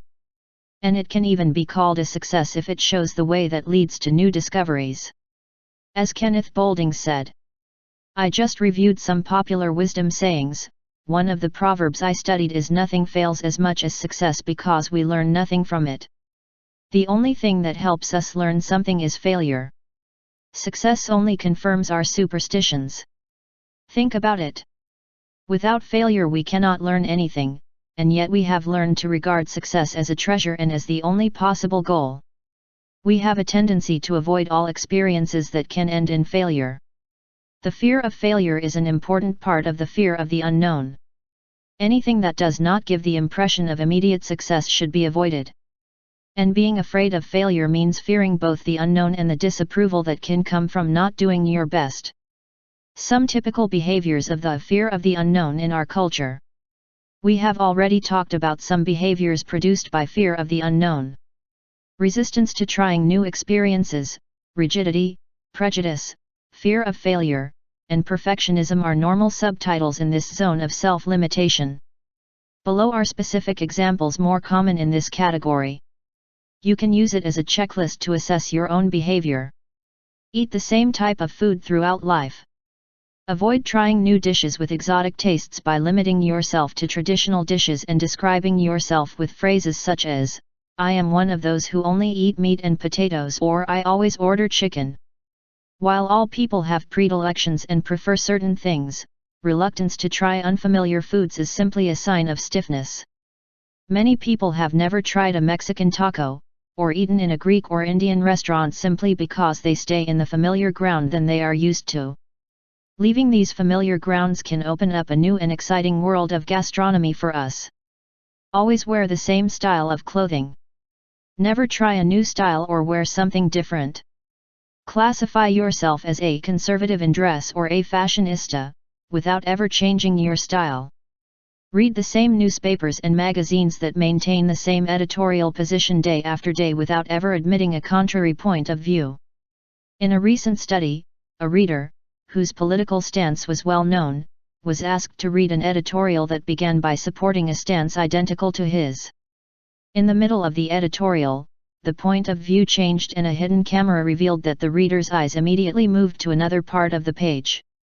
The rigid reader used in this experiment could not even consider reading an opinion other than his own. Watch the same movies, with different titles, for a lifetime. Refuse to see anything that might support a different philosophical or political belief, because the unknown is puzzling and must be excluded. Live in the same neighborhood, or city, or state, simply because your parents and their parents chose that location. Being afraid of new places because the people, the weather, the politics, the language, the customs, or whatever, are different. Refuse to hear opinions and ideas that you do not share. Instead of considering the other party's point of view, ahem, I never thought of that, you immediately decide that they are either crazy or misinformed. This is a method of escaping from the different or the unknown by refusing to communicate. Being afraid to try a new activity because you can't do it well. I don't think I would do well, I'll just watch. Compulsive achievements at school or at work. The grades are the most important thing. Complimentary reporting matters more than a job well done. Use the rewards of success and achievement instead of trying something new and unknown by substituting one for the other. Staying in the safe zones because I know I get good grades, a safe mark, rather than risk getting a mediocre grade by embarking on a new discipline. Accept secure employment where you know that you are going to be successful and that you are going to do well instead of signing up for a new career or company running the possible risk of failure. Avoid anyone you classify as deviant, including queers, reds, weirdos, blacks, foreigners, hippies, Jews, etc., and use any pejorative labels that you serve as defense and protection from fear of the unknown. Instead of trying to learn something about these people, you label them with a slanderous epithet and talk about them instead of talking to them. Staying in the same job even if you don't like it, not because you have to but because of fear of the great unknown that a new job means. Maintain a marriage that obviously does not work for fear of the unknown, of loneliness. You cannot remember what it is like to live alone and consequently you do not know what you will encounter. You think it is better to continue with the usual unpleasant than to enter a territory that is potentially lonely. Take your vacation in the same place, in the same hotel, at the same time each year. In this case, you know what to expect and you don't have to risk trying new places that may give you pleasant experiences. Make the criterion for everything you do is efficiency, and the result obtained and not the pleasure it gives you doing it.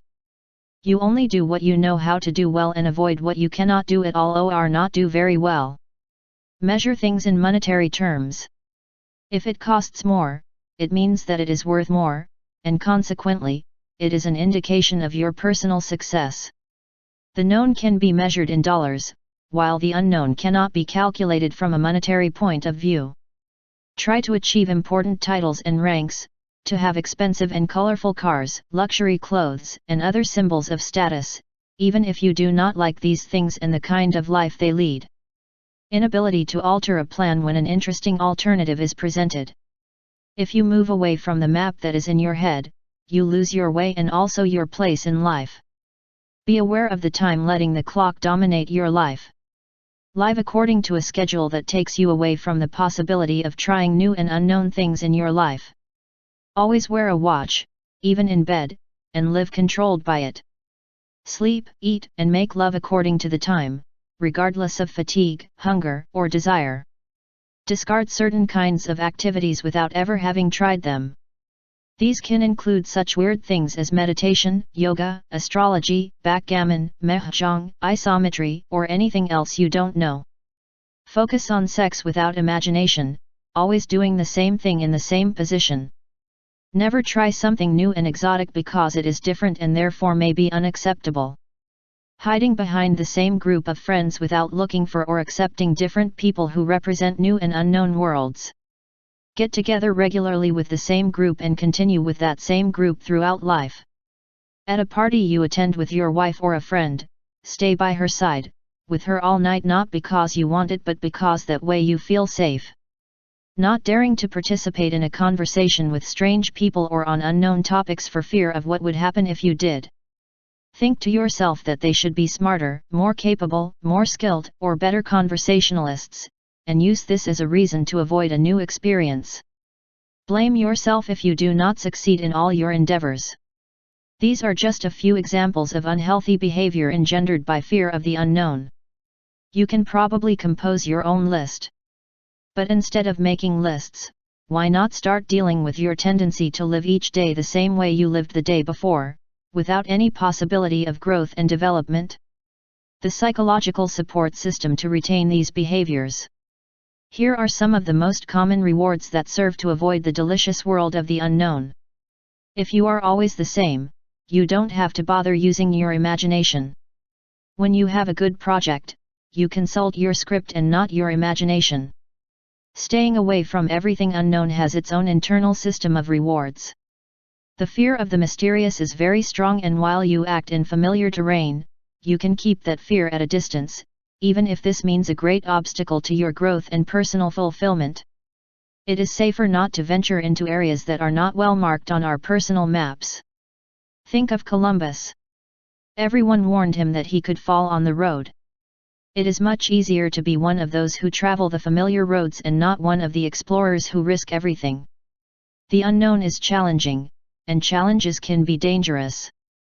You can say that you are postponing your gratification, an attitude that you have heard classified as adult behavior, thus staying with the familiar and justifying it with that attitude. In this way, the postponement of action is an adult and mature attitude, although in reality you remain as you are out of fear and mistrust, and therefore avoid the unknown. You can feel important thinking that you have done things well, that you have been a good boy or a good girl. As long as you consider your own value in terms of success, failure, you can equate it with the result of your performance and feel satisfied by it. But in these cases, what is right, what should be, is only a matter of opinions, actually someone else's controlling opinion. Some strategies for dealing with the mysterious and the unknown and for understanding them.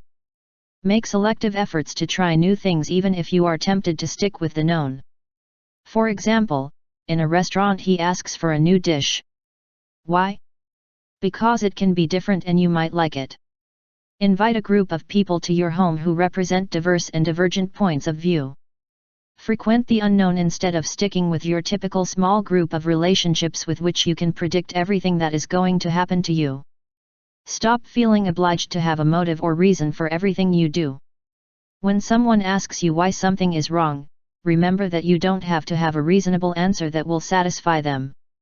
You can do what you have decided to do simply because you want to.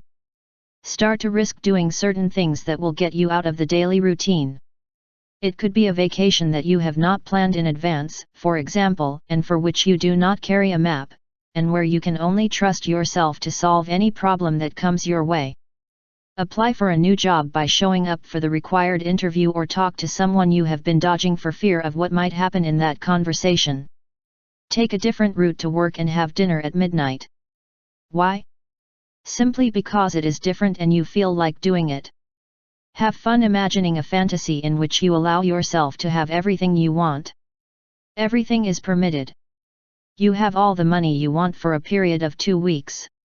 You may realize that all your mental wanderings are actually within your grasp, that what you long for is not like pretending to the moon or the impossible, but rather things that you can achieve if you eliminate the fear of the unknown and simply go after they.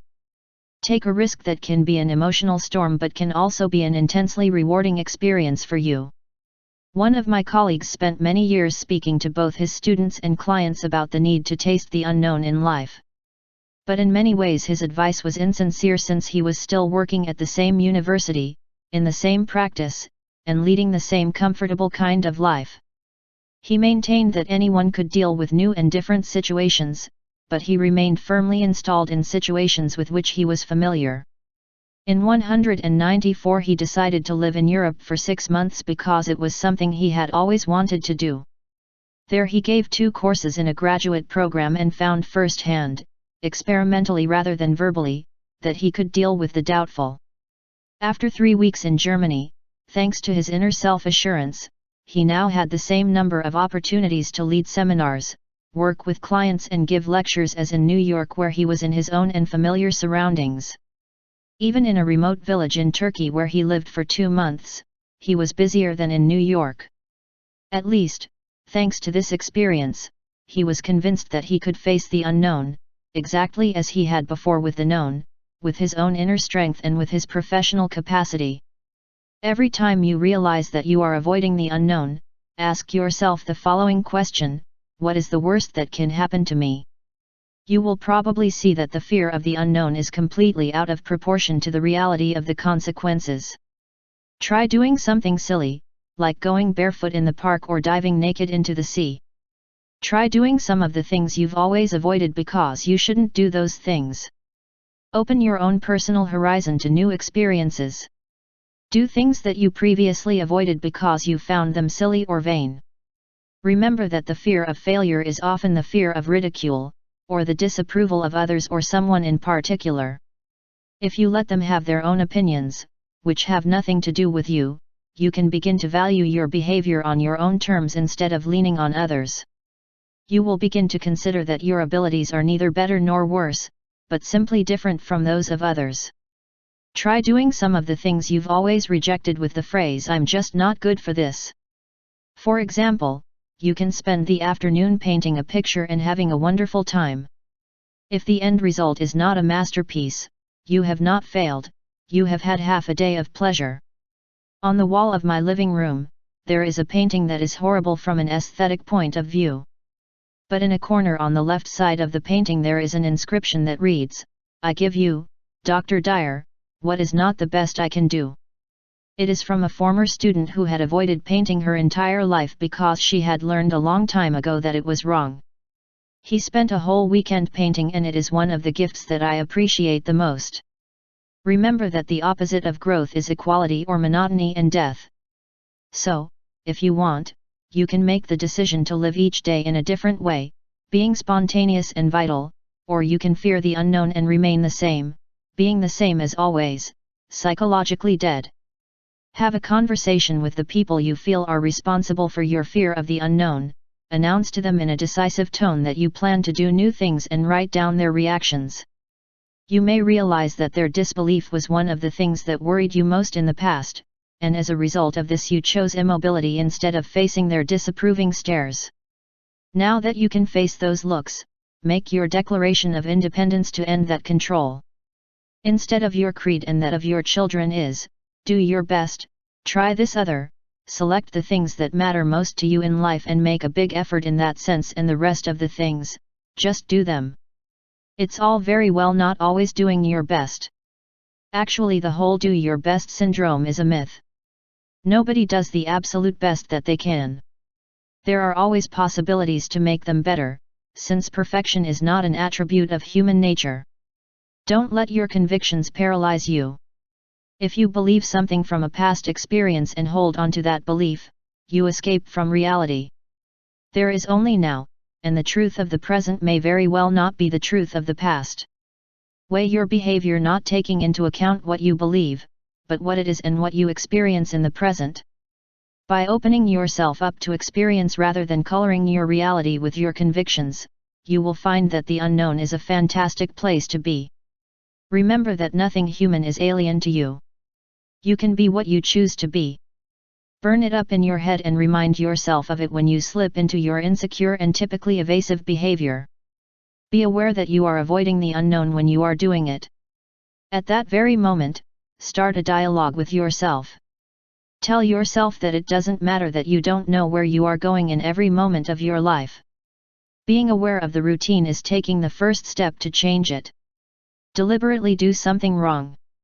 Are you less of a person because you've lost a tennis match or painted an ugly picture, or are you still a worthwhile individual who just had a good time? Have a conversation with someone you have avoided in the past.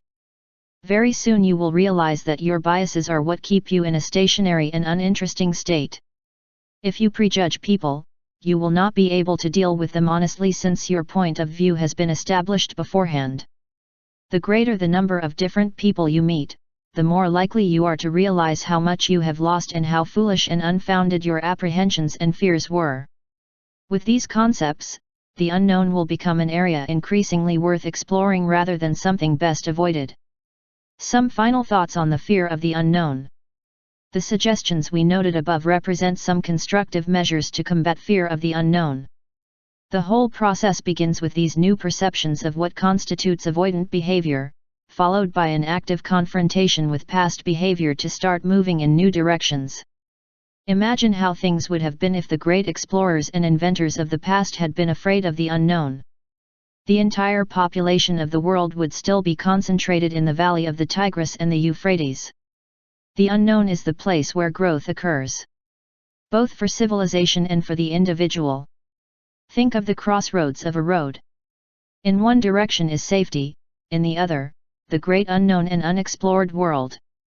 Which way would you take? Robert Frost answered this question in The Road Not Taken. Two paths diverged in the forest, and I was the one less traveled by, and that made everything different. All up to you. Your erroneous zone of fear of the unknown is waiting to be replaced by exciting new activities that will bring pleasure to your life. You don't have to know where you are going, the important thing is to be on the way. 6. Breaking the barrier of conventions. There are no rules or laws or traditions that can be applied universally, including this one. The world is full of "you must do this," that people apply to their behavior without prior evaluation, and the sum total of all these musts make up a big wrong zone. It is very possible that you allow yourself to be guided by a series of rules and principles with which you do not even agree, and that nevertheless, you are unable to break with it and decide for yourself what is going well or not going well for you. You personally. There is nothing absolute. There are no rules or laws that always make sense, or are beneficial to everyone at all times. Flexibility is a major virtue, and yet you may find it difficult, or even impossible, to break a useless law or violate an absurd tradition. Conditioning to society or cultural milieu can be very useful at times, but if this is taken to an extreme it can turn into a neurosis, particularly if the result of this adaptation to "you must do this or that" is unhappiness, depression, or anxiety. From all this it cannot be deduced, nor is it any way to suggest that your attitude should be one of disregarding the law or breaking the rules simply because it seems appropriate at any given time. Laws are necessary and order is an important part of civilized society. But blind obedience to convention is something else entirely, something that can be far more destructive to the individual than breaking the law. Often these laws are absurd and traditions are meaningless. When this is the case and you stop working efficiently because you feel like you must obey these nonsensical laws, it means that the time has come to rethink both the rules and your behavior. As Abraham Lincoln once said, "I never had a policy that I could always apply. I just tried to do what made sense to me at the right time." He was never a slave to a specific policy that had to be applied in each case, even if it had been conceived with that intention. A must is unhealthy only when it crosses the path of healthy and efficient behaviors. Thus, when you discover that you are doing unpleasant things and that they are not productive due to some must, it means that you have given up your freedom of choice and are allowing some outside force to control you. A more in-depth and detailed examination of this internal control compared to the external control of yourself will be very helpful before continuing to look at these wrong musts that can ruin your life. Internal locus of control versus external locus of control. It has been estimated that a good 75% of the people in our culture have an external rather than an internal personality orientation. This means that it is very likely that you fit in this category more often than in the other. What does it mean to be external at your locus of control? In essence, being external means that you blame someone or something external for your emotional state in your present moments, that is, something that is outside of yourself. If they asked you, "Why do you feel bad?" and you will answer with responses such as, "My parents treat me badly, she offended me, my friends don't love me, I'm not lucky, or things are not going well," this would mean that you are inside this external category.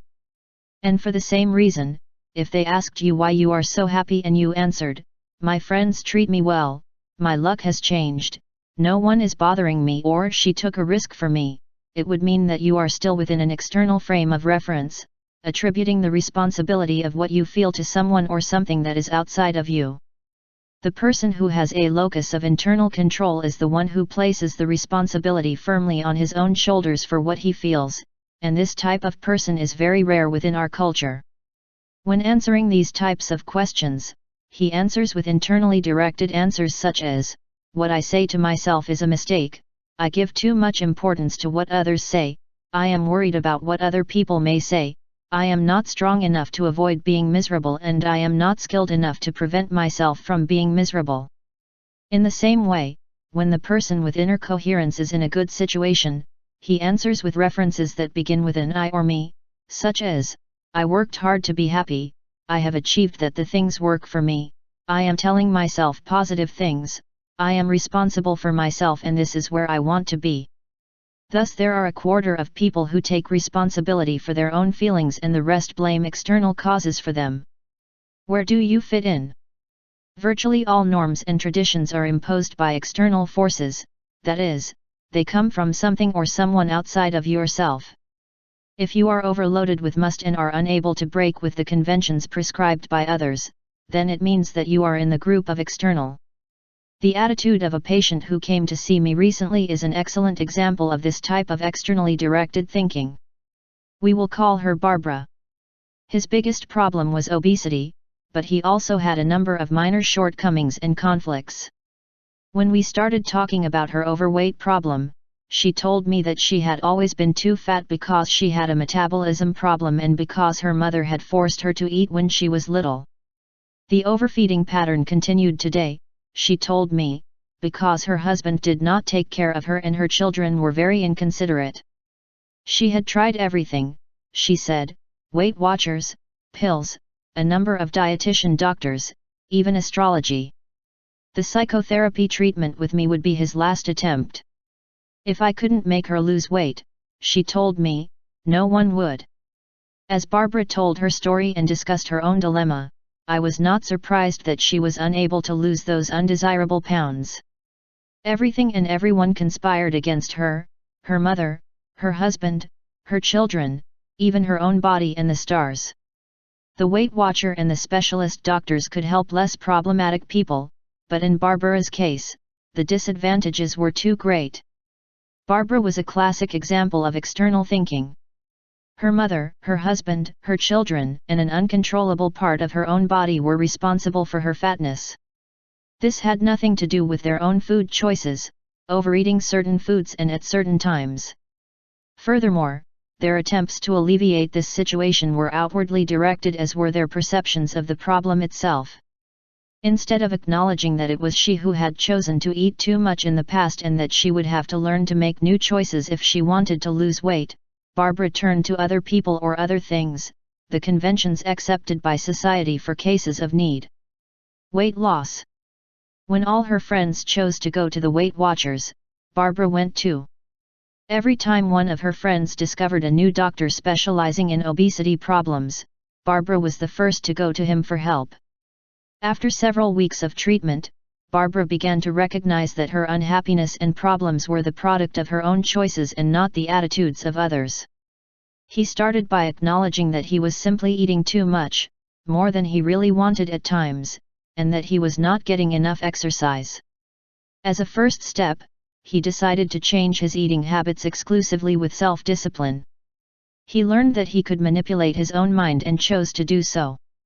She decided that the next time she was hungry she would gratify herself with thoughts of her own inner strength instead of eating a cookie.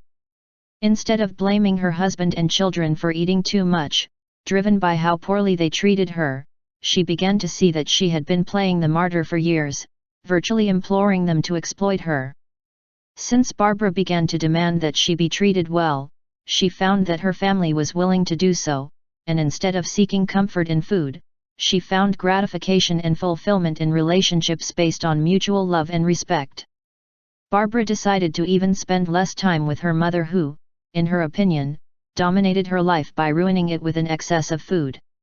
When Barbara recognized that her mother did not dominate her and that she could see her whenever she wanted, not when her mother said she should, and also that she did not have to eat that piece of chocolate cake simply because her mother said she should eat it, she began to enjoy the moments spent together instead of being upset. Finally, Barbara realized that therapy had nothing to do with anything outside of herself. I couldn't change it.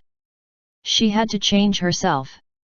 This would take time, but gradually, with great effort, Barbara changed her external must for internal rules based on her own criteria. Now she is not only thinner, but she is also happier. She knows that she is not happy for her husband, or for her children, or for her mother, or for astral influences. She knows that she owes it to herself because now she is the one who controls her own mind. Fatalists, determinists, and people who believe in luck are in the group of outsiders.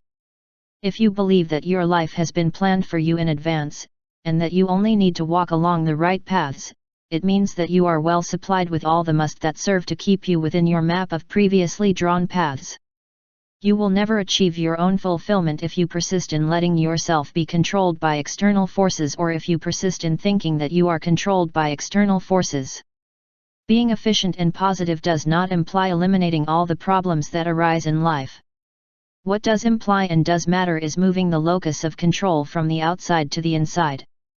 That way you take personal responsibility for everything you experience emotionally. You are not a robot who manages your life by remote control, a control full of rules imposed by other people and by regulations that do not make sense to you. You can take a closer look at these rules and begin to exercise internal control over your own thinking, your own feelings, and your own behavior. Guilt and hero worship, extreme points of outward-oriented behavior.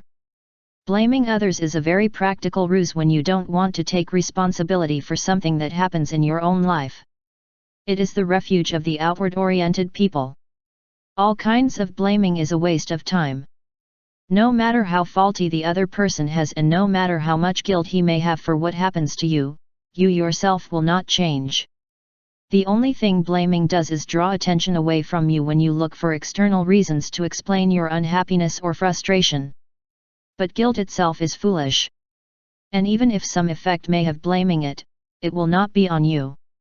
You can make the other person feel guilty about something by blaming them for it, but you won't be able to change what is in you that is making you unhappy. You can manage not to think about it, but you will not be able to change it. The tendency to place one's own problems on others can lead to the opposite extreme when it comes to the surface as hero worship, that is, an exaggerated admiration for another person. In this case, you may find yourself looking at others to determine your own values. If so and so does it, then I must do it too. Hero worship is a form of self-repudiation. It makes others more important than you and conditions your own fulfillment to something outside yourself. While there is nothing self-defeating about appreciating and admiring others and their accomplishments and talents, this attitude can become a wrong zone when you model your behavior on the pattern of others. Your heroes are human beings. They are all human beings. Every day they do the same things as you. They itch where you itch, in the morning they have bad breath just like you. The only good hero is a ham and cheese sandwich or possibly some aubergines parmigiana. You waste your efforts on others. None of the great heroes in your life have taught you anything. And they are no better than you at anything. Politicians, actors, athletes, rock stars, the boss, the therapist, the teacher, your spouse, or anyone else, they are simply very capable at what they do, nothing more. And if you turn them into heroes and elevate them to positions that are above you, it is because you are inside the external bag of those who attribute to others the responsibility for the good things that happen and feel to them. If, at one extreme, you blame others, and at the other, you practice hero worship, it means that you find yourself situated somewhere along the line that we might call the line of focusing on others. Hero worship. To blame. You are behaving like a fool if you look outside yourself for an explanation of how you should feel or what you should do. Taking credit for what you do and taking responsibility is taking the first step in eliminating this wrong area. Be your own hero. When you get out of guilty behavior or hero worship, then you will begin to move from the outside of the scaffold to the inside. And on the inner side, there are no universal musts, neither for you nor for others. The right versus wrong trap. In this case, the question of right versus wrong has nothing to do with religion, or with philosophical or moral approaches to a priori good or bad. That is a topic that needs to be discussed in another context. Here, what matters is you, the subject of discussion is you and how your concepts of good and evil get in the way of your own happiness. Your good and bad are your universal must. Perhaps you have adopted unhealthy positions such as that right includes right and wrong, while wrong is wrong and wrong. This is a bullshit. Good and evil in this sense do not exist. The word correct implies an assurance, a guarantee, that if you do something in a certain way the result will necessarily be positive. But there are no guarantees. You can start to think in the sense that any decision you make can bring you something different, or more effective or legal, but the moment it starts to be a question of good versus evil, you fall into the trap of I always have to do it well or to be right, and when things are not going well for me or people are not going well, I get depressed and unhappy. Perhaps part of your need to find the appropriate answer has to do with the search for security that we discussed in the chapter on fear of the unknown. This may be part of your general tendency to dichotomize, or to divide the world neatly into extremes such as black/white, yes/no, good/bad, and good/bad. Few things fit into these categories, and most intelligent people wander through gray areas, seldom settling in white or black areas. This proclivity to be right, to be okay, is very evident in marriage and other adult relationships. Arguments almost inevitably turn into competitions resulting in one party being right and the other wrong and wrong. It is very common to hear phrases like, "You always think you are right," or "You will never admit that you are wrong." But here it is not about reason or unreason, right or wrong. People are different and see things from different perspectives. If a person must be right, the only possible result of his relationship with others is a crisis or breakdown in communication. The only way to get out of this trap is to stop thinking that wrong way of good versus bad. As I explained to Clifford, who discussed every possible topic with his wife, instead of trying to convince your wife of how wrong she is, why don't you just talk about topics that don't involve you should part of it or that it agrees with you from your point of view. If you allow it to be different from you, you will eliminate the incessant arguments in which you stubbornly, that is to say, frustratedly, you pretend to be right. Clifford managed to get rid of this neurotic need, and at the same time, love and communication returned to their marriage. All good and evil of any kind represent as many must of one kind or another. And ours get in your way, especially when they conflict with other people's needs to have theirs too. Indecision as a trigger for thinking in terms of good and bad. I once asked a patient if he was having a hard time making decisions, and he said, "Well, yes and no. You may find it difficult to make decisions even on trivial matters. This is a direct consequence of the tendency to divide things into categories of good and evil. Indecision comes from wanting to be right, from doing it right, and postponing the choice keeps you from dealing with the anxiety you choose to feel every time you make a mistake. When you have managed to eliminate the good and the bad, the right and the wrong from each decision, because being right or being right implies a guarantee, then it will be very easy for you to make decisions. If you are trying to decide which university to go to study at, you run the risk of being immobilized forever, even after having made the decision, because perhaps it was not the right one. Rather, he chooses, there are no perfect colleges. If I choose A, these will be the most likely consequences, while B will possibly give me these others. Neither of the two is the right one, the perfect one, simply one is different from the other and neither of the two offers you total guarantees, nor if the choice is between A, B or Z. You can also reduce your neurotic tendency to indecision thinking that the possible results will be neither good nor bad, nor right or wrong, nor even better or worse. They will just be different. If you buy this dress that you like, this is how you will look, which is only different from, no better than, putting on that other dress. When you manage to let go of those misguided and self-destructive good and bad, you will realize that making a decision is simply a matter of thinking about what consequences you prefer in a given present moment.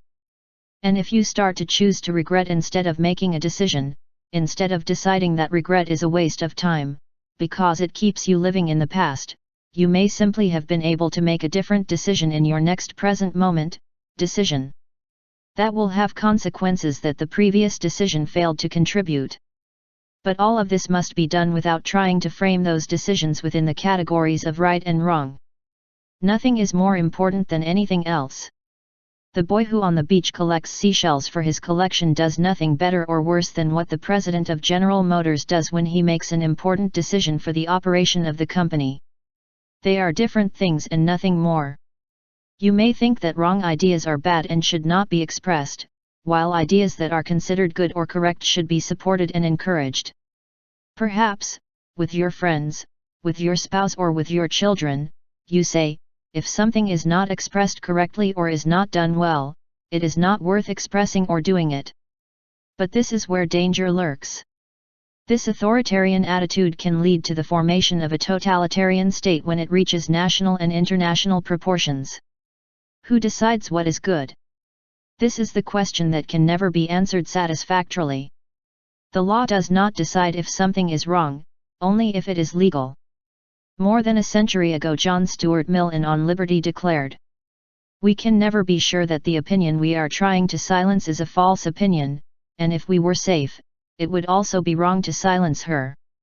Your effectiveness is not measured by your ability to choose. The way you handle yourself emotionally after making any choice is the best barometer of your integrity in the present moment, as a proper choice involves those musts that you are trying to eliminate. Thinking in a new way will be helpful in two ways. 1. You will eliminate those useless musts and become a more inward-looking person, and 2. You will find that it is less difficult to make decisions without those wrong categories of right and wrong. The folly of shoulds and shoulds. Albert Ellis coined a very precise word to designate the tendency to incorporate must into your life. It is masturbation.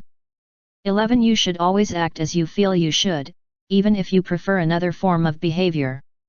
The must and should always produce a feeling of tension that increases as the person tries to update his must within his behavior. Furthermore, due to the externalization of the process, the must always contribute openings in human relationships in one way or another. Do musts determine much of your life? Do you feel like you should be nice to your colleagues, support your spouse, help your children, and always work hard? And if you ever fail in any of these, must you get angry with yourself, and for that reason you assume the discomfort and tension or tightness to which Karen Horney alludes. But perhaps these are not your must. If, in fact, they belong to others and you have simply borrowed them, then you are owing yourself. There is the same amount of must, that of should not. These include the, you must not be rude, silly, foolish, childish, lewd, shady, aggressive, moody, and many more. But you don't have to owe yourself. Never again. It's okay if you don't keep your composure or don't understand. You are allowed to have no dignity if you choose. No one is keeping track of you and no one is going to punish you for not being something someone else said you should be. Otherwise, you can never be anything you don't want to be, all the time. It is simply not possible. In other words, any must will cause you tensions, since you will not be able to fulfill your erroneous expectations. What produces tension is not your indiscreet, unworthy, intolerant behavior or whatever, but the imposition of must. Label it as a must. The label is a good example of useless and unhealthy sculpting. Think about all those absurd little rules that have prompted you to accept simply because specialists in good manners decided to do so. Eat the chicken this way, always wait for the hostess to start eating before you start, when presenting the man to the woman and not the other way around, at weddings, sit in such a particular place in the church, give such a tip, dress like this, express yourself in such a way. Don't consult yourself, look it up in the book. While good manners are very convenient, they signify consideration for other people. Like 90% of all rules of etiquette, they are actually nonsensical rules that were arbitrarily thought of at one point. There is no right way for you, only what you decide is appropriate for you, as long as you do not complicate things for others or make it difficult for them. You can be the one to choose how you are going to introduce people, what tip you are going to give, what you are going to wear, how you are going to talk, where you are going to sit, how you are going to eat, based strictly on what you want. Every time you fall into the trap of how should I dress for this occasion? Or how am I going to do it? You will be giving up a part of yourself. I am not trying here to push you to be a social rebel, since that would be one of the forms of approval seeking through nonconformist behavior. Rather, I am trying to ask you that the daily development of your life be directed and guided by yourself and not by others. Being true to yourself means that you have no need for an outside support system. Blind obedience to the rules and regulations. Some of the most despicable human behavior on record was based on obedience to superior orders. The Nazis executed 6 million Jews and murdered and mistreated several million more of them because the law required it to do so. Later, after the war, responsibility for these acts of barbarism was quickly shifted to the top of the Nazi hierarchy of power, to the point where in all of Germany, the only people who could be blamed for these hideous crimes were Hitler and his main henchmen. The others, everyone else, had simply obeyed the orders and the law of the Third Reich. In Suffolk, New York, a district spokesperson explained not long ago why people who were wrongly overcharged in property tax could not get their money back. The law says that past tax bills cannot be reassessed after they have been paid. That is the law. I cannot help it. I am here, in this position, to enforce the law, not to interpret it. Really, in another time and in another place, this man would have been an excellent executioner. But you know the saying. You hear it every day. Don't think, obey the regulations even if they are absurd. Most of the rules that are enforced at public swimming pools, tennis courts, and other such public places, don't make sense. Recently, one very hot afternoon, I asked a group of children who were sitting around a pool obviously wanting to bathe, why were they staying on the edge if there was no one in the pool? They replied that it was reserved for adults between 6 o'clock and 8 o'clock. Such was the regulation, and despite the fact that at that time there was no adult who wanted to bathe, the regulation that prohibited them from using it was still in force. It was simply a matter of blind obedience to the regulations, which in those moments have no logical reason, without flexibility, without the possibility or ability to change them when circumstances justify it. When I encouraged them to try to change the regulations, I received a call from the management saying that I was fomenting an insurrection. One of the best examples of this kind of blind adherence to regulations, as foolish as they may be, can be found in military life. A colleague of mine relates an excellent example of this kind of mentality. When he was on duty with the armed forces in Guam, in the South Pacific, he was struck by the ease and willingness with which many of the soldiers and officers abide by many absurd regulations. In the compound where the open-air cinema functions were held, there was an indoor area with red benches reserved for officers. During the midnight sessions, which the officers never attended, there was always a soldier on duty to see that no one sat on those red benches. Every night groups of soldiers could be seen sitting out in the open, sometimes getting wet in the rain, while one of their companions watched the empty red benches to ensure compliance with this rule. When my colleague asked why this absurd policy was maintained, he received the usual answer: I have not made the rules, I only make sure they are followed. Hermann Hesse said in Demian. Those who are too lazy or comfortable to think for themselves and be their own judges, obey the laws. Others feel their own laws within themselves, they forbid them things that any honest man would do any day of the year and allow them other things that are often considered despicable. Each person must stand on their own 2 feet. Your destiny will be to live a life of emotional bondage if you have to abide by the laws and rules all the time. But our culture teaches us that it is wrong to disobey, that you should not do anything that goes against the regulations. The important thing is to determine for yourself which rules work, and which ones can be broken without harming others or yourself. Rebelling for rebellion does not produce benefits, but there are many rewards that come from being your own person, yourself, and living your life according to your own standards. On the advisability of refusing to follow traditions and accepting enculturation when they have a negative effect on you. Progress, both your own and the world's, depends on irrational people and not on people who adapt to society and accept everything that gets in their way. Progress depends on beings who are innovative, who reject conventions and shape their own worlds. In order to move from acceptance to action, you will need to learn to resist enculturation and the influences that pressure you to submit. To be able to function fully, resistance to enculturation is an almost indispensable condition. Some may consider you insubordinate, and that is the price you will have to pay for thinking for yourself. It is very possible that they think that you are different, that they consider you an egotistical or a rebel, that many people considered normal criticize you, or even, that sometimes they isolate and exclude you. Many people will not welcome your resistance to the standards they have adopted for themselves. You will have to hear the old argument, what if all people decided to obey only what they wanted? What society would we have then? The answer to this, very simple indeed, is that most people will not. People's propensity to rely on outside support and taxes prohibits this kind of pervasive attitude. What we are discussing here has nothing to do with anarchy. Nobody wants to destroy society, but many of us would like to give the individual more freedom within it, free it from nonsensical shoulds and foolish shoulds. Even the most sensible laws and rules don't apply in all kinds of circumstances. What we are trying to achieve is the possibility of choice, that is, the possibility of freeing ourselves from the servile mentality that drives us to constantly accommodate the shoulds. One does not always have to be how the cultural environment around us expects one to be.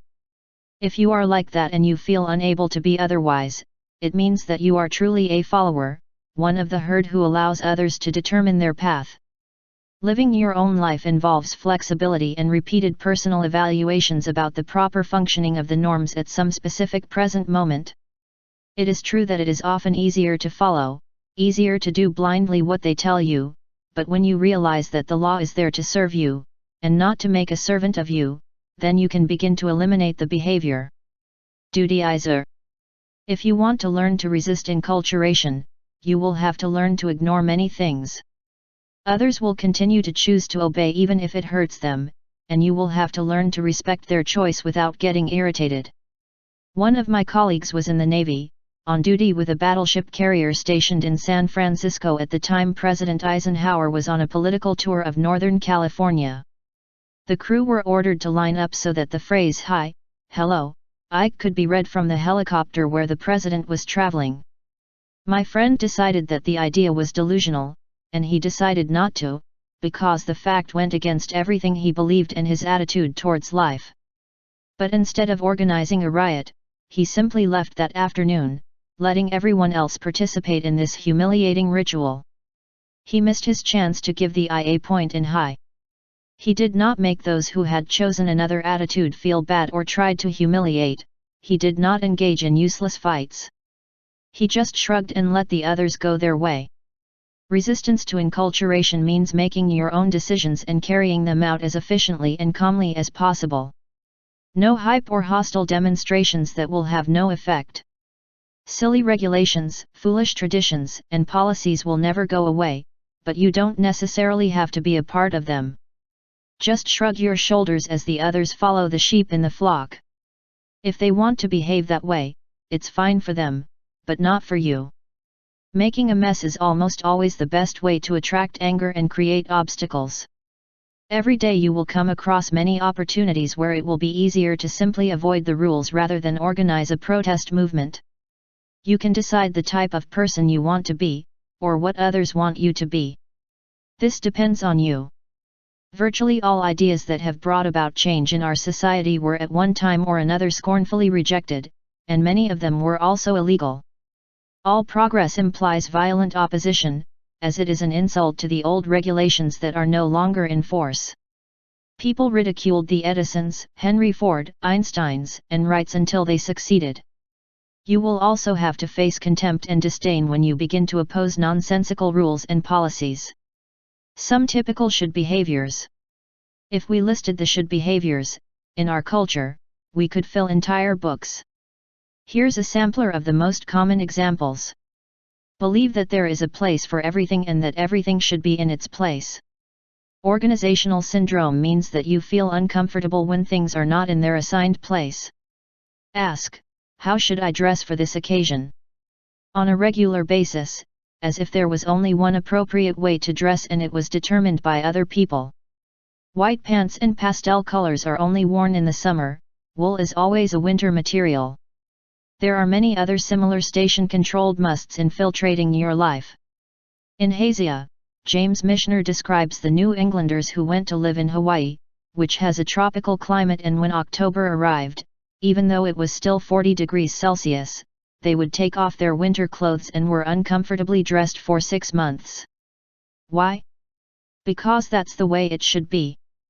Be a slave to the dictates of fashion critics and wear only what is used, because, after all, you have to be in tune. Accept claims that certain drinks go with certain foods, that with fish and birds you have to drink white wine, that red wine is appropriate only for meat. Being locked into the rules of someone who has decided what to eat and with what.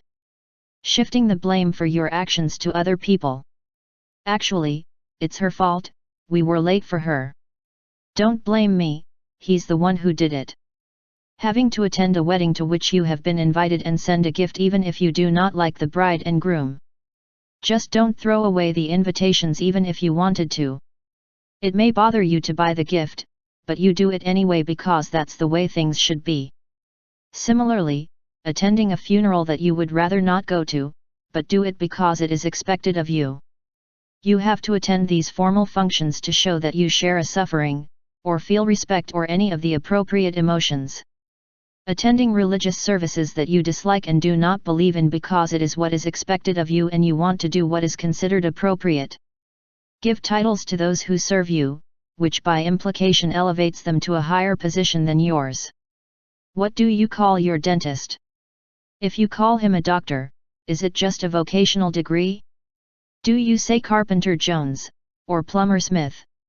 If it is out of respect for their position, what makes you think that their position is higher than yours? If he is paid to serve you, why are you addressing him by title and he addressing you by name? Go to bed when it is time to sleep and not when you are tired. Having sex in only 1 or 2 ways, because those are the only acceptable ways, or engaging in sexual activities only when the circumstances are appropriate, such as the children are asleep, you are not tired, the room is dark, that you are in your own bed and so on. Select roles in daily life because the culture imposes or demands it. The women wash the dishes, the men take out the garbage. Housework is for the wife, work outside is for the husband. Children do this, girls do the other thing. Obey a series of silly domestic rules and traditions that do not work for your family, such as asking permission to get up from the table, having everyone eat at the same time or at the same time when in reality it is more uncomfortable to do it that way, going to sleep with an unjustified schedule. Follow the rules imposed by all signs, even if they do not make sense. Not speak. No passing. Not to anything. Without ever defying the dictates of a sign, or even daring to think that that sign doesn't have to be there in the first place. People make signs and people make mistakes too. By law.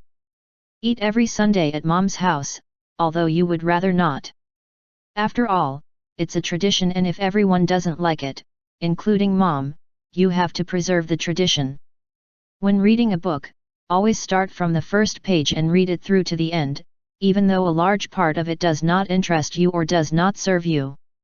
Finish a book that you don't like simply because you've reached the middle, and if you've read half of it, you have to read it all. That women never ask men out. After all, that is the role of man.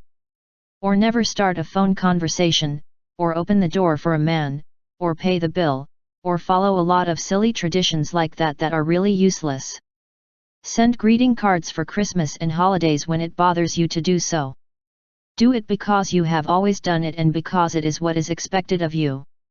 Trying to get good grades in school or force your kids to get them. Learn and study not for your own satisfaction but for the symbols that will eventually appear on the diploma. Always ask yourself, will she/he be the right person for me? And always go around in torment in search of the right person. Go everywhere with your partner because that is what it is supposed to be, even if both prefer to be in different places at any given time. Always consult one of those books that explain how to do things, because each job must be done in a certain way. Not being able to differentiate between manuals that provide useful information and those that simply tell you how things should be. If this will be the appropriate dress, hat, car, salad dressing, couch, book, university, work, etc. Always looking anxiously for the appropriate item, falling trapped in that bag of indecision and doubt. Give more importance to rewards, titles, honors and all honorary emblems than to your own evaluation of what you have achieved and do. Say, I could never be as big as. Clap in a theater when you didn't like the show. Give a tip when you have been badly attended. Sports fan type behaviors, freaking out over the success or failure of your favorite team, and living borrowed through the achievements or lack of achievement of the athletes. A look at some of the more common dutyization payoffs. Some of the reasons you have for sticking with your shoulds are detailed below. These rewards or compensations, like all those provided by the wrong zones, are fundamentally self-destructive, but it is also true that they constitute in themselves a certain type of support system. You can enjoy being a good boy or a good girl, when you accept all the shoulds. You can pat yourself on the back for being obedient. This dividend is regressive since through it, you return to an earlier period of development when you were rewarded with a good dose of approval every time you behaved well, which meant depending on someone else to establish your standards of conduct. Your submission and obedience to the should outside allows you to attribute all responsibility for your inaction to the should instead of assuming it yourself. As long as the should is the rationale for who you are, or aren't, you can avoid the risks of relying on yourself to change. So your shoulds prevent your growth. For example, Marjorie has a should in her head, that premarital sex is taboo. She is 34 years old and to date has never had any sexual experiences due to this externally imposed taboo. But Marjorie has no inner peace.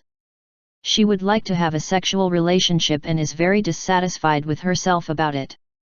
Furthermore, it is quite possible that Marjorie will never get married, and her should, in this case you shouldn't, will prevent her from engaging in sexual activities for her entire life. When confronted with this possibility, she flinches and yet her you shouldn't, is still there. Marjorie's attitudes are marked by her should. You cannot even spend the night in the same house as your companion for fear of people's criticism. So he constantly has to bother, going back to his mom's house at night because of his shoulds. By holding on to this taboo she avoids the risk of proving herself in a sexual relationship that scares her. But his answer is always, I must not do it. Clearly your shoulds work against your happiness. Your shoulds allow you to maneuver others. By telling a third party that things must be done a certain way, you can get them to do it the way you want. It's easier to bring up a should when you lack confidence in yourself. As your own image pales, the should serves as a bulwark. You can continue to be satisfied with your own behavior and keep your hostile feelings alive when others do not fit in with the shoulds that you have for yourself and for the rest of the world. In this way, you improve the opinion of yourself in your own mind at the expense of others because they do not obey the established norms. You can earn the approval of others by adapting to what is established. You feel good because you integrate, which is what you have always been told to do. The old need for approval seeking shows up here, too. As long as your thoughts are focused on others and as long as you live through your successes and failures, you will not have to work with yourself. Having heroes can reinforce your poor opinion of yourself and allow you to avoid the effort of working out your personality. As long as those responsible for your good moments are the heroes, and also the bad ones, there is no reason for you to take responsibility. Your own worth is, in this case, the worth of a third party, that is, it is momentary and transitory. It completely depends on those great men and women and how they act for you. Some strategies to eliminate some of your shoulds. Basically, your cleaning job in this area involves taking risks.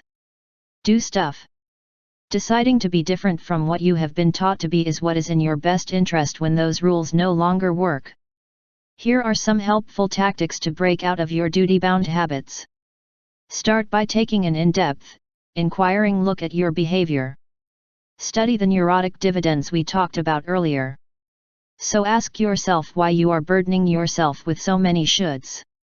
Ask yourself if you really believe in them, or if you've just gotten used to behaving that way. Make a list of all the rules that you meet and respect and that do not seem relevant to you. Those stupid conventional behaviors that you complain so much about and that you can't free yourself from. Then make your own rules of conduct by choosing the ones that make the most sense to you. Write them down even if at this moment you don't feel capable of living them. Start creating your own traditions. For example, if you have always decorated your Christmas tree on Christmas Eve and you prefer to do it 3 days before, start a new tradition, a tradition that makes sense to you. Organize a consultation meeting with your relatives and friends to discuss the multiple rules of conduct that you all follow and that you do not like or find unpleasant. Perhaps then, you can formulate some new rules that seem more reasonable to all of you. You will find that the old rules are still in effect because no one has seriously thought about challenging them or questioning their effectiveness and timeliness. Make an external/internal diary. Write down your external references in which you give others responsibility for what you are feeling. See if you can move to the inner side with some acts of courage. Make a careful note of your accomplishments in the effort to move to the inner side. Check how many rules you impose on others. Ask them if they really need those directives or if they would behave the same way without them. You may even find that they can come up with more efficient and flexible guidelines than yours. You run the risk of facing or opposing any rule or policy that you would like to eliminate. For example, if you are a woman and you have always thought that a woman should not call a man to ask him out and you find yourself with nothing to do on the weekend, call a friend and see what happens. Or, bring back to the store an item of clothing that did not turn out well even though the establishment's rule is that no returns are allowed or the money will not be refunded, and face this policy as efficiently as you can, claiming that you will complain to the bosses if necessary.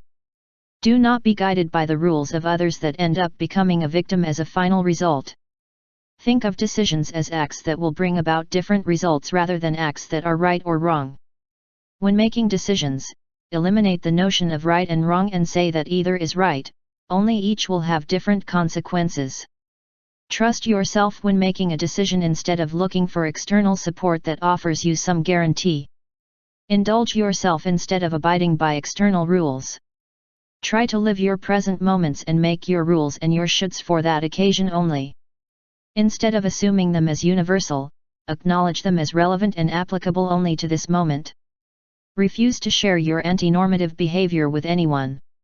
It's just for you, and you don't want to fall into an approval-seeking position, where the reason for resisting enculturation is to attract the attention and, therefore, the adulation of others. Reject the roles that you, and others, are assuming in your life. Be what you want to be, whatever it is, instead of what you think is expected of you because you are a man, a woman, a mature being, or whatever. Refuse at one point in the conversation to talk about others. Practice for longer and longer periods not to project feelings of guilt onto others, or to speak of another person, fact, or idea in a complaining or guilty way. Stop waiting for others to change. Ask yourself why they should change simply because you would like them to. Recognize that all people have the right to be who they choose to be, even if they irritate you by doing so. Make a list of guilt, detailing everything that you dislike in yourself. It may look like the following. What? Who is to blame? I'm too fat. Sarah Lee, my metabolism, restaurants, mom, genetics. I have bad eyesight. My parents, grandparents, God, genetics, studies. I'm fatal to math. My primary teachers, sister, poor math genes, mom. I don't have a boyfriend/girlfriend. Fortune, everyone at school is monsters, they won't let me wear makeup. What is it that I dislike about myself and my life? I am too tall. Genes, God, mom. I am unhappy. The financial situation, the divorce, my children hate me, my poor health. My chest is too small. Mom, genetics, genes, poor nutrition as a child, God, the devil. The color of my hair. Helena Rubinstein, genes, my friends, the sun. The world situation worries me. My neighbors are obnoxious. My failures in tennis. I do not feel well. Presidents Ford, Nixon, Johnson, etc., communism, humanity. The neighborhood, that ilk of people, the neighborhood regulations. The wind, the sun, the net is too high/low, they distract me, they give me cramps, my arm/leg hurts, etc. My metabolism, my period, my doctor, food, heat, cold, wind, rain, pollen. Whatever. Add up your total guilt count and see if you are different now that you have carefully distributed the fault and blame among the people and things that are responsible for your feelings. Isn't that already something?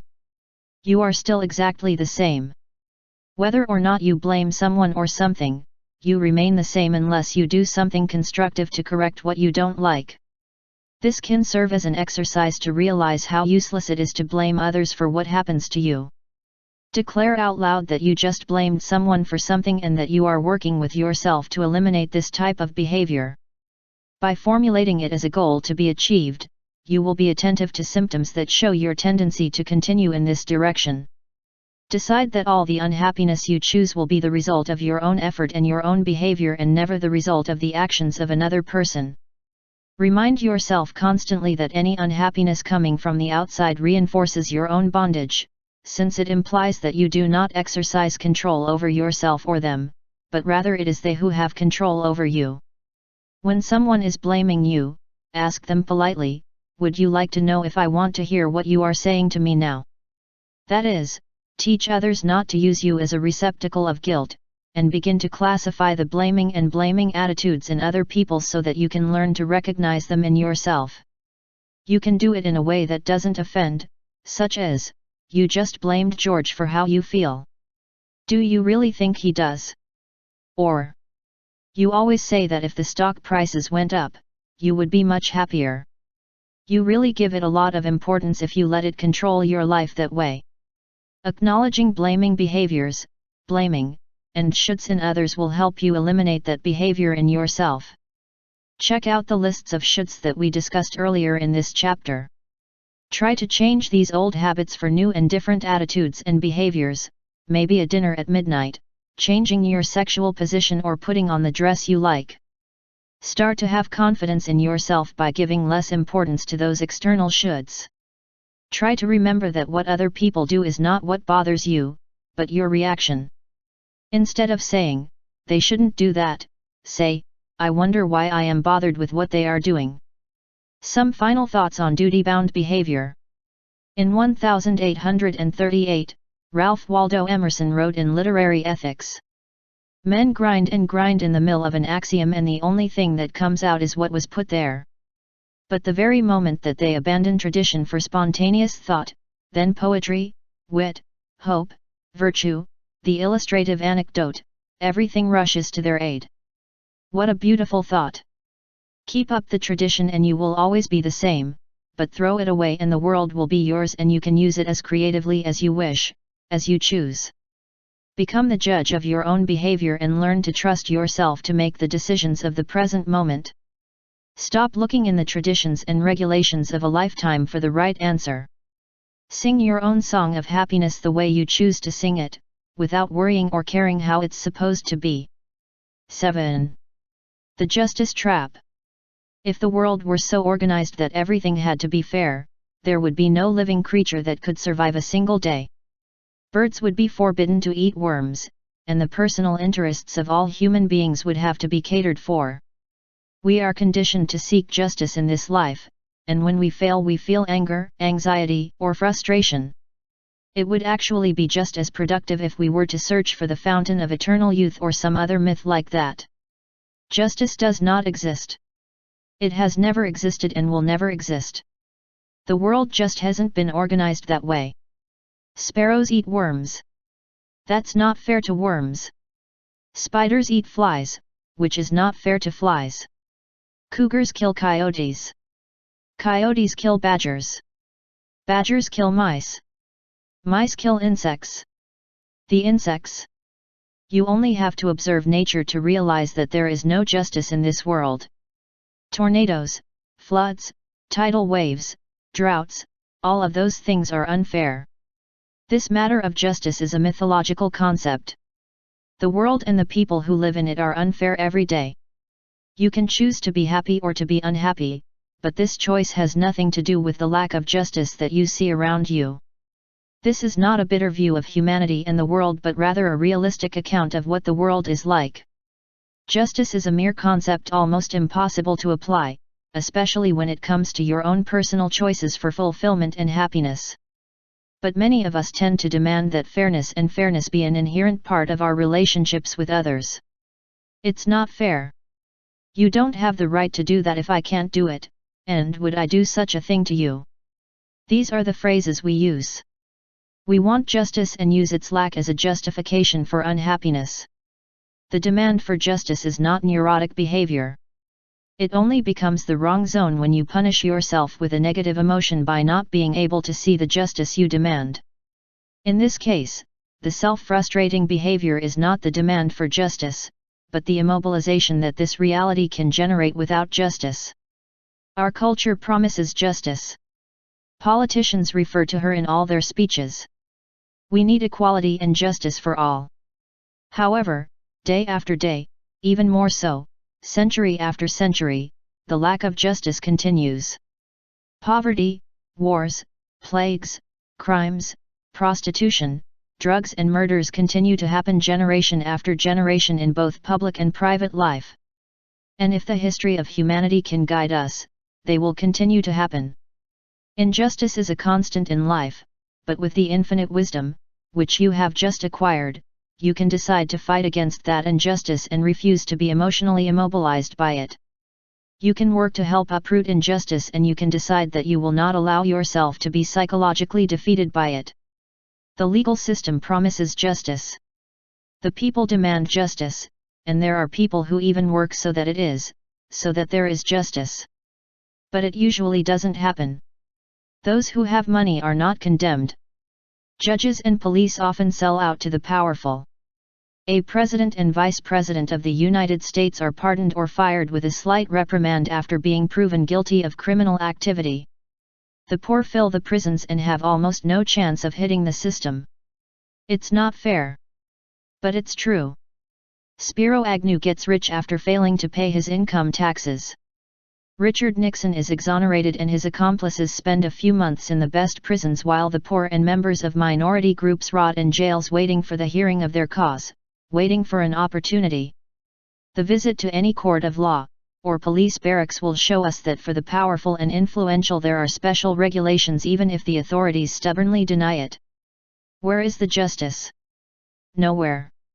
Your decision to fight it may be admirable, no doubt, but your choice to allow yourself to be disturbed by it is as neurotic as guilt, like approval-seeking or any of the other self-flagellating behaviors that make up your wrong zones. It's not fair. The motto of ineffective relationships. The thirst for justice can infiltrate your personal relationships and prevent you from communicating efficiently with other people. The well-known motto "It's not fair." It is one of the most common, and destructive, complaints. In order to consider something to be unfair, you have to compare yourself with another individual or with another group of individuals. Your mind works something like this: if they can do it, so can I. It's not fair that you have more than I do. But if I couldn't do that, why are you going to do it? In these cases, you determine what is good for you based on the behavior of others. They, not you, are in charge of your emotions. If you feel disturbed because you cannot do something that other people can do or have done, it is because you have allowed them to control you. Every time you compare yourself to anyone else, you are playing the game of "it's not fair" and moving from your posture of self-confidence to external thinking directed by third parties. One of my patients, a very attractive young woman named Judy, is a good example of this kind of self-destructive thinking. Judy had been married for 5 years and complained that she was not happy in her marriage. In a group therapy session, she dramatized a marital argument. When the young man who played Judy's husband, who was an insurance agent, said something nasty to her, Judy immediately responded by saying, "Why do you say that? I never say things like that to you." When he mentioned his kids, Judy said, "That's not fair. I never mix kids in our arguments." When the role-playing turned to the projects for a night out, Judy's reasoning was again, "That's not fair. You always go out and I have to stay home with the kids." For Judy, her marriage had to work out according to a list of comparisons. One for you, one for me. Everything had to be even and fair.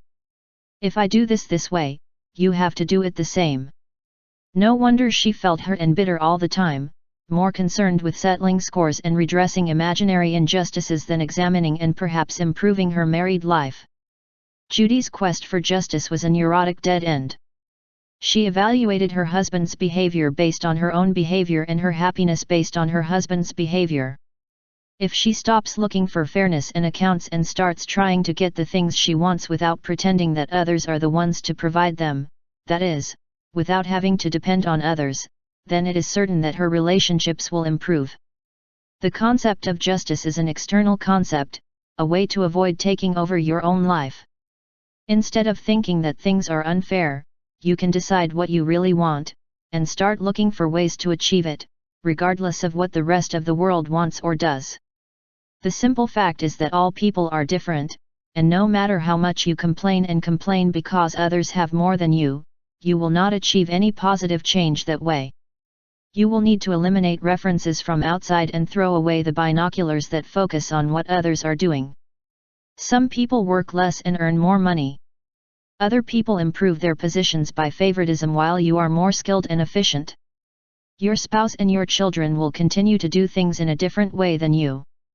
But if you focus on yourself instead of comparing yourself to others, you will realize that the lack of fairness and justice is not worth bothering with. The backdrop to almost all neuroses is to let the behavior of others be more meaningful, more important than your own.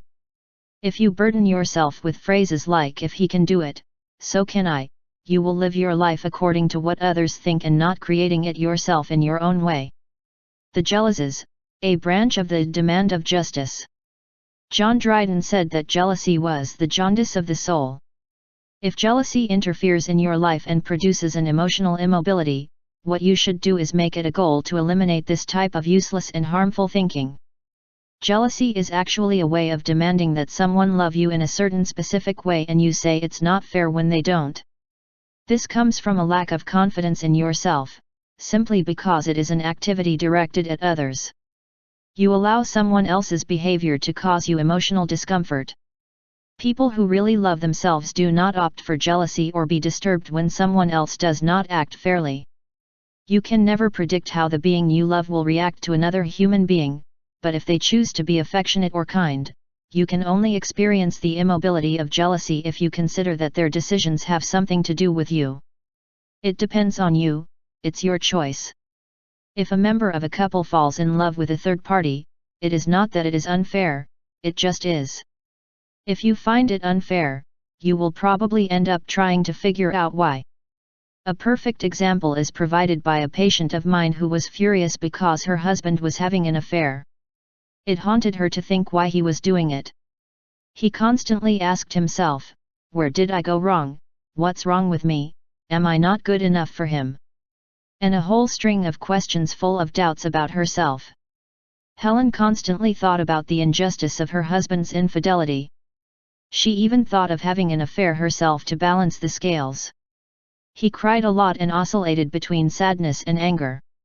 Helen's wrong way of thinking, which leads her to unhappiness, lies in a demand for justice that overwhelms their relationship. This also makes her husband's choice to have sex outside of marriage the reason for her disturbance.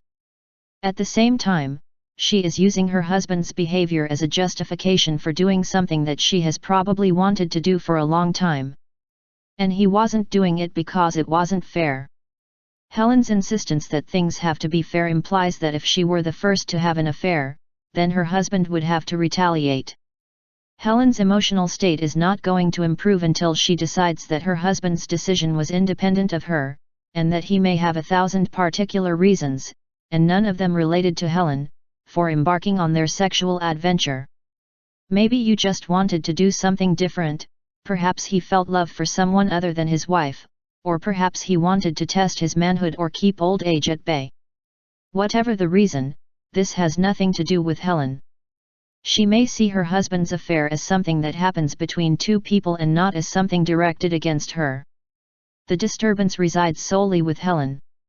She may continue to hurt herself with self-flagellating jealousy because she considers herself less important than her husband or his lover, or she may come to recognize that someone else's affair has nothing to do with her own worth. Some typical justice demand behaviors. Equity-seeking behavior is very evident in almost every area of life. No matter how perceptive you are, you will be able to notice that it constantly emerges in your behavior and in that of others. Here are some of the more common examples of this type of behavior. Complain that others earn more money for doing the same work that you do. To say that it is not fair that Frank Sinatra, Sammy Davis, Barbra Streisand, Catfish Hunter, or Joe Namath earn such high salaries and bother you about it. Annoying you because others commit infractions with impunity while you are always caught. From speed breakers to Nixon's pardon, you insist that justice prevail. All the phrases like "would I do something like that to you," with the pretense that everyone has to be exactly like you. Always respond when someone does you a favor. If you invite me to dinner, I owe you dinner or at least a bottle of wine. This type of behavior is often justified as kindness or politeness, but in reality it is simply a way of keeping the scales of justice balanced. Corresponding to the kiss that is given to you or saying "I love you too," instead of accepting it and expressing your own thoughts when you choose to do so. It implies that it is not fair to receive an "I love you," or a kiss without returning it. Feeling compelled to have sex with someone even if you don't want to because it's just not fair not to cooperate. In that way, you function out of a righteous motivation rather than doing what you really want in that present moment. Always insist that things have to be consistent. Remember Emerson's phrase that is often misquoted. The silly consequence is the goblin of little minds. If you want things to always be appropriate and fair, you fall into this category of little minds. In discussions, insist on a clear decision that the winners are right and the losers are wrong. Use the argument of justice to get what you want. You went out last night, it's not fair that I have to stay home. And bother you about the lack of equality. Say that something is not fair to children, parents, or neighbors and, consequently, do things that you would rather not do, resenting yourself for it. Instead of blaming everything that happens on unfairness, try to seriously observe your own behavior that prevents you from deciding for yourself what is most appropriate for you. The "if he/she can do it, then so can I" game is a way of justifying something you do through someone else's behavior. This can be the neurotic rationalization for cheating, stealing, flirting, lying, always late, or whatever you prefer not to admit in your own value system. For example, on the highway, you annoy another driver because he did it to you, or you rush to overtake a slower driver to delay more because he did it to you before, or you leave your high beams when you cross another car because the cars coming from the opposite direction are doing it, and you literally put your life at risk because your sense of justice has been violated. This is the "he hit me, so I hit him" type of behavior, so common in children that they have seen it in their parents thousands of times. It is the cause of many wars when this is taken to ridiculous extremes. Spend the same amount of money on a gift as the person you are giving to. Pay each favor with a favor of the same value. Keep your account book balanced, instead of doing what you would like to do. After all, you have to be fair. There are the little excursions through the alley of justice, where you and those who are close to you are internally moved, often very little but moved in any way, by that absurd statement that you have engraved in your head that things they have to be fair. Some of the psychological rewards that drive you to hold on to your justice demands. The rewards for this type of behavior are generally self-defeating in the sense that they keep perception out of reality and into a kind of dream world that will never exist. The most common reasons for keeping your demands for fairness in thought and behavior are the following. You can feel satisfied with yourself because you are an honorable person. This is one of the ways you have to feel better and superior. As long as you continue to insist on a mythological system of justice and worry more about having your account book in order and well balanced, you will continue to cling to that feeling of "I am better than you," and you will spend your present moments feeling satisfied with yourself and instead of living effectively. You can ignore responsibility for yourself and justify your immobility by transferring responsibility to those people or those facts that are not fair. This serves to excuse your lack of ability to be and feel what you want and choose. This way you can avoid the risks and work involved in trying to change. As long as injustice is the cause of your problems, you cannot change. You will when this injustice is gone, which, of course, will never, ever happen. Injustice can draw attention, compassion, and self-pity. The world has been unfair to you, so now you and everyone around you should feel sorry for you and pity you. This is another of the great techniques to avoid change. Attention, compassion, self-pity are your payoffs, and you use them to sustain yourself rather than take charge of yourself and avoid comparison-inspired behaviors. You can justify all kinds of immoral, illegal, and inappropriate behavior by making the responsibility for your actions fall on someone else. If he can do it, I can too. This is a splendid rationalization system to justify any behavior. It gives you a great excuse to be inefficient. If they don't do anything, neither will I. It is a clever and ingenious ploy to justify your laziness, your tiredness, or your fears. It gives you a good conversation starter that helps you avoid talking about yourself with the people around you. If you complain about all the injustices that are done in the world, you will not do anything, but at least you will have spent the time and managed to escape, perhaps, the need to deal more honestly and intimately with other people as well. If you have a clear concept of justice, your decisions will always be fair. You can manipulate others, especially your children, reminding them that they are unfair to you because they are not exactly the same as you and do not keep an exact account of all the give and take of your relationship with them. This is a very clever way of getting things done your way. You can justify vindictive behavior by saying that things have to be fair.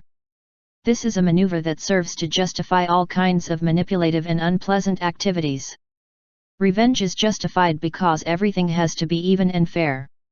And if you have to pay a favor, in the same way you will have to pay a bad thing.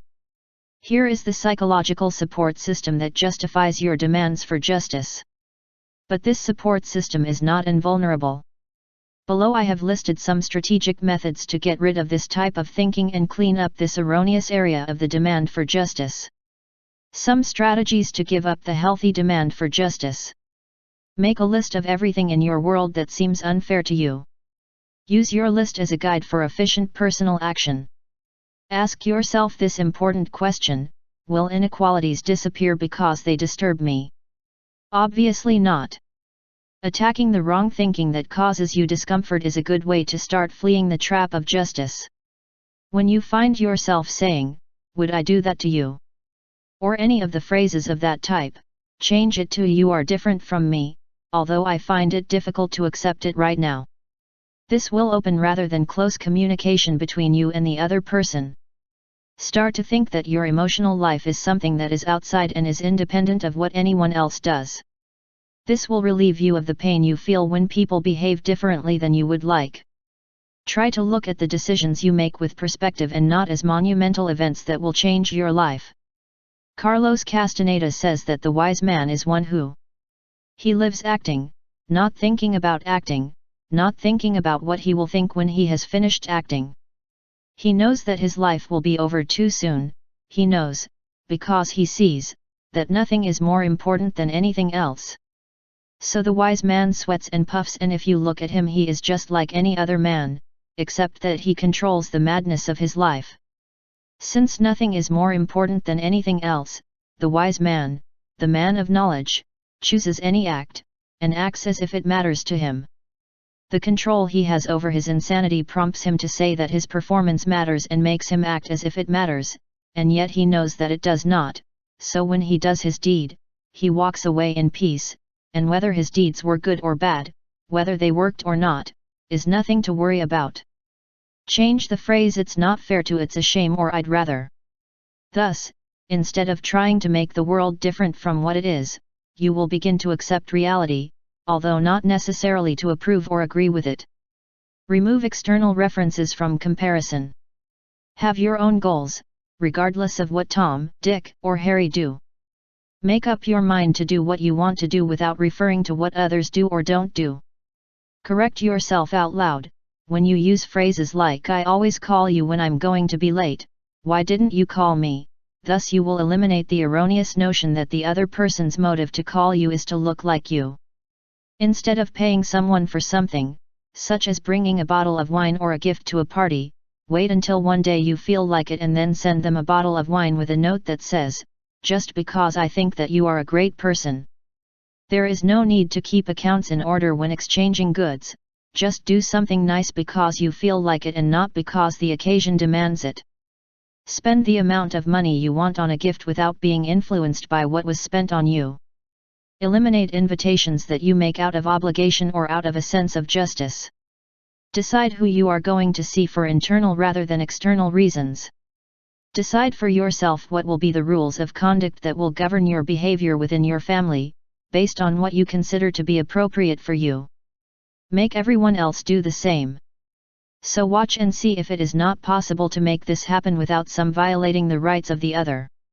If you feel like what you want to do is go out 3 nights a week, but can't because someone has to babysit, don't let the concept of justice get in the way of what you decide to do. Perhaps you could arrange for someone to watch the children or take the children with you on your outings, or whatever arrangement is satisfactory for everyone. But starting with the "it's not fair" routine will create grudges and will also make you stay home. For every injustice you suffer, there is a resolution that does not require you to be immobilized in any way. Remember that revenge is just another way to be controlled by others. Do what you, and not them, decide is convenient for you. These are just a few suggestions that can serve as a beginning to help you be happier by getting rid of the urge to compare yourself to others and to use your positions and possessions as a barometer to measure your own happiness. Injustice is not what counts but what you do about it. 8. Ending with the postponements right now. You don't need to shed a single drop of sweat to put off doing anything. Are you in the category of those who postpone everything? If you are like most people, the answer is yes. But it is also very possible that you would rather not live with the anxiety that procrastination produces. You may find that you are putting off a lot of things you want to do, and yet for some reason, you just keep suspending the action. This issue of procrastination is one of the most worrying facets of life. If you count yourself among the serious cases of those who suffer from this disease, surely not a day goes by without you telling yourself, "I know I would have to do that or that and I don't, but the time will come." Your wrong zone of procrastination is one of the most difficult to blame on external forces. It is all yours, both the procrastination itself and the discomfort it causes you. The lag wrong zone is the closest you can get to a universal wrong zone.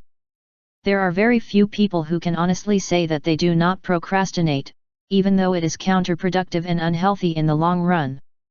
As in all wrong zones, the behavior itself is not unhealthy. Procrastination doesn't really even exist. You just do things, and the things you don't do are simply not done rather than postponed.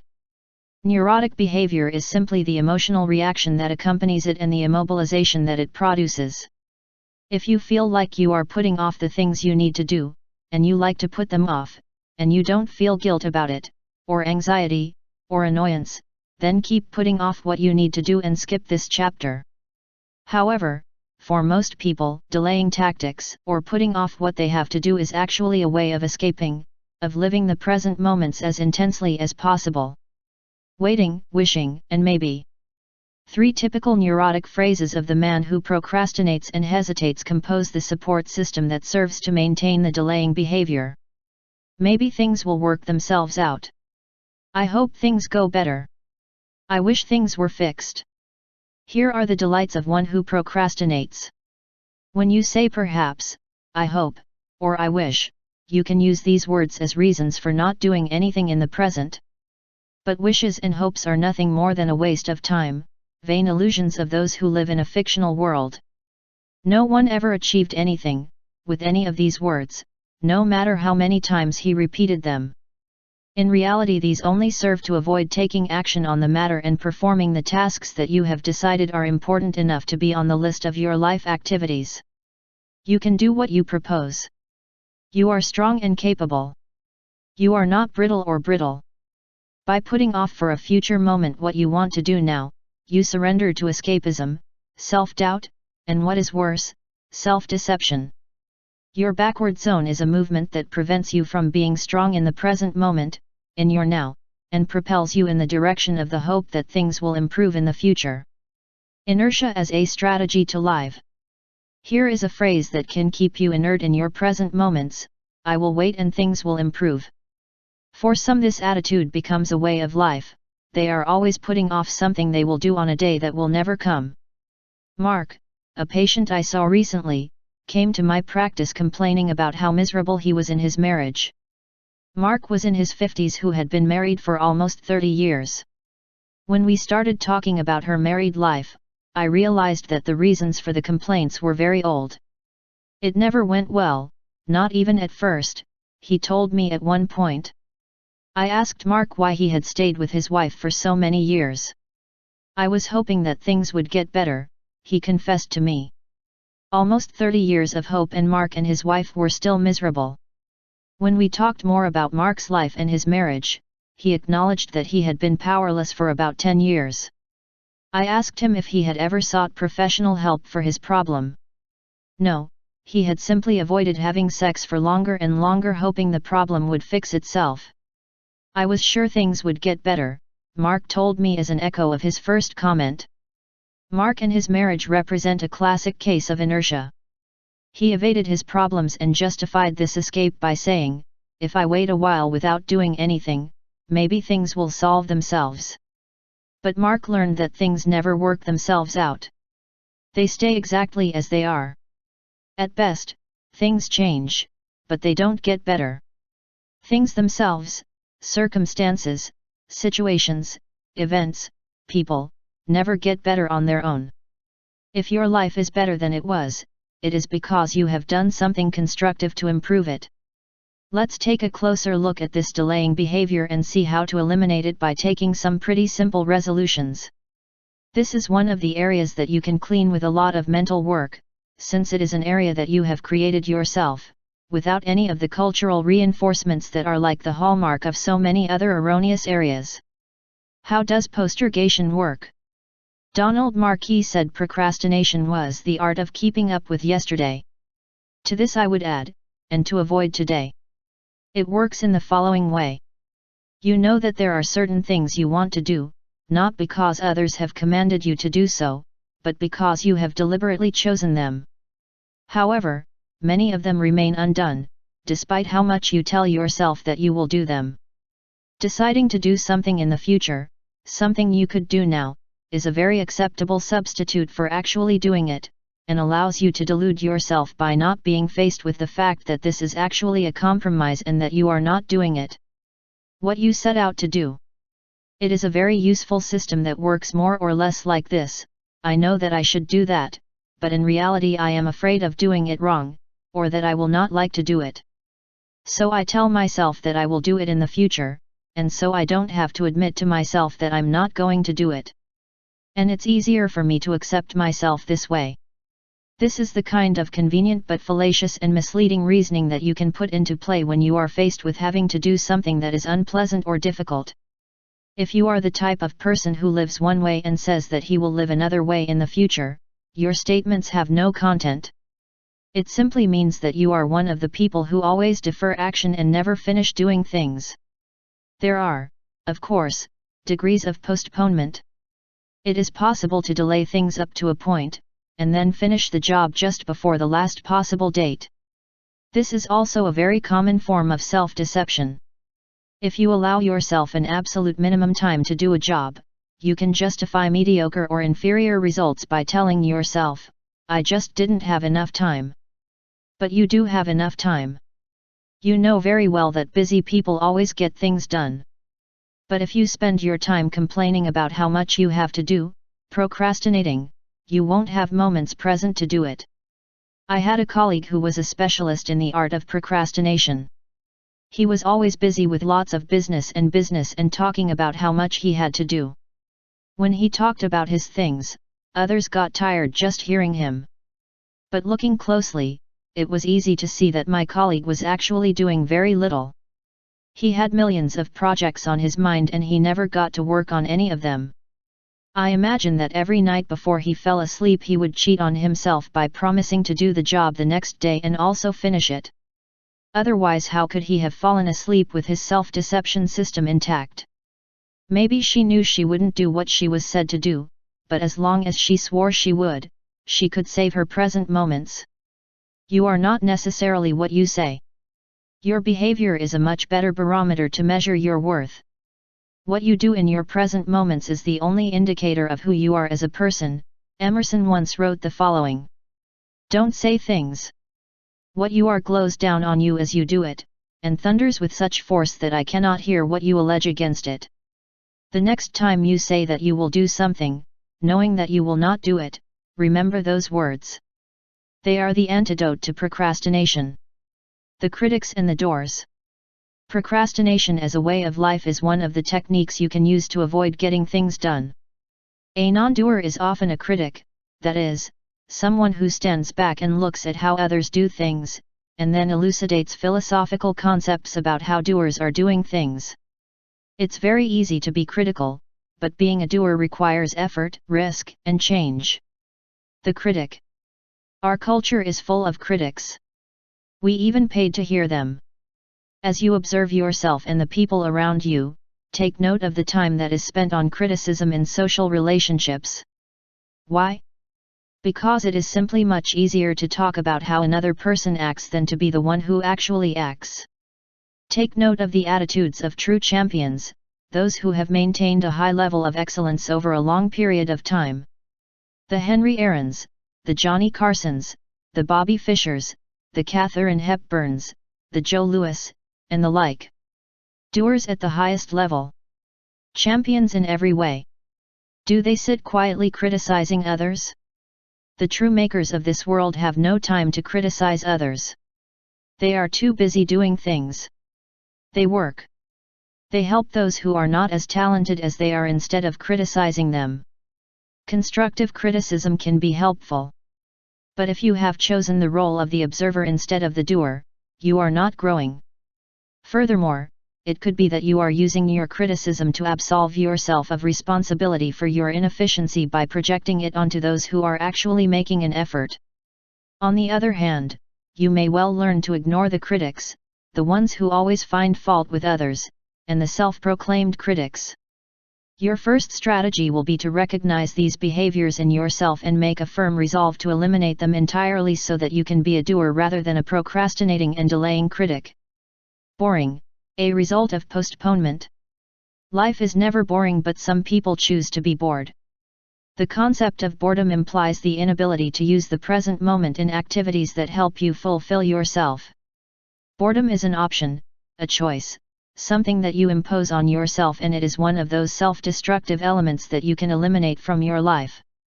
When you procrastinate and hesitate, you waste your present moments doing nothing as an alternative to the possibility of doing anything. Doing nothing leads to boredom. The general tendency is to blame the environment for boredom. This town is really boring, or what a boring speaker. The particular town and the speaker are never boring, you are the one experiencing boredom, and you can eliminate it by doing something else with your mind at the time. Samuel Butler said, "The man who allows himself to be bored is even more despicable than the boring one." Doing what you want, now, or using your mind in a creative and new way, now, you ensure a future in which you will never again choose boredom for yourself. As always, the decision is in your hands. Some typical postergatory behaviors. Here are some areas where procrastination as an option is much easier than action. Continue in a job in which you feel trapped and unable to develop and grow. Holding on to a relationship that has gone bad. Staying married, or not being married, hoping things will get better. Refuse to do something positive to solve relationship difficulties and sexual matters, shyness, or phobias. Wait for them to get better on their own instead of doing something constructive about it. Do not fight addictions such as alcohol, drugs, pills, or cigarettes. Saying "I'll drop it when I'm ready for it," knowing that you're putting it off because you doubt you can do it. Postpone work, whether heavy or light, such as cleaning the house, or anything else, repairs, sewing, mowing the lawn, painting something, as long as you care whether they are done or not. If you wait long enough, maybe they will do themselves. Avoid a confrontation with someone such as an authority figure, a friend, a lover, a salesperson, or any official. If you wait, you won't have to in the end, although the confrontation might have improved the relationship or service. Be afraid of changing geographical situations. You stay in the same place your whole life. Postpone spending a day or an hour with your children, which would give you great pleasure because you have a lot of work or you are busy in very serious matters. Also, not go out one night to dinner, or to the theater or some sporting event with your loved ones using your "I'm too busy to put it off" forever. Decide to start your diet tomorrow or next week. It's easier to put it off than working to lose the pounds, so you say, "I'll do it tomorrow," and that tomorrow, of course, will never come. Use tiredness or sleep as an excuse to postpone something. Have you ever noticed how tired you get when you are about to do something uncomfortable or difficult? Fatigue, even mild, is a great procrastination. Getting sick when you are faced with a disturbing or annoying job. How could you do it now when you feel so bad? Like the fatigue we talked about in the previous paragraph, illness or discomfort is a great postponement technique. The "now I don't have time to do it" ploy with which you justify yourself not to do something because you are very busy, although you will surely find time to do the things you really want to do. Live excited about the vacation you are going to take, a dream trip. Next year we will find nirvana. Opting for the critic's position and using your criticism to camouflage your own refusal to do things. Refusing to go to the doctor when you suspect that something is wrong. By putting it off, you don't have to face the reality of a possible illness. Do not dare to approach someone you love. It is what you want, but you prefer to put it off and hope that things will resolve themselves. Get bored at any time in your life. This is a way of procrastinating and using the boring event as a reason not to do something more fun and challenging. Have the purpose and never get to put it into action. To exercise regularly, "I'll start right now, next week." Life completely dedicated to your children, postponing your own happiness. How can we afford to take a vacation when we have to think about the education of children? Reasons to continue postponing things. The rationalization that serves to postpone what we have or want to do is made up of one part of self-deception or deception and two parts of escapism. Among the most important rewards that the policy of clinging to this habit of procrastination offers us, are the following. It is clear that procrastination allows you to avoid unpleasant activities. There may be things that scare you or things that on the one hand you would like to do and on the other you would not. Remember that nothing is completely black or white.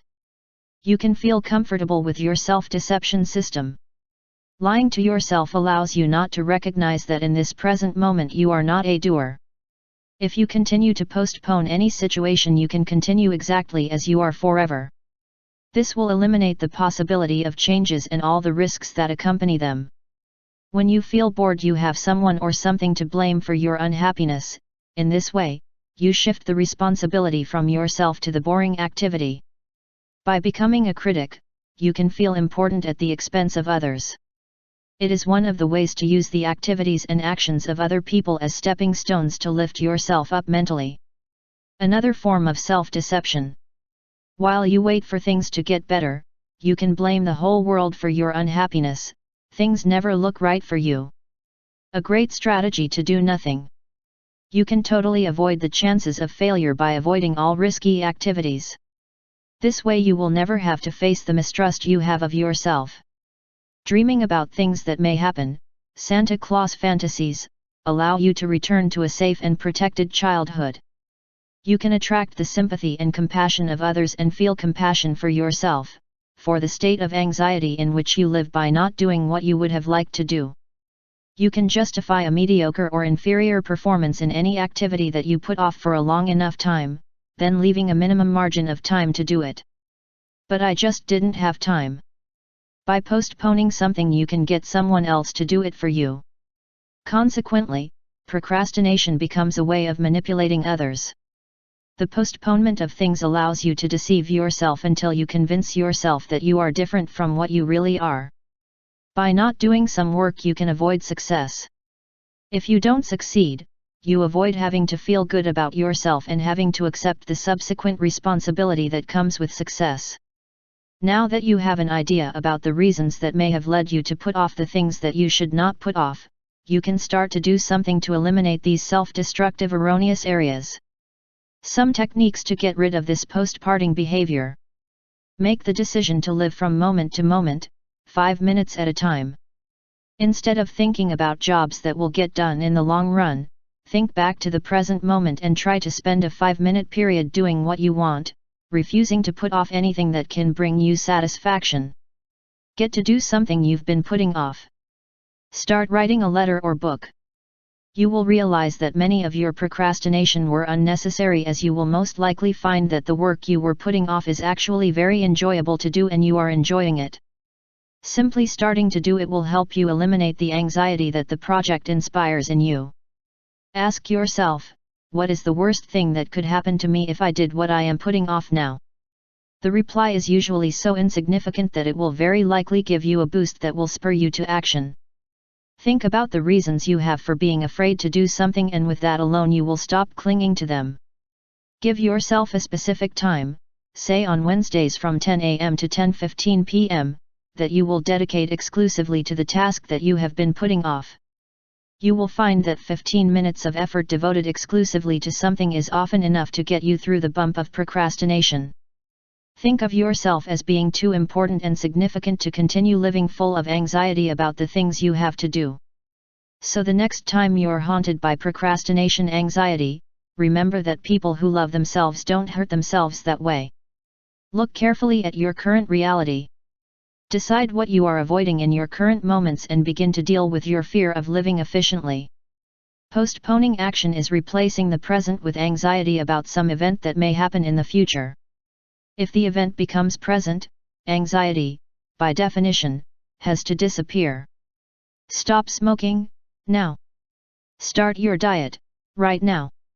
Put down the drink, right now. Stop reading this book and immediately do one of the exercises in the series that you project into your exercise program. This is how you have to deal with your problems, by acting, right now. Do it. The only thing that prevents you from doing things is yourself and the neurotic options that you have chosen because you do not believe that you are as strong as you are in reality. How simple, just get down to business. Start using your mind creatively in what were once boring circumstances. If you're in a boring meeting, change the tempo by asking a pertinent question, or engage your mind with stimulating thoughts like writing a poem, or memorizing 25 numbers backwards, simply as memory training. Decide that you will never be bored again. When someone begins to criticize you, ask this question: do you think I need a critic now? Or when you find yourself being the critic, ask the person with you if they want to hear your criticism, and if so, why? This will help you move from the critique column to the action column. Look at your life carefully. Are you doing now what you would be doing if you knew you only have 6 months to live? If not, the best thing you can do is start right now, since, relatively, that is all you have. Given the eternity of time, 30 years or 6 months do not matter, there is no difference between the two time slots. The total space of your life is just like a point in time. There is no point putting off anything. Have the courage to undertake an activity that you have been avoiding until now. An act of courage can remove all that fear. Stop telling yourself that you have to function well. Remind yourself that it is important to do. Decide that you will not be tired until now before you go to bed. Don't allow yourself to use fatigue or illness as an escape or to put off doing something. You may find that when you get rid of the reason for illness or fatigue, that is, avoiding a task, physical problems disappear as if by magic. Eliminate the words hope, wish, and maybe from your vocabulary. Those are the instruments you use to procrastinate. If you find that these words are slipping into your vocabulary, swap them out for new phrases. For example, change. I hope things will be fixed by I'll get them fixed. I wish things were better, otherwise by I'm going to do the following to feel better. Maybe that will work out fine by I'll make it work out fine. Write a journal of your critical behavior and your complaints. By writing down these attitudes, you will accomplish two things. You will see how critical behavior appears in your life, the frequency, the types of things, the events, and the people that are related to you in that sense. You will also stop criticizing because it will annoy you a lot having to write it down in your journal. If you are putting off something that also involves people, a transfer, a sexual problem, a new job, meet with them and ask for their opinions. Have the courage to talk about your own fears and see if the procrastination is due to reasons that exist only in your head. If you find a confidant to help you with your procrastination, you will make a concerted effort. Very soon, you will have dispelled much of the anxiety that accompanies procrastination by sharing them. Make a contract with your loved ones by which you agree to deliver the goods that you have for them but that you have been putting off. Have each party keep a copy of the contract and issue penalties for violations. Whether it is attending a football game, dining out, vacationing, or going to the theater, you will find that this ploy is not only helpful but also very rewarding for you, as it will encourage you to participate in activities that they can be pleasant to you. If you want the world to change, don't just regret it. Do something. Instead of wasting your present moments on all kinds of immobilizing anxieties about what you are putting off, take charge of this hideous wrong zone and live now.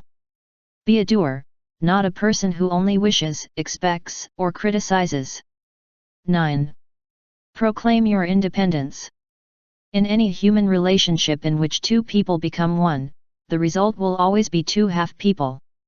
Leaving the psychological nest is one of the most difficult tasks in life. The addiction viper intrudes in so many ways, and getting rid of it completely is very difficult since the number of people who benefit from mutual psychological dependence is so great. Being psychologically independent means being totally free from all compulsory relationships, and implies the absence of behavior directed towards others. It means that you are free from the obligation to do something that you would not otherwise choose to do, if that relationship did not exist. The issue of leaving the nest is particularly difficult because our society teaches us that we must meet what is expected of us in certain relationships, which include parents, children, authority figures, and loved ones. Leaving the nest means becoming yourself, your own person, that is, what you really are, living and choosing the behaviors that you choose and desire. It does not mean a break in any sense of the word. If you enjoy the way you interact with anyone and it does not interfere with the goals you have set in your life, then it is not worth changing it but rather stick with it.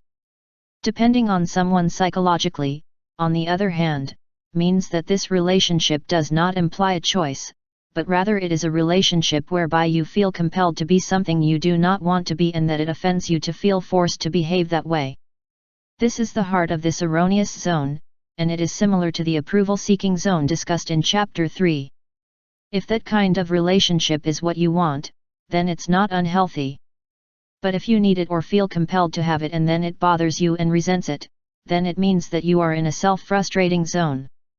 Thus, the obligation is what constitutes a problem, rather than the relationship itself. Obligation breeds guilt and dependency, while free choice inspires love and independence. There is no choice in a psychologically dependent relationship, consequently this type of alliance will always provoke indignation and resentment. Psychological independence implies not needing others. I'm not saying not wanting to have relationships with others, what I'm saying is not needing them. The moment you feel that need you become vulnerable, you are a slave.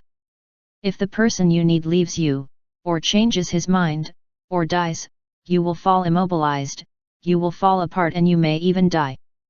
But society teaches us to be dependent on a number of people starting with the parents, and it could be that you are still open-mouthed waiting for the worms of many of your most significant relationships to fall.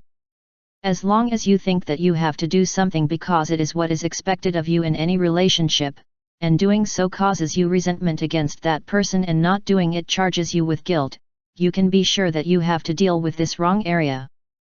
To eliminate dependency you have to start with the family, with the way your parents treated you when you were little and in which you treat your children now. How many dependency formulations do you carry in your head today? How many do you impose on your children? The dependence trap in the education of children and in the family. Walt Disney made a wonderful movie a few years ago and called it Bear Trap. It recounted the life of a mother bear and her 2 babies during the cubs' first months of life. Mama Bear taught her cubs to hunt, fish, and climb trees. He taught them to protect themselves when they were in danger. Then one fine day, following her own instincts, Mama Bear decided that it was time to go. He forced them to climb a tree, and without even looking back, he left. Forever. Inside her bear mind, she had thought that she had already fulfilled her motherly responsibilities. She did not try to manipulate them into visiting her alternately every other Sunday. She did not accuse them by telling them they were ungrateful, nor did she threaten to have a nervous breakdown if they disappointed her in what she expected of them. He just left them. In the animal kingdom, parenting means teaching children to fend for themselves so they can be independent, and then leaving them behind. In our case, in the case of human beings, the instinct remains the same, that is, to be independent, but we are dominated by the neurotic need to own and live our life through our children, and the purpose of educating a child to be independent gets confused with the idea of raising a child to cling to him. What do you want from your children? Would you like them to have a very good opinion of themselves, and also a lot of confidence in themselves, that they were not neurotic, were fulfilled and were happy? Of course yes. But what can you do to help them do that? Just being like that yourself. Children learn their behaviors from the role models before them. If you are full of guilt and do not feel fulfilled, and you tell them to be the opposite, you are selling them a failed product. If the model you present is low in self-esteem, you are teaching your children to adopt the same attitude for themselves. And what is even more important and significant, if you make them more important than yourself, you are not helping them, you are simply teaching them to put others in front of themselves and stay in the back seat dissatisfied and without achieving fulfillment. How ironic! You cannot give your children self-confidence, they have to acquire it by seeing you live that way. Only by treating yourself as the most important person and not sacrificing yourself for your children will you teach them to have confidence and also to have faith in themselves. If you are one of those who sacrifice, you present them with a model of sacrificial behavior. And what does sacrificial behavior mean? Putting others ahead of yourself, not loving or disliking yourself, continually seeking approval, and other misbehaviors like that.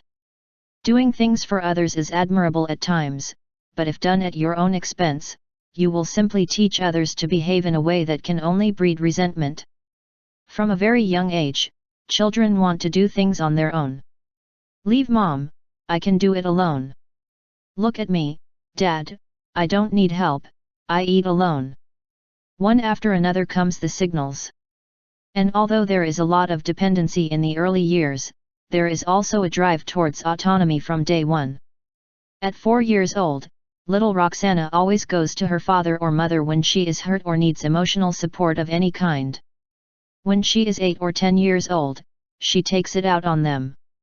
And although she wants to be seen as a big girl, I know how to put my coat on, let me go, she also wants the support of loving and responsible parents.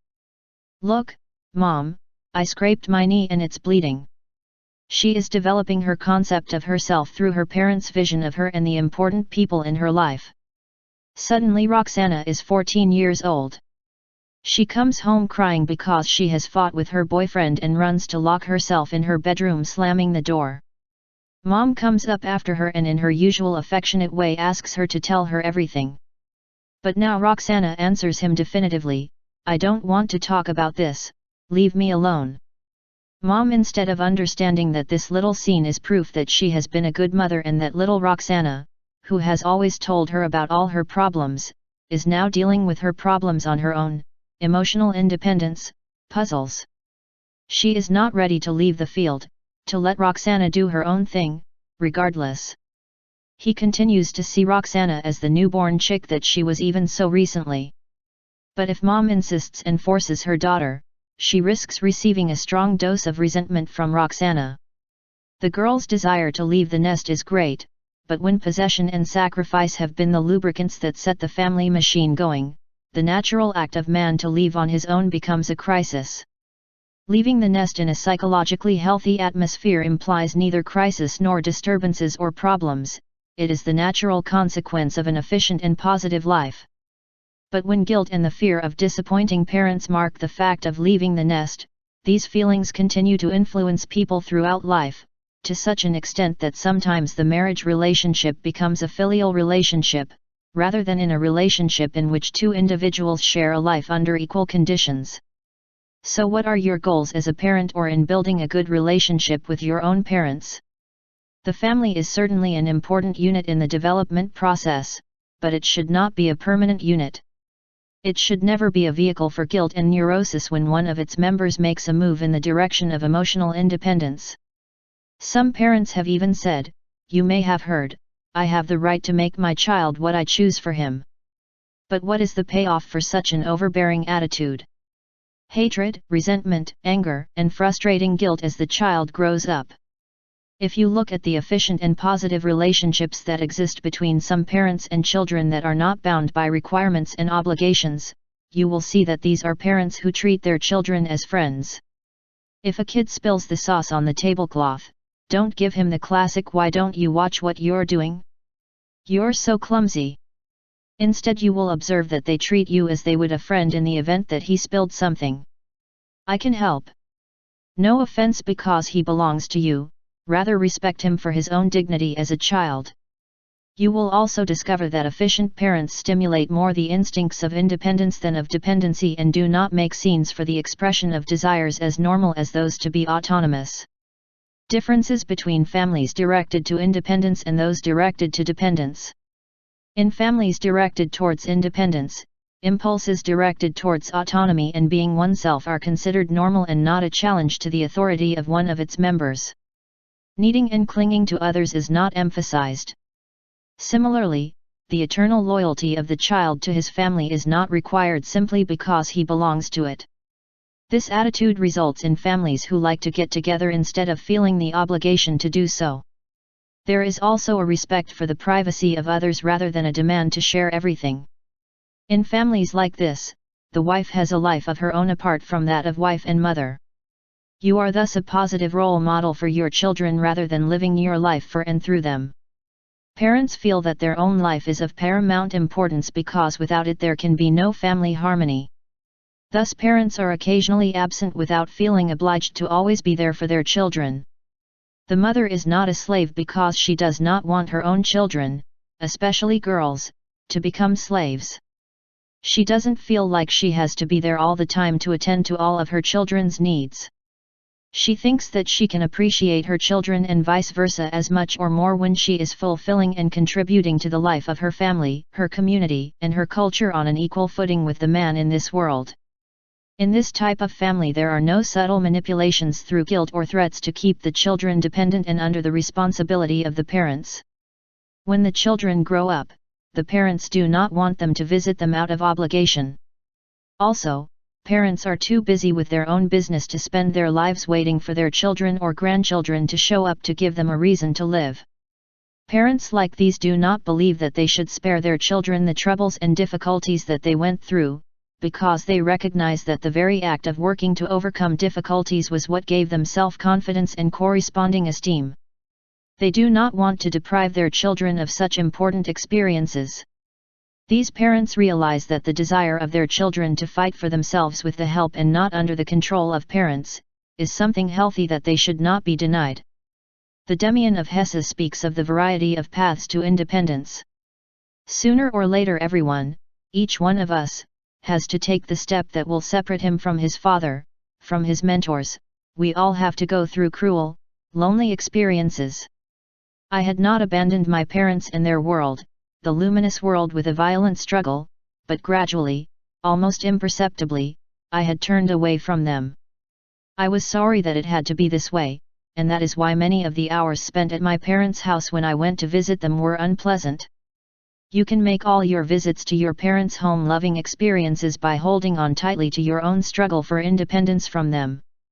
And if you present to your children a model of self-pride and positive self-worth, they in turn will leave the nest without causing tension or problems for anyone.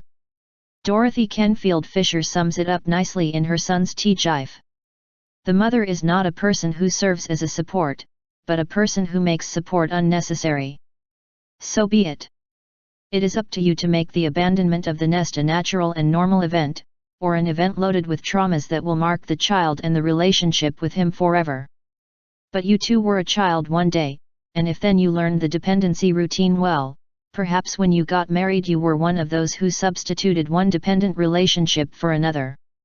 The psychological dependence and the marriage crisis. You may have solved the problem of your dependence on your parents and perhaps you have a well-controlled relationship with your children. You may recognize and encourage your children's need for independence. But it may also be that you still have a dependency problem in your life. If you are one of those people who left a dependent relationship with their own parents to enter another when they married, then clearly you have a wrong area that needs healing. Louis Anspacher wrote about marriage in America. Marriage is that relationship between a man and a woman in which independence is equivalent, mutual dependence and obligation is reciprocal.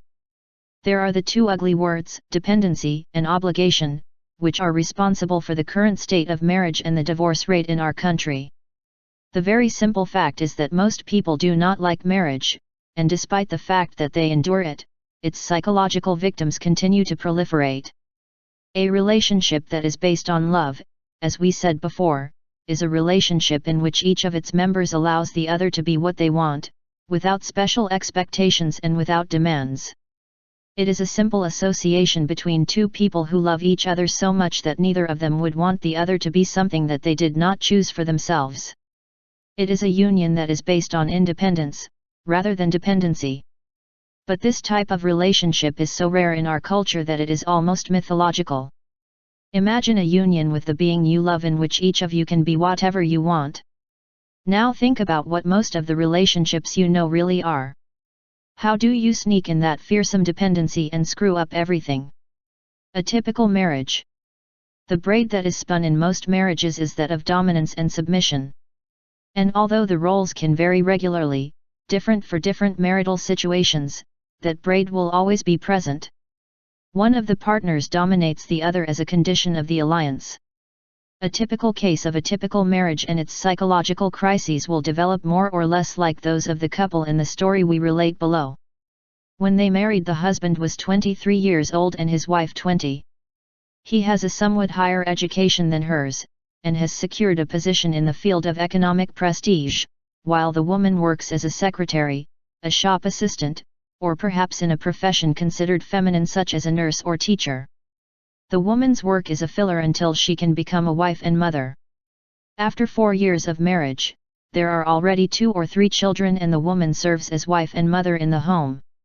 Her role is to take care of the house, the children, and her husband. From a work point of view, her position is that of a domestic servant, and psychologically she is in a position of submission. Much greater importance and significance is given to the man's work, in large part because he is the one who brings the money to support the family. His successes become hers, and his social relations in their friendships. She is given a more important position within the home, and often the woman's mission is to make life as comfortable as possible. The woman spends most of the day interacting with children or speaking with women in the neighborhood who are caught in the same psychological trap. When your husband goes through a crisis at work, it becomes his own crisis, and generally, as any objective observer can see, there is in this type of relationship one member who dominates and another who is subdued. The woman has accepted and perhaps even sought this type of relationship because she has not known anything else. Your marriage has imitated the marriage pattern of your parents and others that you saw during your development. And very often, the dependency on her husband has simply replaced the dependency she had on her parents. At the same time, the man has looked for a soft, tender woman who can reinforce the fact that he is the breadwinner and the one who has the upper hand in all interactions. Thus both achieved what they were looking for, what they had seen their whole lives in the sense of how a couple should function.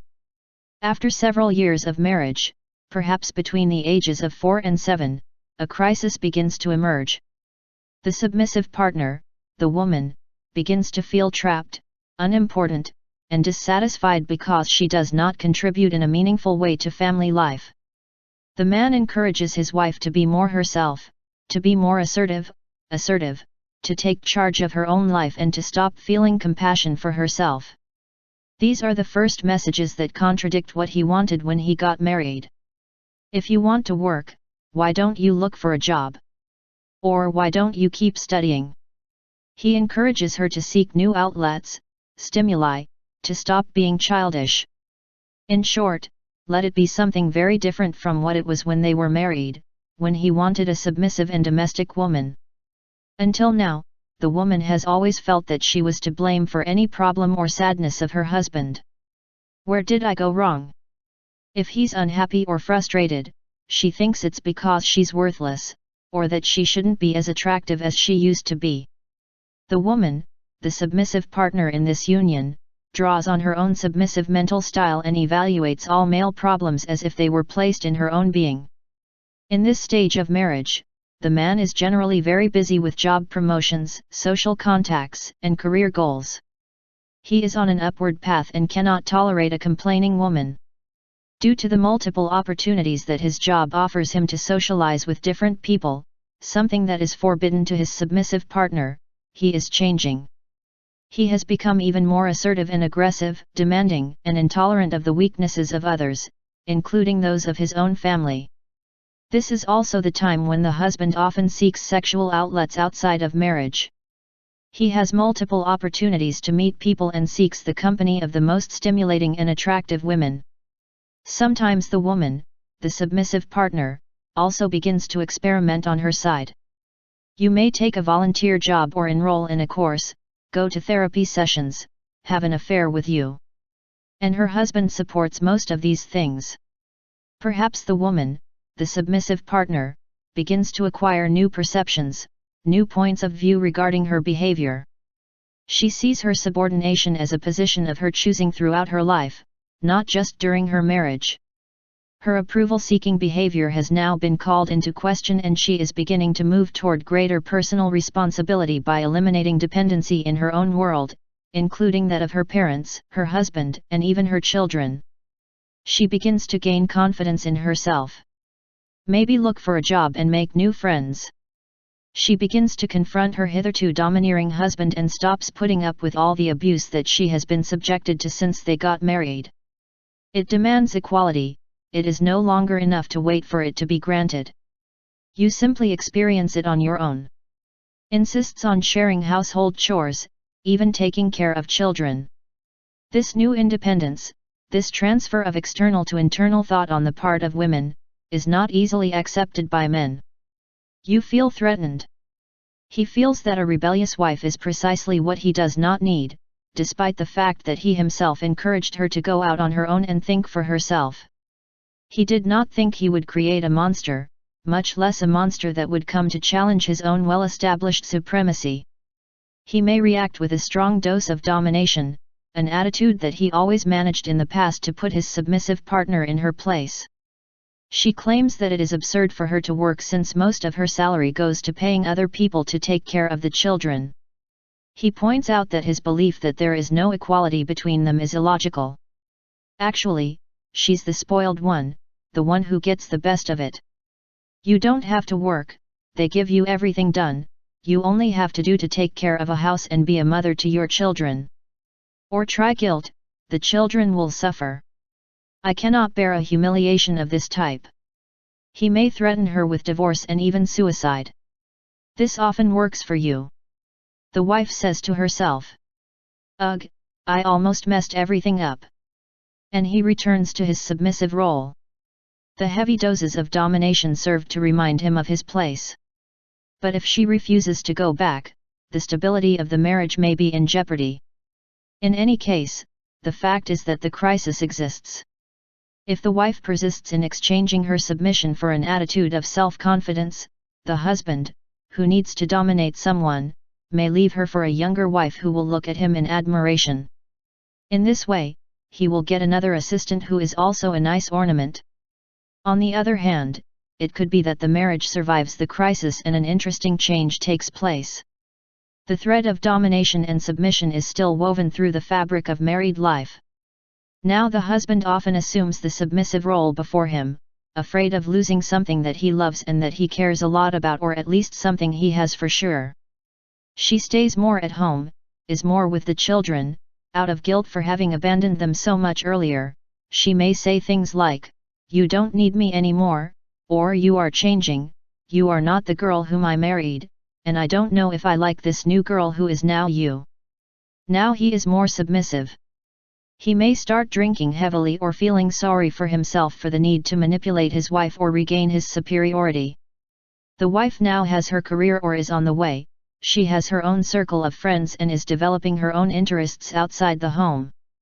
Maybe you even have a lover as an affirmative gesture of retaliation, but at least it feels good because you get praise and praise for your accomplishments. However, the threat is still there and the crisis continues to threaten. As long as one of the spouses has to be more important than the other or the fear of divorce is what holds them together, dependency will remain the cornerstone of the alliance. The dominant partner, be it male or female, is not satisfied with having a slave for a spouse. Marriage may still exist in a legal sense, but love and communication between the spouses have been destroyed. Here divorce is very common, and if not, two people start to go their own way within the marriage. They do not have sexual relations, they sleep in separate rooms. The norm of communication is to demean each other instead of understanding each other. There is also another possible ending if both partners decide to revalue themselves and their relationship. If both of you work to get rid of your wrong zones and to truly love each other, that is by letting the other partner or spouse choose their own way of fulfilling, then the marriage can flourish and continue to grow and develop positively. With two people who have faith in themselves, who love each other enough to encourage independence rather than dependency, but at the same time sharing happiness with a loved one, then marriage can become a possibility. Very inspiring and enjoyable.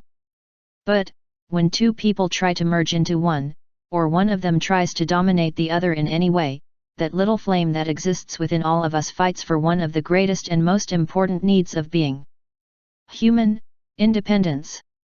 Longevity is not indicative of the success of a marriage. Many people remain married out of fear of the unknown, out of inertia, or simply because that is the right thing to do. A good marriage, a marriage in which both partners feel true love, occurs when each is willing to let the other choose for himself rather than trying to dominate. There is no such constant struggle that involves thinking and speaking for the other person and demanding that they do what they are supposed to do or should do. Dependency is the snake in the paradise of a happy marriage. It creates patterns of dominance and submission and ultimately destroys good relationships. This wrong zone can be removed, but it will never be an easy battle as power and control are at stake, and few leave without fighting for it. And what is even more important is that dependence should never be confused with love. It seems ironic, but it is not, the fact that putting distance between spouses consolidates marriages. People treat you as you teach them to treat you. Dependence is not something that simply happens from contact with dominant people. Like all bad zone behaviors, it is a choice. You teach people to dominate you and treat you the way they have always treated you. There are many ways to maintain the domination process, and they are repeated only if they work. They work if they keep you online and in a dependent position within the relationship. Here are some of the more common strategies that serve to preserve the threads of control and domination within married life. Yelling, or raising your voice in any way. This will keep you in place if you are a soft person and want things to be soft and easy. Threatening behaviors such as, "I will go away, I will ask for a divorce," cause feelings of guilt. "You have no right to. I don't understand how you could have done something like that." If you are prone to guilt, with these types of phrases it will be easy to keep you subdued. Make use of anger and explosive behaviors such as throwing objects, using strong words, hitting things. The trick of physical illness. Having headaches, a heart attack, back pain, or whatever, every time one spouse doesn't act the way the other wants. It will be easy to manipulate yourself like this if you have taught your partner or spouse that you will behave well when he is ill. The silent treatment. Not talking and deliberately shutting down are two of the most efficient strategies one partner can use to maneuver the other's behavior. The routine of tears. You cry to make the other person feel guilty. The scene of abandonment. Getting up and leaving is a good way to manipulate your partner into assuming or abandoning certain types of behavior. The "you don't love me," or "you don't understand me" resource to get your will done and maintain dependency within the relationship. The suicide ruse. "If you don't do what I want, I'll kill myself," or "if you let me, I'll end it all." All of the strategies mentioned above are the methods that serve to keep the other person in the desired role in the marriage. If one of the spouses refuses to be manipulated by them, the other will stop using them. Only when one of the spouses reacts according to these kinds of tricks does the other get used to using them. If you respond with the expected submissive attitudes, you teach the other what you will tolerate. If they mistreat you, it is because you have been emitting signals of, "Please mistreat me." You can learn to teach others to treat you the way you like to be treated, as you wish they had treated you until now. But you can make change whether it's at work, in your family, in a restaurant, on the bus, anywhere you are treated thoughtlessly. Instead of saying, "Why don't you treat me better?" start saying, "What am I doing to make others treat me this way?" Put the focus on yourself and start changing those reactions. Some of the most common dependency behaviors and some behaviors that encourage dependence. Feeling unable to leave the nest or leaving it with feelings of guilt on both sides. Feeling obligated to visit someone, to phone, invite, chauffeur and things like that. Ask your spouse for permission for anything, including spending money, talking, or using the car. Indiscretions that are like invasions of the privacy of others, such as checking children's drawers or their secret letters or notebooks. Phrases like, "I could not tell him what I feel he would not like." Staying immobilized or having depression after the death of a loved one. Feeling tied to some special job and not daring to work on your own. Have preconceived ideas about what the behavior of a father, husband, or son should be. Feeling uncomfortable about the behavior of a spouse, or a parent or a child, as if who they are is part of who you are.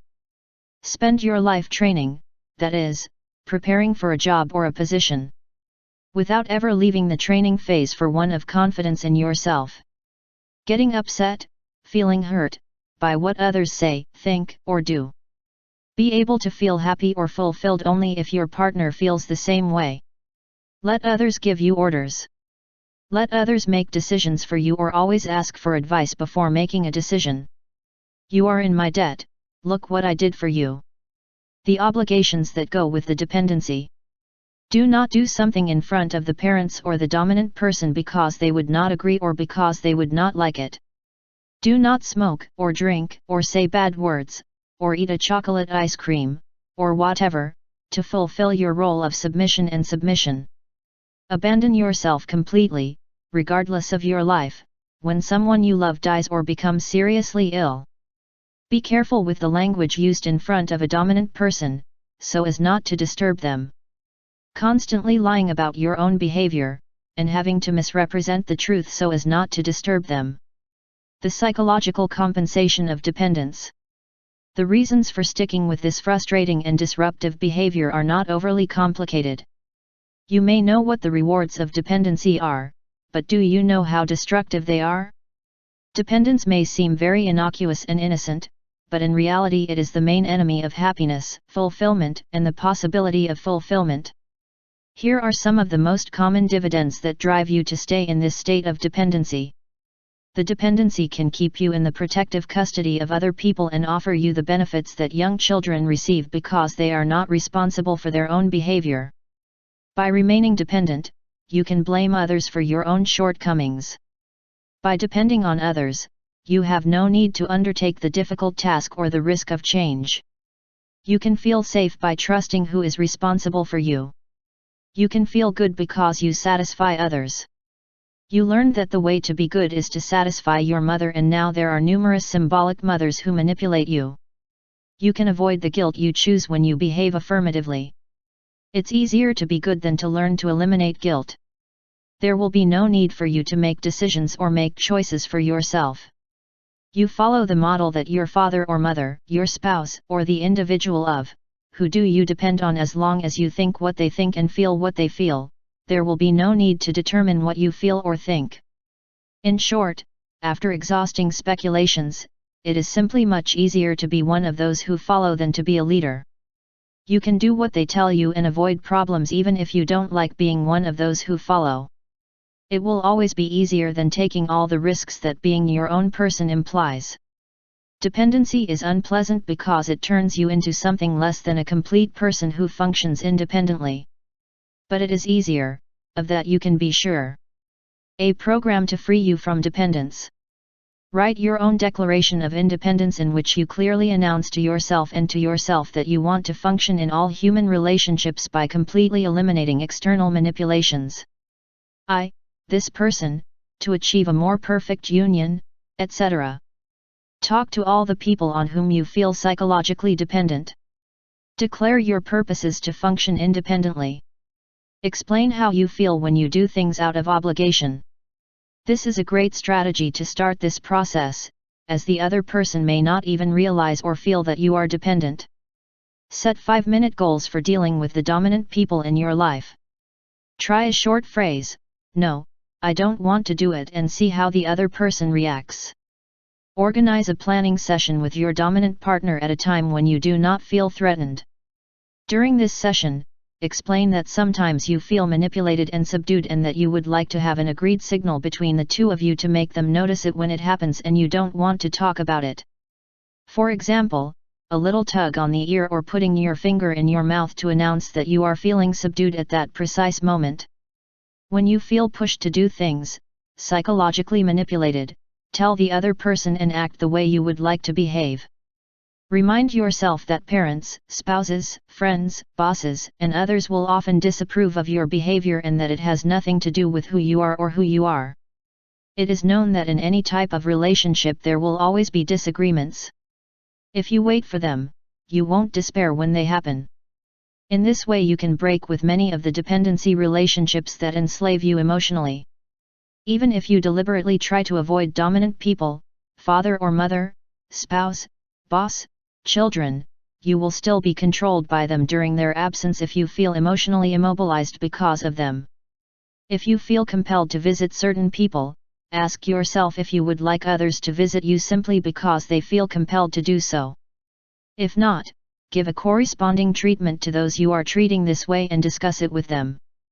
That is, it reverses the logic of behavior and verifies the lack of dignity that exists in an obligated relationship of this type. Make the decision to get out of your dependency role by doing volunteer work, reading, taking someone to take care of the children, even if it costs too much money and you think you cannot afford it, accepting a job that does not pay too much good. Why? Simply because the remuneration that increases the appreciation and value of yourself means is well worth it, whatever it costs in money or time. Insist on your economic independence without ties and without having to give an account to anyone. If you have to ask for the money you want or need, you are a slave. If that's not possible, arrange to earn your own money in the most creative way you can. Let them be. Let yourself be. Stop giving orders. Stop taking orders. Recognize your desire for intimacy, not to have to share everything you feel and experience with someone. You are unique and private. If you feel that you have to share everything, you have no choice and are consequently a dependent person. Let the child's room really be yours. Give him a space that he can control, and as long as it is not harmful, let him decide how he is going to organize it. A made bed is no more psychologically sound than an unmade one, even if you've been taught otherwise. At parties, make a group apart from your husband or wife. Don't feel like you have to be with that person all the time. Separate and then join forces when it's all over. This way you will duplicate your experiences. If you feel like going to the movies and your partner wants to play tennis, do it that way. Allow yourself more separations and thus the meetings will be more joyful and stimulating. Take short trips alone or with friends without having to feel tied to your spouse or partner. You will feel more united when you return, and you will appreciate the fact that you can function independently. Remember that you do not have the responsibility to make others happy. Others make themselves happy. You may really enjoy someone else's company, but if you feel like your mission is to make them happy, then you will depend on them and feel depressed when that person is depressed. Or worse still, you will think that it is you who has failed him. You are responsible for your own emotions, and other people, theirs. No one can control your feelings except yourself. Remember that habit is not reason enough to do something, whatever it is. The fact that you have always been subject to others is not a sufficient reason or justification to continue being so. The key to an efficient life lies in independence. Likewise, the key to a good marriage lies in the minimum of fusion and the maximum of autonomy and self-reliance. And even if you feel a real fear of breaking your dependent relationships, surely if you ask the same people with whom you maintain these relationships of emotional dependence what they think, you will discover, to your great surprise, that they admire more those who think and act for themselves. Another irony. Those who will respect you the most for being independent will be the same ones who tried the hardest to keep you subordinate. The nest is a wonderful place for the child to develop, but leaving the nest is even more wonderful and can be felt that way by both those who leave and those who watch the takeoff. 9. Goodbye to anger. The only antidote to anger is the removal of the internal phrase, "If only you were more like me." Do you have a bad temper? You may accept anger as an integral part of your life, but do you recognize that it actually serves no useful purpose? Maybe you justify your bad mood by saying things like "it's very human," or "if I don't let off steam by expressing it, I'll keep it inside myself and it will turn into an ulcer." But anger, a bad mood, is a part of yourself that you don't like, and, it almost goes without saying, other people don't like it either. Anger is not something very human. You don't have to feel it, and it doesn't serve any of the purposes related to your being a happy and fulfilled person. It is a wrong zone, a kind of psychological flu that incapacitates you just as a disease can. Let's define the term anger. In the sense that we use it in this chapter, it refers to an immobilizing reaction, a reaction that is experienced when something we expected fails us, something we counted on. It takes the form of anger, hostility, aggression against someone, or even threatening silence. It is not simply annoyance or irritation. Once again, the keyword is immobility. Anger is immobilizing and usually comes from a desire for the world and people to be different than they really are. Anger is a choice and a habit. It is a learned reaction to frustration, and as a result of which you behave as you would rather not. In fact, deep anger is a form of insanity. You are crazy when you cannot control your own behavior. So when you are angry and lose control, you suffer temporary insanity. Anger has no psychological payoffs or rewards. As we define it here, anger is debilitating. Physically, it can cause hypertension, ulcers, hives, heart palpitations, insomnia, fatigue, and even heart disease. Psychologically, anger destroys effective relationships, interferes with communication, it leads to guilt and depression and generally interferes with your life. You may feel skeptical of this, since you have always heard it said that it is healthier to express anger than to keep it bottled up inside yourself. Yes, really the expression of your anger is healthier than its repression. But there is an even healthier position: don't feel that anger at all. In this case, you will not have to face the dilemma of whether it is better to throw it out or keep it inside. Like all emotions, anger is a result of thought. It is not something that just happens to you. When faced with circumstances that don't go where you want them to go, you tell yourself that things shouldn't be this way, frustration, and then you choose the customary angry reaction that serves a purpose. See the retribution section later in this chapter. And as long as you accept anger as part of what it means to be human, you will be right to accept it and to avoid dealing with its elimination. Without the slightest doubt, vent your anger, let it out in ways that are not destructive, if you are still determined to keep it. But start thinking of yourself as someone who can learn to think differently when frustrated, so that immobilizing anger can be replaced by more rewarding and positive emotions. Most likely, you will continue to feel anger, irritation, and disappointment, as the world will never be the way you want it to be. But anger, that damaging emotional response, can be eliminated. You may defend the case of anger because it helps you get what you want. Well, look at the thing a little more closely. If what you mean is that raising your voice or making a face in anger will help prevent your 2-year-old from playing on the streets where she can hurt herself, then raising your voice is an excellent strategy. It only turns into anger when you feel really upset, when you get overheated and your heartbeat increases, when you throw objects and are generally immobilized for a while, whatever that may be. Be sure to select personal strategies that will reinforce appropriate behavior, but don't accept all the internal pain this can bring. You can learn to think this way: the girl's behavior is dangerous for her. I want her to see that playing in the street will not be tolerated. I will raise my voice to show her the strength of my feelings about it. But I will not get angry. Consider a typical mother who cannot make this controlled display of anger. She is constantly bothered by repeated misbehavior from her children. It seems like the more she gets upset, the worse they behave. He punishes them, he sends them to his room, he screams constantly and is almost always in a state of irritation, as if on the warpath, when dealing with his children.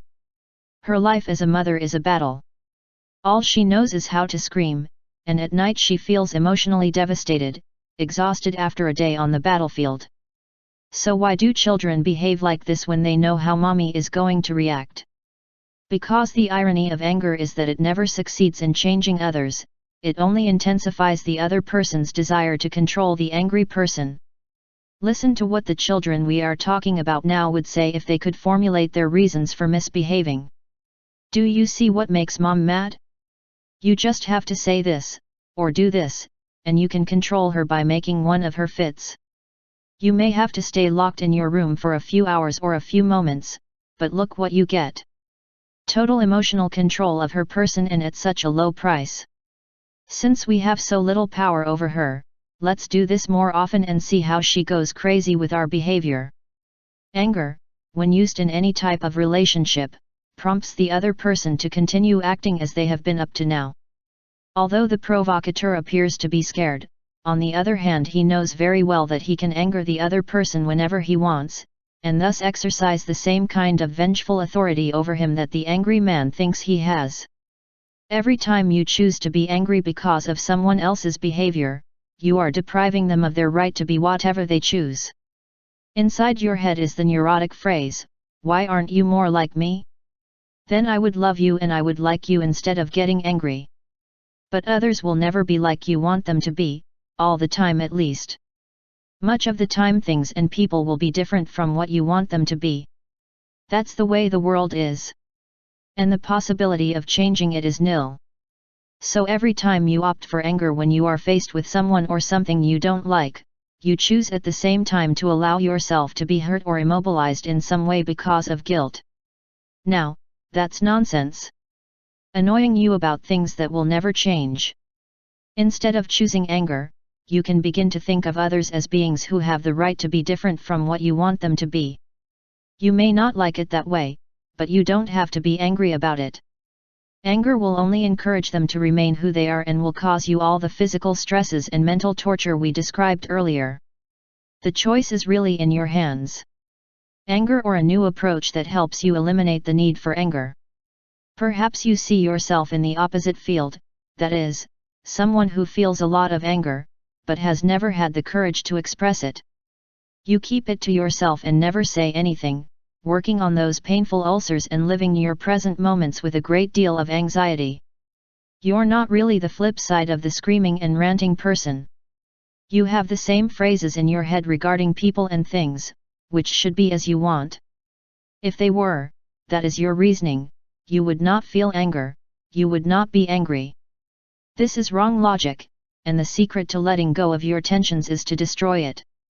Even if you want to learn to express your pent-up anger instead of keeping it to yourself, the end goal should be to learn to think differently so as not to create that anger. Inner thoughts like this: if he wants to be silly, I'm not going to choose to be upset about it. It's him, not me, who's being that stupid. Or, things don't work out the way I think they should. And even though I don't like it, I'm not going to be immobilized by it. Learning to express your anger bravely through new forms of behavior like the ones we have covered in this book will be a good first step. Then think differently. That helps you move from the outer compartment of your mental health to the inner compartment. Refusing to take over anyone else's behavior is the last step, the ultimate goal. You can learn to prevent other people's behavior and ideas from having the power to upset and annoy you. By having a good opinion of yourself and refusing to be controlled by others, you will not hurt or hurt by anger. The possession of the sense of humor. It is impossible to get angry and laugh at the same time. Anger and laughter are mutually exclusive and you have enough power to choose either. Laughter is the sunshine of the soul. And without the sun nothing can grow or live. As Winston Churchill said, I firmly believe that you cannot deal with the most serious things in this world unless you understand the funniest. Maybe you take life too seriously. Perhaps the most striking characteristic of healthy people is a sense of humor without hostility. An excellent remedy for anger is to help others choose to laugh and to learn oneself to step back and observe the incongruity of almost every situation in life. Within the scheme of things in this world, what you do and the fact that you are angry or not, will cause an impact similar to that of a glass of water overturned on the torrent of Niagara Falls. Whether you choose anger or laughter does not matter much, except that the former will fill your present moments with sadness and the latter with joy. Do you take yourself and life so seriously that you can't go back and realize how absurd it is to take something so solemnly? Not laughing is a pathological indication. When you start to get too serious and sensible about yourself or what you do, remind yourself that you don't have more time than this. What do you get out of wasting your present being angry when laughter feels so good? You have to laugh for the mere pleasure of laughter.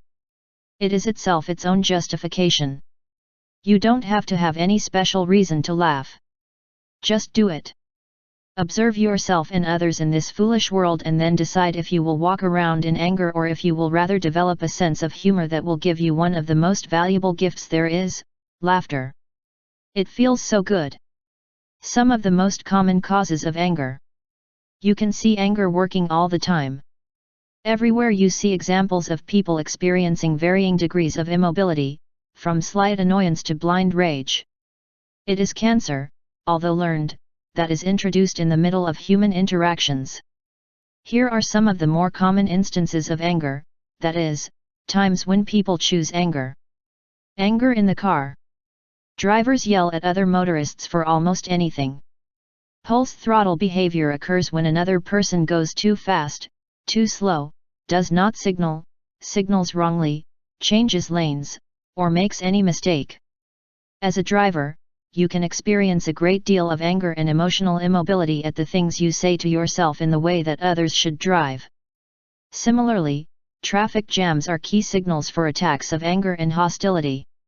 Drivers yell at passengers and swear about the causes of the traffic jam. All this behavior is the consequence of a single thought. This should not be happening, and because it happens, I am going to get upset and incite others to choose unhappiness as well. Anger in competitive games. Bridge, tennis, basket, poker, and a variety of other games are great anger provokers. People get angry with their teammates or with their opponents for not doing things well or for infractions of the rules of the game. They can hit the ground with a tennis racket because they made a mistake. And although yelling and kicking and throwing the equipment in the air is healthier than yelling or hitting others, it is also a containment barrier for the fullness of enjoyment and realization of your present moment. Anger at what is out of place. Many people are angry at an individual or event that they consider out of place. For example, a car driver on a highway or street may decide that a bicyclist or pedestrian should not be there and try to drive him out. This type of anger can be extremely dangerous. Many of the so-called accidents actually result from such incidents in which uncontrolled anger has had disastrous effects. Anger at taxes. No matter how much anger is wasted in raging against taxes, no one will be able to change the laws of our country, but people still rage because taxes are not as they would like them to be. Anger due to the slowness of others. If you expect others to function according to your schedule, you will choose to be angry when they do not and will justify your immobilization with "I have the right to be angry. He has been waiting for me for half an hour." Anger at the disorder or disorganization of others. Despite the fact that your anger will encourage others to behave in the same way, your attitude of choosing anger may persist. Anger against inanimate objects. Reacting with a scream of rage because you hit your shin or hit your finger with a hammer can be therapeutic, but feeling really angry and punching through the door is not only pointless, it can also be very painful. Anger due to some lost object. As rabies will not get your key or purse back, and it will probably prevent you from organizing an efficient search. Anger at world events that are out of your control. You may not agree with government policy, foreign relations, or the economy, but your anger and the ensuing immobilization will not change anything. The many faces of anger. Now that you've seen some of the times you can choose anger, let's look at some of the forms anger takes. Verbal aggression or ridicule of your spouse, children, loved ones, or friends. Physical violence, hitting, kicking, hitting objects or people. This behavior when taken to the extreme leads to crimes of violence that are almost always committed under the influence of immobilizing rage. No crimes and assaults are committed unless emotions get out of control and anger produces temporary insanity. It can be dangerous to believe that anger is normal or to subscribe to psychological schools that encourage you to make contact with anger and to vent by letting it out. Similarly, television, movies and books that vulgarize anger and violence and present them as normal behaviors harm both the individual and society. Say things like "he infuriates me" or "you really make me very angry." In these cases, you choose to allow someone else's behavior to make you unhappy. Use phrases such as "I kill it," "I undo it," or "we must destroy the opposition." You may think that those are just sayings, expressions, but in reality what they do is encourage violence and anger and make it acceptable even in friendly competition.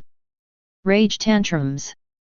This is not only a very common way of expressing anger, but it often helps the angry person get what they want. Sarcasm, ridicule, and the treatment of silence. These expressions of anger can be just as damaging as physical violence. While the list of possible angry behaviors could go on forever, the examples just cited are some of the most common when anger surfaces in this wrong area. The remuneration system that you have built to choose anger.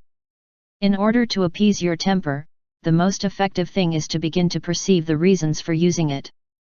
Here are some of the psychological motivations for keeping that temper going.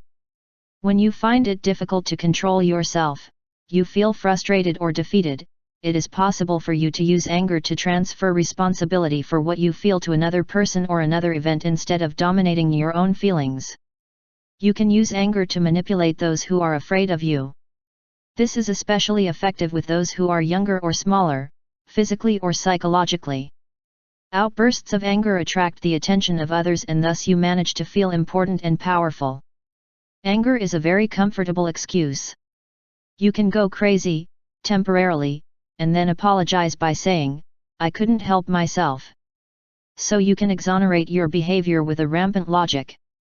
You get what you want because others would rather appease you than have to tolerate your tantrums and outbursts of anger. If you are afraid of love or intimacy, you can get angry about something and thus avoid the risk of sharing something emotionally. You can manipulate others through guilt by making them wonder, "What did I do to make him angry in this way?" When others feel guilty, you are powerful. You can block communication when you feel threatened because someone is more skilled than you. You use rage to avoid the risk of being inferiority of conditions. You don't have to take care of yourself when you're angry. That way you can use your present moments in a very easy way by being angry and avoiding doing whatever it takes to improve yourself. You use anger to vent. You can plunge into deep compassion for yourself after a fit of rage, feel sorry for yourself because no one understands you. You can avoid thinking clearly just because you get angry. Everyone knows that you cannot think clearly in those moments. So why not dip into old anger when you want to avoid thinking straight and clearly? You can use it as an excuse for failure or your lack of ability. You can even prevent others from beating you because of the fear that your bad moods inspire. You can use anger as an excuse saying that you need it to be able to do a specific job, but in reality anger is an immobilizing behavior and does not help to work well. When you say that anger is human, you have at hand the justification for your behavior. "I am a human being and that is how human beings work." Some projects that may serve to replace IRA. Anger can be removed. This requires thinking differently and can be accomplished by dealing with only one present moment at a time. When you are faced with people or events that provoke your anger or urge you to choose anger, be aware of what you are saying to yourself, and then try to come up with new phrases that will provoke new sensations and more productive behavior. Here are some specific strategies to combat anger. The first and most important thing is to get in touch with your own thoughts at the very moment you get angry. Then you must remember that you don't have to act like this simply because you always have. The most important thing is to be vigilant about it. Try to put off anger. If your normal reaction to something is to get angry, try holding off that anger for 15 seconds and then explode as you usually do. Next time try to put it off for 30 seconds and keep lengthening the intervals.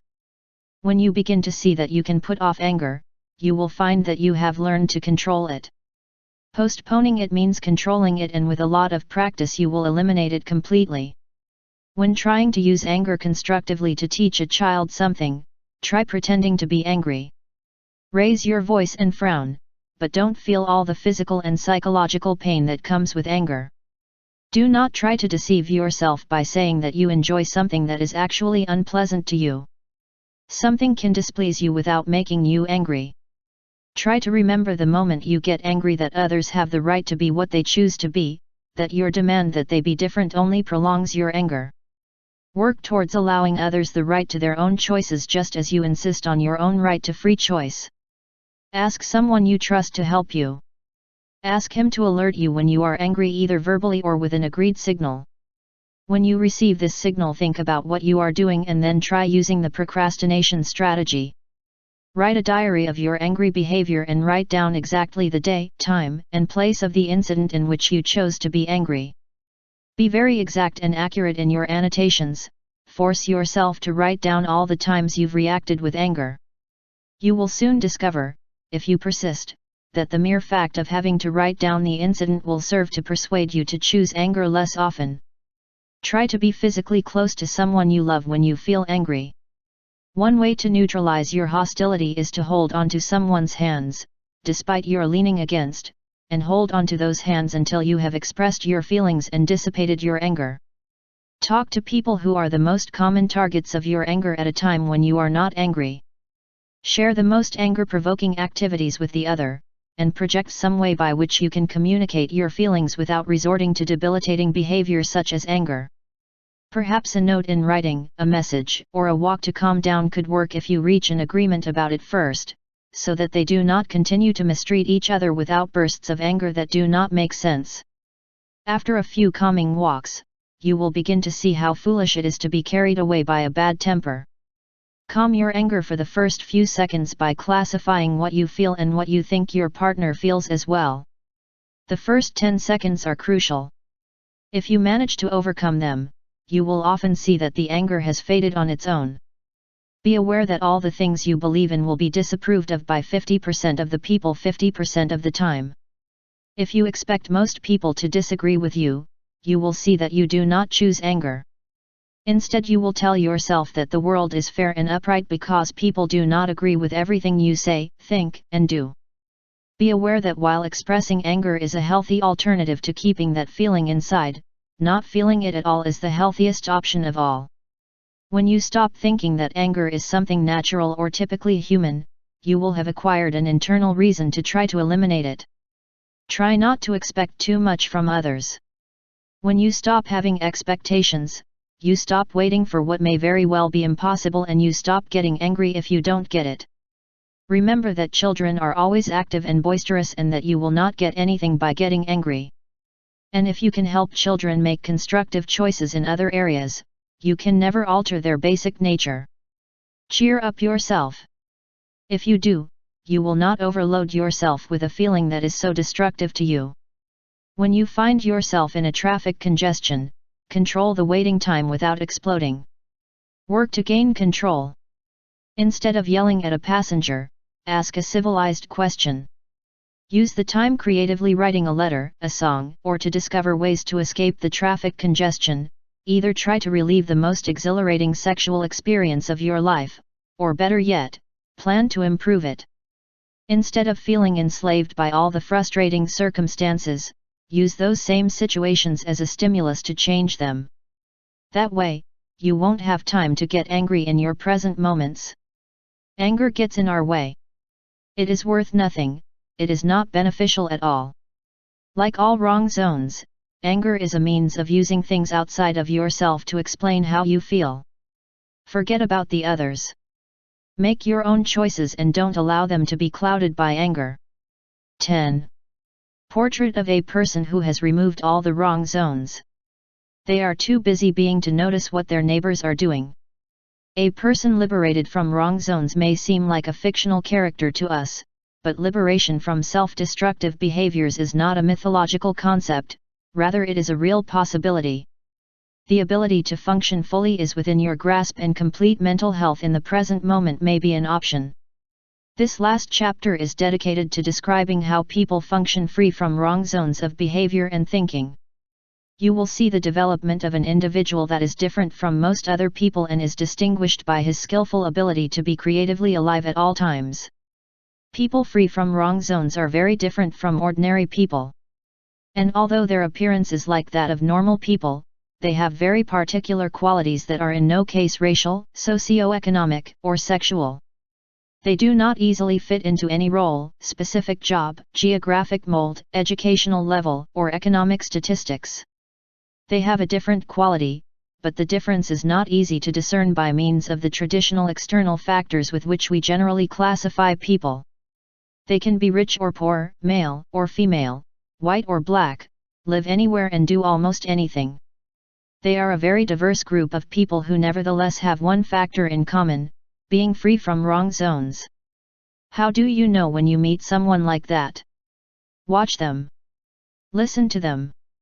This is what you will discover. In the first place, and this will be the most evident, you will see that they are people who enjoy virtually everything that life offers them, people who are comfortable doing anything and who don't waste time complaining or wishing things were otherwise. They are enthusiastic about life and want everything they can get out of it. They like to go on excursions, go to the movies, read, play sports, attend concerts, visit cities, farms, see animals, mountains, and really almost everything. They like life.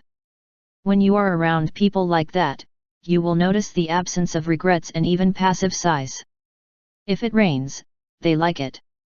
If it's hot, they enjoy it instead of complaining. Whether they are in the middle of a traffic congestion, or at a party, or all alone, they are simply doing their best. It is not about enjoying everything that happens, but about a wise acceptance of what is, a rare ability to delight in reality. Ask them what they don't like and it will be difficult for them to give you an honest answer. They don't act as sensibly as sheltering themselves from the rain by sheltering indoors, because they find the rain beautiful, exhilarating, and something worth experiencing. They like the mud does not enrage them, they watch it, splash in it, and accept it as part of what it means to be alive. Do you like cats? Yes. Bears? Yes. Worms? Yes. And although annoyances such as diseases, droughts, mosquitoes, floods and other calamities do not give them pleasure or accept them with enthusiasm, they are people who do not spend their present moments complaining about them or wishing they were not. If certain situations have to be destroyed, they will try to destroy them. And they will enjoy doing it. No matter how hard you try, it will be hard for you to discover something they don't like to do. They really love life and really immerse themselves in it, enjoying all that it offers them. Healthy and fulfilled people are free from the feeling of guilt and all the anxiety that occurs when present moments are used immobilizing themselves by events that happened in the past. They can certainly acknowledge that they have made mistakes and can promise themselves that they will avoid repeating certain behaviors that backfired in some way, but they don't waste their time regretting something they did that they wish they hadn't done, or upset because they dislike something they did at some point of his past life. Total lack of guilt is one of the characteristics of healthy people. No regrets for what happened and no efforts to get others to choose blame by asking such vain questions as why didn't you do it differently? Or aren't you ashamed of yourself? Who know how to recognize that life already lived is just that, and that no matter how bad one feels about it, nothing can be done to change what happened. They themselves feel free of guilt without any effort, because it is natural. They never help to others to choose blame. They realize that feeling bad in the present moment only reinforces a person's poor self-image and that it is much better to learn from the past than to protest the past. You will never see them manipulating others. Others telling them how bad they have been, nor can you manipulate them with the same tactics. They will not be angry with you, they will simply ignore you. Instead of being upset with you, they will prefer to leave or change the subject. They work so well. See, with most people they completely fail with these very healthy beings. Instead of making themselves or others miserable with feelings of guilt, they quietly, without ceremony, put guilt aside when they find it on their way. Likewise, people free from wrong zones do not torment themselves with worries. Some circumstances that could drive other people crazy hardly affect these individuals. They are neither future planners nor future savers. They refuse to worry about what will happen in the future and are free from the anxiety that accompanies worry. They don't know how to worry. It is not part of their way of being. It is not that they are necessarily calm all the time, but they are not willing to spend their present moments suffering from things that may happen in the future and over which they have no control.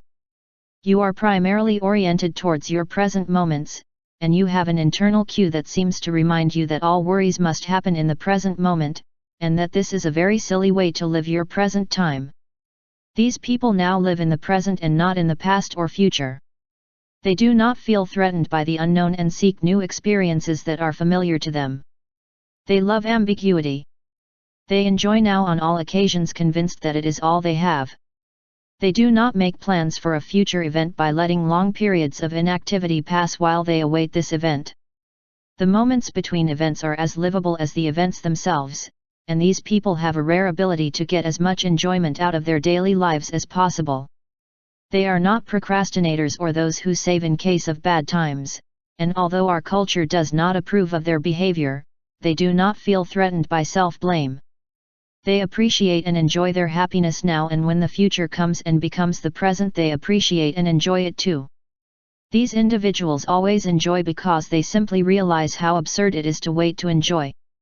It is a very natural way of living life, a bit like an animal or a child. They are too busy fully realizing the present moment, while most people live waiting for rewards without ever being able to catch them when they are presented. These very healthy people are remarkably independent. They are people who are outside the nest, and although they may feel great love for their family and be closely linked to it, they think that independence is more important than dependence in all human relationships. They know very well how to appreciate their own independence, not depending on what others can do. Their human relationships are based on mutual respect for the individual's right to make their own decisions. The love of these people does not imply the imposition of their own values on the loved one. They give great importance to the intimacy of the human being, which can make others feel rejected. They like to be alone sometimes, and they take great care to protect their privacy. They don't get romantically involved with many people. They are selective when it comes to love, but they are also deeply affectionate. Dependent and unhealthy people find it difficult to love beings like this because they are very uncompromising when it comes to their individual freedom. If someone needs them, they reject this need because they find that it is detrimental to the other person as well as to themselves. They want the people they love to be independent, to make their own choices, and to live their lives for themselves. And even though they may enjoy others and want to be in their company, they want even more that others can get by without crutches and without supports. So, the moment you start to lean on these people, you will realize that they on their side begin to disappear first emotionally and then physically as well. They refuse to depend on and be dependent on people for a caring and caring relationship, but they encourage their self-confidence almost from the start by offering lots of love at every opportunity that comes their way. You will find very little approval seeking among these happy and fulfilled individuals. They are capable of functioning without the approval and applause of others. They don't seek honors like most people do. They are very independent of the opinion of others. They don't seek honors like most people do. They are very independent of the opinion of others, hardly caring if the other person likes what they say or do. They are not trying to shock anyone or win their approval. They are people who are internally directed and who are not really concerned or interested in the evaluation of their behavior that other people do. It's not that they're insensitive to applause or approval, they don't seem to need it. They can be even brusque because they are honest and do not wrap their messages in carefully thought out phrases to please others. If you want to know what they think, that is exactly what they will tell you. Likewise, when you say something about them, you will not destroy or immobilize them with your words and opinions. They will use the information you give them, filter it by their own values, and use what serves them for their own benefit and growth. They do not need to be loved by everyone, nor do they have an excessive need for approval. They recognize that there will always be someone who disapproves of what they do. They are rare beings in the sense that they are capable of functioning as themselves, and not as dictated by a third party. When you look at these individuals, you notice a lack of enculturation. They are not rebels, but they make their own choices even though those choices conflict with what all other people do. They are able to bypass the little unimportant rules and calmly ignore the useless conventions that are so much a part of many people's lives. They are not fond of attending cocktail parties or making conversation because good manners advise it. They are masters of themselves, and although they consider that social life is an important part of their lives, they refuse to let it rule them or to become its slaves. They do not attack rebelliously, but internally they know when to overlook certain things and they function with a clear and sensible mind. They know how to laugh and make people laugh. They discover humor in almost all situations and can laugh at the most absurd events as well as the most serious and solemn. They love to help others laugh and find it easy to create a good mood. They are not serious people who walk through life with leaden steps and a severe face. Rather, they are doers, active people, often reproached for being frivolous at the wrong time. They are not in tune with external events because they know very well that there is not really the right moment to do anything. They love disproportionate and incongruous things, but their humor has no hostility. They never use ridicule to make people laugh. They don't laugh at people, they laugh with people. They laugh at life and see everything as great fun, although they take their projects very seriously. When you step back and contemplate life, you know very well that you are not going anywhere special and that you are able to enjoy and create an atmosphere in which others can choose to enjoy. They are fun people worth having around. They are people who accept themselves without complaint. They know that they are human beings and that being human implies certain human attributes. They know what your physical appearance is and they accept it. If they are tall, perfect, but if they are short too. Baldness is fine, as is lush hair. They can withstand sweat. They do not misrepresent their physical appearance. They have accepted themselves and therefore are the most natural people. No hiding behind artifices or apologizing for what they are. They do not know how to be offended by anything that is human. They love themselves and accept everything in nature as it is instead of wishing it were different. They never complain about things they can't change like heat waves, thunderstorms, or cold water. They accept themselves and the world as it is. Unpretentious, uncomplaining, with simple acceptance. Although they frequent them for many years, you will not hear them lowering themselves or subtly wishing for the impossible. You will see active people act, doers. You will see how they take the natural world and enjoy everything it offers. They appreciate the natural world. They love to be outdoors enjoying nature, joyfully touring everything that is still intact, that is original and has not yet been spoiled. He loves mountains, sunsets, rivers, floats, trees, animals, and virtually all flora and fauna. As people they are naturalists, not pretentious or ceremonious, and they love the naturalness of the universe. They are not busy searching for bars, taverns, nightclubs, conventional parties, smoky rooms, and the like, although they are certainly quite capable of fully enjoying these types of activities. They are at peace with nature, God's world, if you will, although they are quite capable of functioning in a man-made world. They are also capable of appreciating what is no longer of interest to others. They never tire of a sunset or a hike in the woods. The sight of a bird flying is always an admirable sight. Just as they do not tire of looking at a worm or a cat that gives birth to her kittens. Over and over again, they never tire of spontaneously appreciating what life has to offer. Some people find this to be a very artificial attitude, but they do not realize what other people think. They are too busy marveling at the breadth of possibilities that life offers them to fully realize themselves in the present moment. They have a very special perception when it comes to the behavior of others, and what may seem complex and indecipherable to others is clear and understandable to them. The problems that immobilize so many people are often just minor annoyances to them. This lack of emotional commitment to problems allows them to overcome barriers that for many are insurmountable. They have clear perceptions when it comes to themselves and immediately recognize what others are trying to do to them. They may shrug their shoulders and overlook things that others get angry and immobilized about. And certain things that can confuse many people who find them insoluble, do not daunt them and rather consider them as simple and easily resolved. They are not monopolized by the problems of their emotional world. For these people, a problem is really just an obstacle to be overcome and not a reflection of who they are or cease to be as people.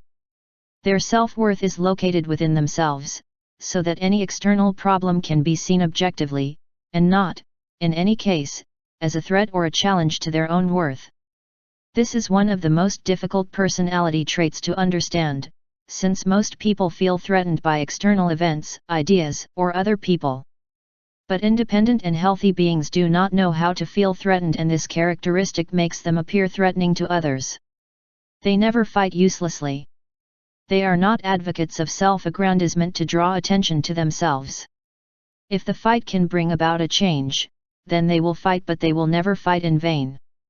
They are not martyrs. They are doers. They are also people who help others. They generally work on things that make life more pleasant or more tolerable for others. They are warriors at the forefront of social change, but they don't take their struggles with them to bed at night as a breeding ground for ulcers, heart disease, or other physical disorders. They are incapable of stereotyping. They often don't even realize the physical differences in people, including racial, ethnic, morphological, or sexual. They are not superficial people who judge others by their outward appearance. And although they may seem selfish and concerned only with their own pleasure, in reality they spend much of their time serving others. Why? Because they like to do it. They are not sick people. They don't believe in the immobility of colds and headaches. They believe in their own ability to get rid of these diseases, and they don't go around telling others how bad they feel, how tired they are, or what diseases are infecting their body right now. They treat their bodies well. They love themselves and consequently eat well, exercise regularly, as a way of life, and refuse to experience the kinds of ailments that render many people useless for various periods of time. They like to live well, and they do. Another characteristic of these fully functioning individuals is honesty. Your answers are not evasive, nor do you pretend to lie about anything. They consider the lie to be a distortion of their own reality and refuse to engage in any type of behavior that serves to deceive themselves. And although they are discreet people, they will avoid having to distort the truth to protect people. They know that they are in charge of their own world and of others they are as well. Thus they behave in a way that others may often consider cruel, but in reality what they do is simply let others make their own decisions. They deal efficiently with what is, rather than what they want it to be. These people don't blame others. Their personality orientation is internal and they refuse to hold others accountable for who they are. For this reason, they do not waste a lot of time talking about others, nor are they obsessed with what others do or do not do. They don't talk about people, they talk to them. They don't blame others, they help others and themselves to put responsibility where it belongs. They do not get into gossip or spread biased and malicious information. They are so busy living their own lives efficiently that they don't have time to deal with the little things that clutter up many people's lives. The doers do. Critics blame and complain. These individuals do not care much about order, organization, or systems in their lives. They practice self-discipline but have no need for things and people to fit their own perceptions of what things should be. They are not full of shoulds regarding the conduct of others. They believe that everyone has a right to their choices and that those little things that drive other people crazy are simply the result of someone else's decision. They don't believe that the world must be somehow special. They do not care much about order and cleanliness. They exist in a functional way and if everything is not as they would like, they find that that is also correct. For these people, organization is simply a useful way of doing things and not an end in itself. And it is precisely because of this lack of organizational neurosis that they are creative. They undertake anything in their own unique way, be it making a bowl of soup, writing a report, or mowing the lawn. They apply their imagination to their actions and the result is a creative way of doing things. They do not feel an obligation to do things in a certain way. They do not consult manuals or speak to experts, they simply attack the problem in the way that seems most appropriate to them. This is called creativity, and without exception, they have it. These are people with especially high energy levels. They seem to need less sleep and yet they are energized by life. They live and are healthy. You can summon tremendous bursts of energy to complete a task because you choose to engage in it as a stimulating activity that you do in the present moment. This energy is not supernatural, it is simply the result of your love for life and all the activities it provides. They don't know how to get bored. All life events offer opportunities to do, think, feel, and live, and they know how to apply their energy in almost all circumstances.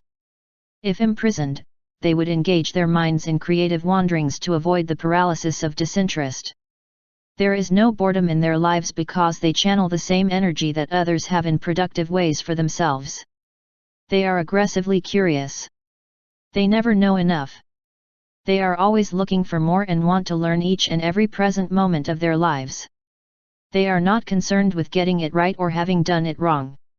If something does not work, or does not achieve great benefits, then it is discarded rather than regretted. They are seekers of truth in the sense of learning things, always stimulated by the possibility of learning more and without ever coming to believe that they are already a finished product. If they are with a barber, they are interested in the problems of that trade. They never feel superior or act superior, bragging about their merits for others to applaud. They learn from children, stockbrokers, and animals. They want to know more about what it means to be a blacksmith or a cook, a whore, or the vice president of a corporation. They are students who learn, not teachers who teach. They never have enough knowledge and they do not know how to behave like snobs or feel superior since they never feel that way. Each person, each object, each event represents an opportunity to learn more. And they are aggressive in their attitudes towards their interests, not waiting for the information to come their way, but instead going after it. They are not afraid to talk to a waitress, or ask the dentist what it feels like to have your hands on people's mouths all day, or ask a poet the meaning of this or that phrase. They are not afraid of failure. They do not equate success in a company with success as a human being. Since their self-worth comes from within, they can observe external events objectively and simply think that they are efficient and positive or inefficient and negative. They know that failure is only an index of other people's opinion and they should not be afraid of it since it cannot affect their self-worth. Thus, they dare to try anything, to participate in things simply because it is fun and they are not afraid of having to explain themselves. Likewise, they never choose the anger that immobilizes. Using the same logic, without having to rethink it each time since it has become a way of life, they do not tell themselves that other people should behave differently than usual or that the facts should be different. They accept others as they are and work to change the facts that they dislike. Thus, anger is impossible because there are no false or exaggerated claims. These people are capable of eliminating emotions that are somehow self-destructive and encouraging those that serve them to grow. These happy mortals are not defensive at all. They don't play tricks or try to impress others. They do not dress to please others and gain their approval, nor do they perform the ritual of explaining themselves. They act with great simplicity and naturalness and are not seduced into making fuss about small or big things. They are not stubborn argumentative, they simply express their views, listen to others, and recognize the usefulness of trying to convince someone to be like them. And they simply say, "That's very good, we are different, that's all. We don't have to agree." And they leave it at that without having to win an argument or persuade their opponent of the wrong position. They are not afraid of making a bad impression, but they don't go out of their way to make one either. Its values are not local values. They do not identify with the family, the neighborhood, the community, the city, the state, or the country. They consider themselves to be part of the human race and for them an unemployed Austrian is no better or worse than an unemployed Californian. They are not patriotic about a special border. Rather, they see themselves as part of humanity. They do not feel joy because there are more dead in the enemy camp since the enemy is as much human being as the ally. They don't follow the man-made rules that describe how to take sides. They transcend traditional boundaries, which is often reason for others to classify them as rebels or traitors. They have no heroes or idols. They look at all people as human beings and place no one above themselves in importance. They do not demand justice every time. When someone else has more privileges than they do, they see it as a benefit to that person rather than as a reason to feel unhappy. When they play an opponent, they want him to do well rather than wish him to play poorly to win. They want to be victorious and efficient on their merits rather than winning on the failings of others. They do not insist that everyone be equally gifted, but look within themselves to seek their happiness. They are not critical and do not take pleasure in the misfortunes of others. They are too busy being themselves to notice what their neighbors are doing. More significantly still, these individuals love themselves. They are motivated by a desire to grow and whenever they are given the option to do so, they treat themselves very well. They have no room to feel self-pity or self-rejection or to hate themselves. If you ask them, "Do you love yourself?" you will receive a very loud and affirmative answer, "Of course you do." They are actually rare birds. Every day is a delight. They live it entirely, enjoying all their present moments. It is not that they have no problems, but they are not emotionally immobilized because of their problems. The measure of their mental health is not in their slipping, but in what they do when they slip. Do they stand there lamenting their downfall? No, they get up, dust themselves off, and go about their business with life. People who live free from wrong zones do not run after happiness, they simply live in happiness, when it comes, is their reward. This quote from a Reader's Digest article on happiness sums up the attitude conducive to an existence lived positively and efficiently, which is what we've been talking about. Nothing makes happiness more unattainable than trying to find it. Historian Will Durant describes how he sought happiness in knowledge and found only disappointment. Then he looked for happiness in travel and only found fatigue, then on money and found discord and concern. He sought happiness in his writing and found only fatigue. Once he saw a woman waiting in a very small car with a child in her arms. A man got off a train and came over and gently kissed the woman and then the baby, very gently so as not to wake him up. The family then drove away, leaving Durant shocked by the true nature of happiness.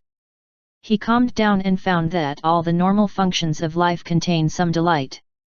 If you use your present moments to maximize the fullness of your fulfillment, you will be one of those people and not just an observer. It's a wonderful idea, to be free from wrong zones. You can make that choice right now, if you choose to make it. End. Your erroneous zones. Wayne.